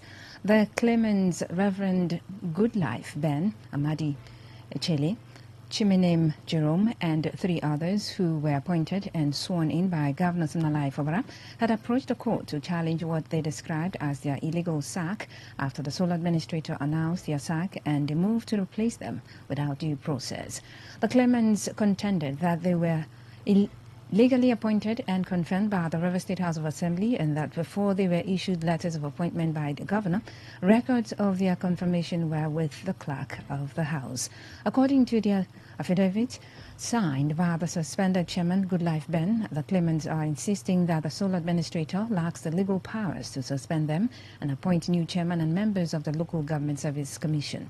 In one of the proceedings, the presiding judge, Justice Frank Onyiri, barred the sole administrator, Ibokete Bass, from inaugurating the newly confirmed chairman and members of the River State Service Commission, an order that status quo be maintained by the parties pending the judgment of the court. Today FM's Uchendu Ejowo reports that when the suit slated for judgment was mentioned in court, Justice Frank Onyiri requested the parties to allow him some days and return on Thursday, 2nd of October 2025 for judgment. You would recall that Governor Siminalayi Fubara had on Thursday last week dissolved chairman and members of the River State Pension Board earlier appointed by the former sole administrator. President Bola Tinubu has invoked provisions in Section 2, Subsection 4 and Section 16, Subsection 1C of the NYSC Act and approved a far-reaching reform which makes compliance with the National Policy for Nigerian Education Repository and Data Bank, NERD, a mandatory requirement for mobilization into or exemption from the National Youth Service Corps, NYSC. The compliance directive was contained in an enforcement circular recently issued by the Secretary to the Government of the Federation, Senator George Akume, who conveyed the approval for the adjustment of NYSC mobilization criteria in accordance with the President's regulation requiring proof of NERD policy compliance for all prospective corps members, regardless of where they were educated. Apart from provisions in the policy meant to check certificate racketeering and abuse of honors conferred on individuals by academic institutions, one of the new mandatory requirements of Nigerian students contained in the federal government's policy is the deposit of academic outputs, which include theses or project reports. The directive, however, does not affect 7 corps members or those enrolled before the October 6th enforcement date.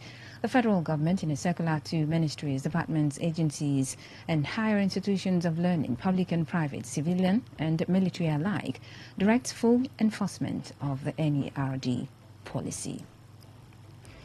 The federal government has urged the Petroleum and Natural Gas Senior Staff Association of Nigeria, Pengasan, to reconsider its proposed strike over its dispute with Dangote Refinery.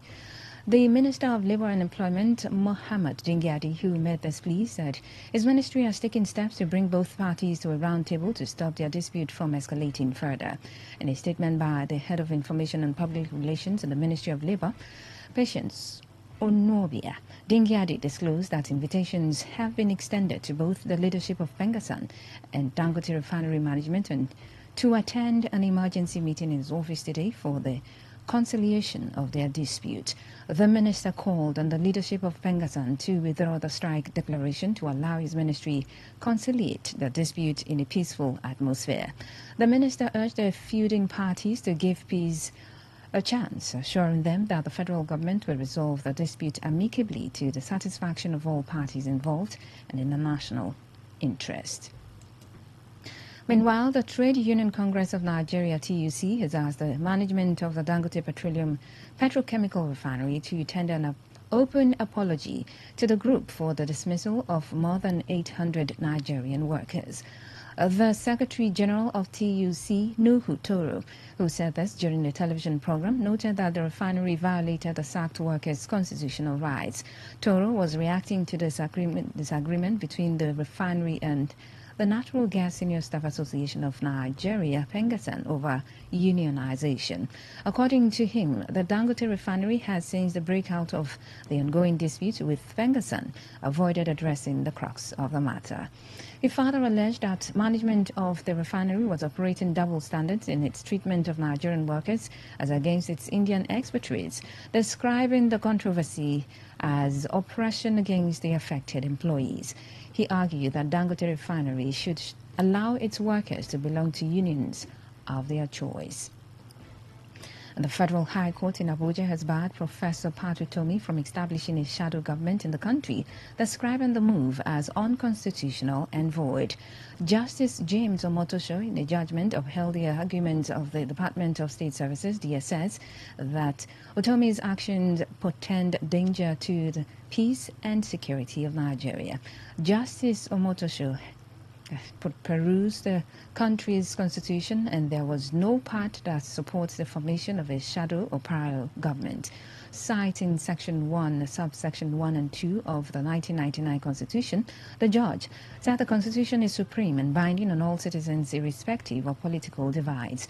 The judge also affirmed the jurisdictional power of the court to entertain the matter.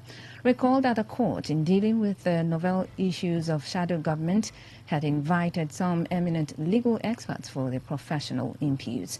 Justice Omotosho had on July 10 fixed today for the judgment in the DSS suit against Utomi, a professor of political economy and management expert. The judge fixed a date after DSS counsel Akinlolu Kehinde, SAN, Utomi's lawyer, Chief Mike Ozekome, SAN, and the 7 invited MSI Courier made their submissions for and against the suit.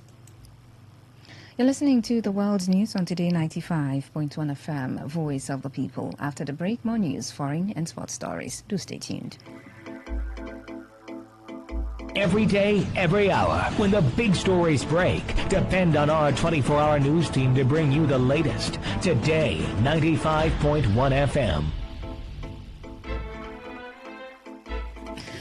Thanks for staying tuned. Welcome back to the rest of the stories. The People's Democratic Party, PDP, in Edo State has asked Governor Monday Okpebolo to provide detailed explanations on the $250 million agreement recently signed with the European African Chamber of Commerce and Industries. In a statement, the party's publicity secretary, Daniel Osa Obegie, said the governor's announcement had become a source of embarrassment to Edo people, adding that the opposition party would no longer allow opacity in the state's fiscal dealings. The Edo state government had on September 25, 2025, announced that the governor signed a $250 million agreement during the Edo State Global Investment Summit in Glasgow, Scotland. According to the governor's chief press secretary, Fred Itwa, the deal with the Euro-Africa CCI, an umbrella body of chambers of commerce in 98 countries, was a framework for strategic investment in Edo over the next 3 to 5 years. But the PDP said the administration must come clean on the specifics. The party stressed that while it respected constituted authority, its allegiance remained with Edo people. Real estate developer Odibola Properties has officially allocated plots of land to clients who invested in its Harmony Grove estate located off Obirikwere Airport Road in Port Harcourt, Rivers State. Speaking at the event, the company's managing director, Julius Rega, said the exercise was to provide physical access to investors so they could begin developing their properties. He explained that Harmony Grove Estate comprised over 200 plots and contained modern infrastructure, including well-mapped roads, drainage systems, electricity plant, clubhouse, and 24-hour security. Okay, today is actually our allocation ceremony for plants that keyed into our Harmony Grove estate. The real estate is much more than just buying the land, but you need to assess.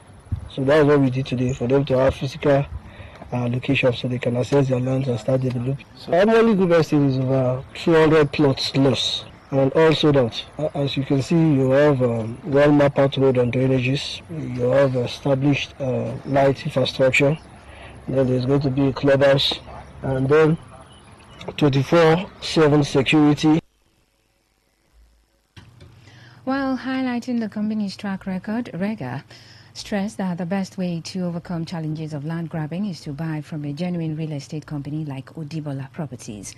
He also added that the company's culture of value-driven investment is evident as properties in Harmony Grove Estate have appreciated significantly as clients who bought plots 9 months ago at 15 million naira now have their properties valued at 48.8 million naira. The panacea for land grabbing is to buy property from a genuine real estate company. Buy property from Odibola Properties because we've been here. We are marking our 10-year anniversary by this October. The company has been here, and this is not our very first estate. We have close to 15 estates in Port Harcourt. Where this ceremony you see today is something that is done regularly in all our estates. So if you're looking for peace of mind, if you're looking for a company where you can invest your money and you can have access to your property, I think Odibola Property is your best bet. Those that came to Harmony Grove 9 months ago at 15 million. Today, the property is valued at 48.8 million.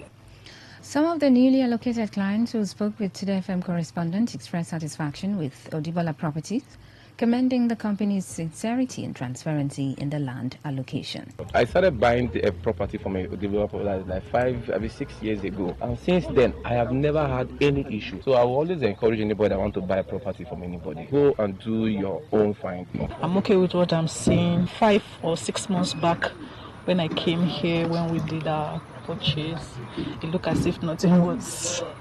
I was always surprised last week when I was passing here and I saw street lights all over.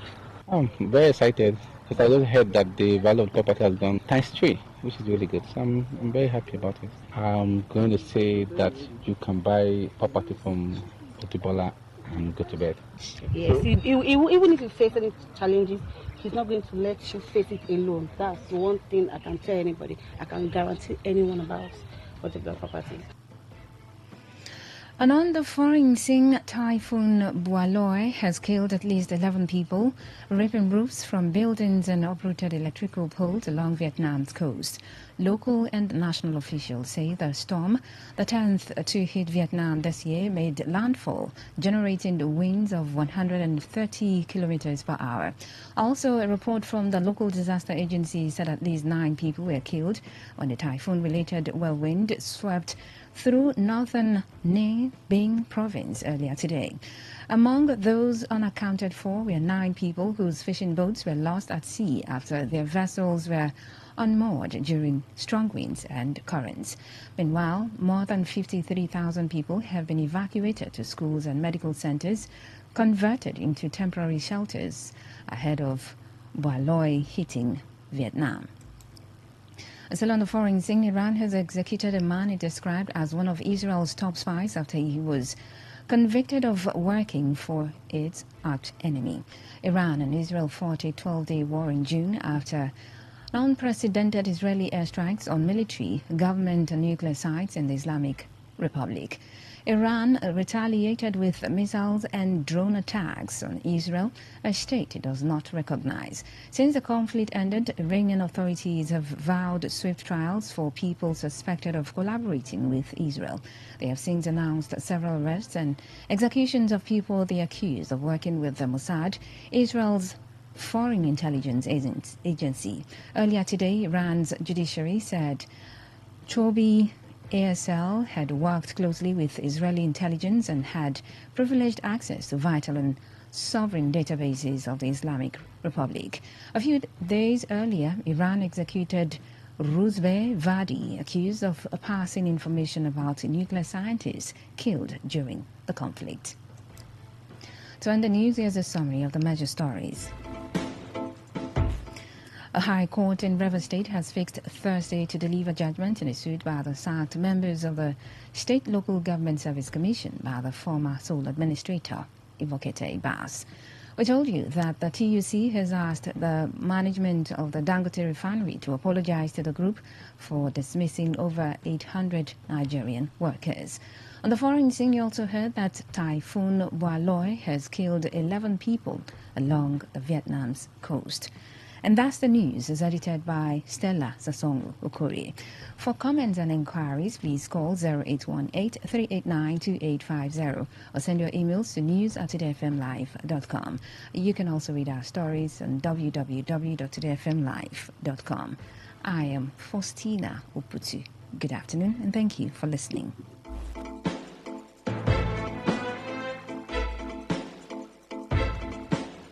Today's news, today's entertainment, today's sports, today's issues. Today on Today 95.1 FM, Port Harcourt. Say no to the ordinary. Embrace the extraordinary, because we are the voice of the people. Today 95.1 FM. Today 95.1 FM. Bentoni Bags Limited. We produce polypropylene branded nylon bags for companies and market use. Oh yes, are you into rice production and packaging of all kinds? Our PP polypropylene bags is specially made for you. Bentoni Bags Limited. We produce top-notch branded bags, nylon for companies' use. Whatever business you are doing, you need our bags for packaging and easy movement. Our products are shopping sacks, agro sacks, nylon, twine, nail sacks, and general PP woven sacks. Locate us at plot in 23 Harbour Industrial Layout, Atani Road, Onisha, behind the former Paul Mike Sports Stadium, Onisha. Our contact phone numbers are 0913-966-3639 or 0813-928-4850. Bentoni Bags Limited. Bentoni Bags Limited. Originality is our name.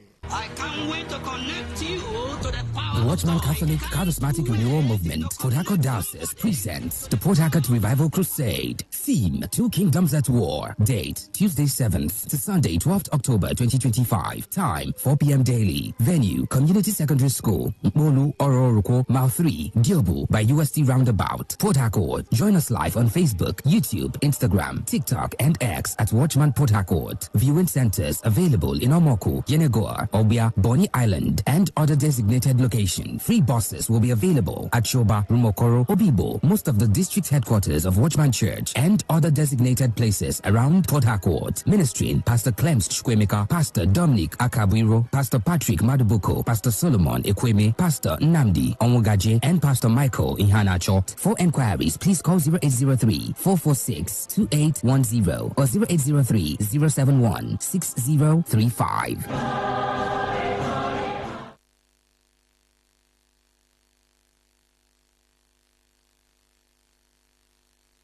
Okay, all right. All you need to know about this one is that 95.1 FM. Such a unique dial. Please listen to this paid infomercial. Herbal Heritage International, the Gokoroko, for herbal medicine, where they produce strong, correct medicine, they take it, they support with country healthcare system. Quatliman, correct, bakelistic, ogbonge herbal medicine, they know they come out for public anyhow, like a big basket. Full ground, as every Christmas, have been boundary. Sickness self, sabi medicine, we pass them. After all, monkey smart now, because tree near tree is a forest. Heritage International, go use the technology of computer testing machine to see and know before attacking that your health condition, we don't become Ubarugba for your life with the correct treatment. Therefore, whether definition or without definition, make you visit Herbal Heritage International. Offices way near you. Herbal Heritage International. Now you. Hello and welcome to the program Roots and Herbs. Roots and Herbs is a program that discusses health-related challenges and suggests possible ways out from the herbal medicine perspective. Roots and Herbs is put together and sponsored by Herbal Heritage International, also known as Baba Yoruba. Baba Yoruba is currently having a special promo package. This promo package will give you the opportunity to enjoy 50% discount on all their products and services. This offer runs while the stock lasts at number 24 Ikwere Road, Mile 1 by Education Bus Stop, Port Harcourt. Number 24 Ikwere Road, Mile 1 by Education Bus Stop, Port Harcourt. This promo package will give you the opportunity to enjoy 50% discount on all their products and services. And at the same time, it will give you the privilege of meeting Baba Yoruba himself at the venue. For details and inquiries, the telephone number to call is 080-33-111-946. I repeat, 080-33-111-946. 33 111 946. On today's edition of the program, our topic for discussion is staphylococcal infection. And I have with me in the studio Dr. Otumba Abiodun. Sir, you're welcome to the program. Thank you, Mr. Moderator.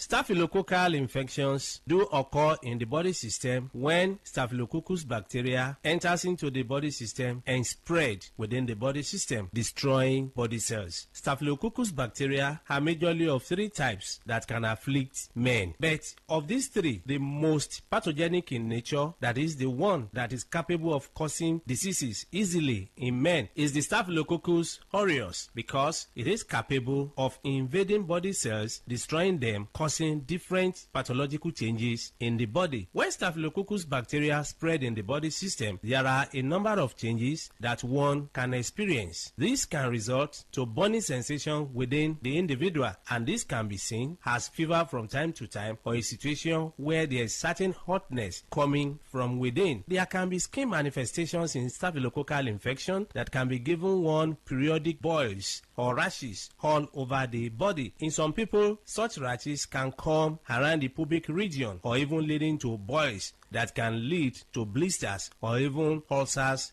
on the skin. It is possible for one to experience persistent headache in staphylococcal infection because the body fluid is already contaminated. Staphylococcus, as we know, is a form of bacteria. Any bacteria that is capable of spreading in the body system can lead to reactions in the body that can further damage body tissues. And when this occurs, it is possible for one to experience joint pains in form of infective arthritis. Part of this bacteria can spread deep into the tissues of the heart, affecting the valves of the heart. And when this occurs, you discover that there can be palpitation that some will start witnessing as if they have panic attack. When this is allowed to continue in the body system, it is possible for one to start getting tired easily. There are many people, by walking from one pole to another, they get tired, or by doing just something that is not supposed to be that tasking in terms of energy consumption, they discover that it's as if they don't have enough hair where they are located. All this can be as a result of weakness of the heart, resulting from infection or spread of this bacteria we're talking about. When this bacteria is able to pollute the body fluid, it is possible for one to witness mouth odor. Mouth odor is a form of changes that is called halitosis, where people will start coming up with breath coming from within that is already polluted. There is no amount of time such people wash their mouth, you discover that the breath coming out is very offensive. All this can be as a result of pollution of the body system. It is possible, if any bacteria is able to dwell so long in the body system, to contaminate the whole body fluid and even damage nerves. When nerves are damaged, there can be tiredness. Not only this, it is possible for men to suffer a lot because this can degenerate to a situation where a man is unable to stand like a real man. When a man is unable to stand like a real man, it is seen as a serious challenge because the whole family can be affected. Part of the joy of the relationship can be stolen, and this can cause different rancors in the family. A man that is unable to stand as he should can find it difficult to get arousal. The desire for opposite sex can disappear, and once that arousal is not there, that is the ignition point. It means such a man will not be able to stand like a real man. In some people, the arousal can be there, but you discover that because nerves have been damaged, the transmission from the upper center down to the power point of man, that is in between his two thighs, can be weakened. When such occurs, you discover that such a man can even get arousal or is able to stand, but the type of standing that he has is not strong enough to help him to even get into the act. In some people, they make efforts to get into the act, but you discover that they are unable to spend more than a minute or more before they are exhausted. Mind you, before a man can be called a real man, such a man must be able to have the arousal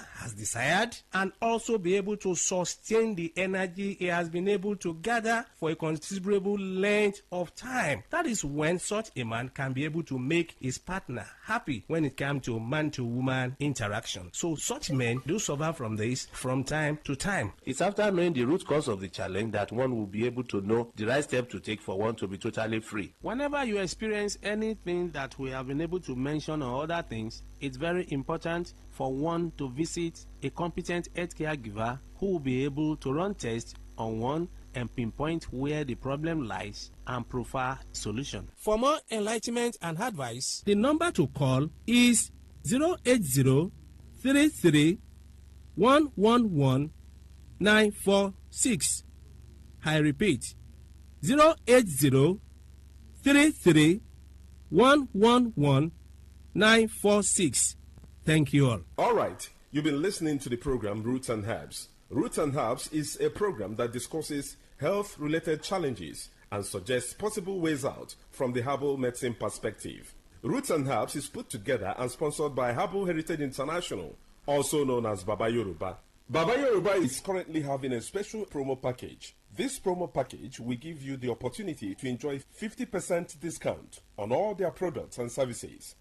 This offer runs while the stock lasts at number 24 Ikwere Road, Mile 1 by Education Bus Stop, Port Harcourt. Number 24 Ikwere Road, Mile 1 by Education Bus Stop, Port Harcourt. This promo package will give you the opportunity to enjoy 50% discount on all their products and services. And at the same time, it will give you the privilege of meeting Baba Yoruba himself at the venue. For details and inquiries, the telephone number to call is 080 33 111 946. I repeat, 080 33 111 946. 080 33 111 946. I repeat, 080 33 111 946. Let's take our sponsor's message. Don't go away. We shall be right back. Herbal Heritage International, the Gokoroko, for herbal medicine, where they produce strong, correct medicine, they take it, they support with country health care system. Quatliman, correct bekelistic ogbonge herbal medicine, they we know they come out for public anyhow like a big basket. Food ground as every Christmas have been boundary. Sickness self sabi medicine will pass them. After all, monkey smart now because tree near tree is a forest. Heritage International will use the technology of computer testing machine to see and know before attacking that your health condition. We don't become umbarumba for your life with the correct treatment. Therefore, whether definition or without definition, make you visit Herbal Heritage International. Offices were near you. Herbal Heritage International. Now You're welcome back to Roots and Herbs. Roots and Herbs is a program that discusses health-related challenges and suggests possible ways out from the herbal medicine perspective. Roots and Herbs is put together and sponsored by Herbal Heritage International, also known as Baba Yoruba. Baba Yoruba is currently having a special promo package. This promo package will give you the opportunity to enjoy 50% discount on all their products and services. This offer runs while the stock lasts at number 24 Ikwere Road, Mile 1 by Education Bus Stop, Port Harcourt. Number 24 Ikwere Road, Mile 1 by Education Bus Stop, Port Harcourt. This promo package will give you the opportunity to enjoy 50% discount on all their products and services. And at the same time, it will give you the privilege of meeting Baba Yoruba himself at the venue. For details and inquiries, the telephone number to call is 080 33 111 946. I repeat, 080 33 111 946. 080 33 111 946. Until we come your way again, remain blessed. And that was a paid infomercial.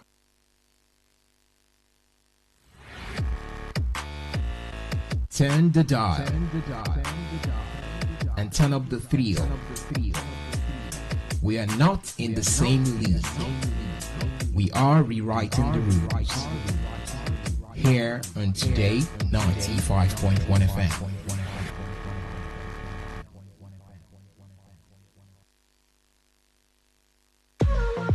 What's a successful business without sales? And what is sales without an audience? Well, do you know that you can reach 8 million listeners across 6 states in 2 geopolitical zones all at once? How? With Today 95.1 FM, you can get millions of people to know about your business. And what does that mean to you? More sales. Call 081 389 2850 now for more information.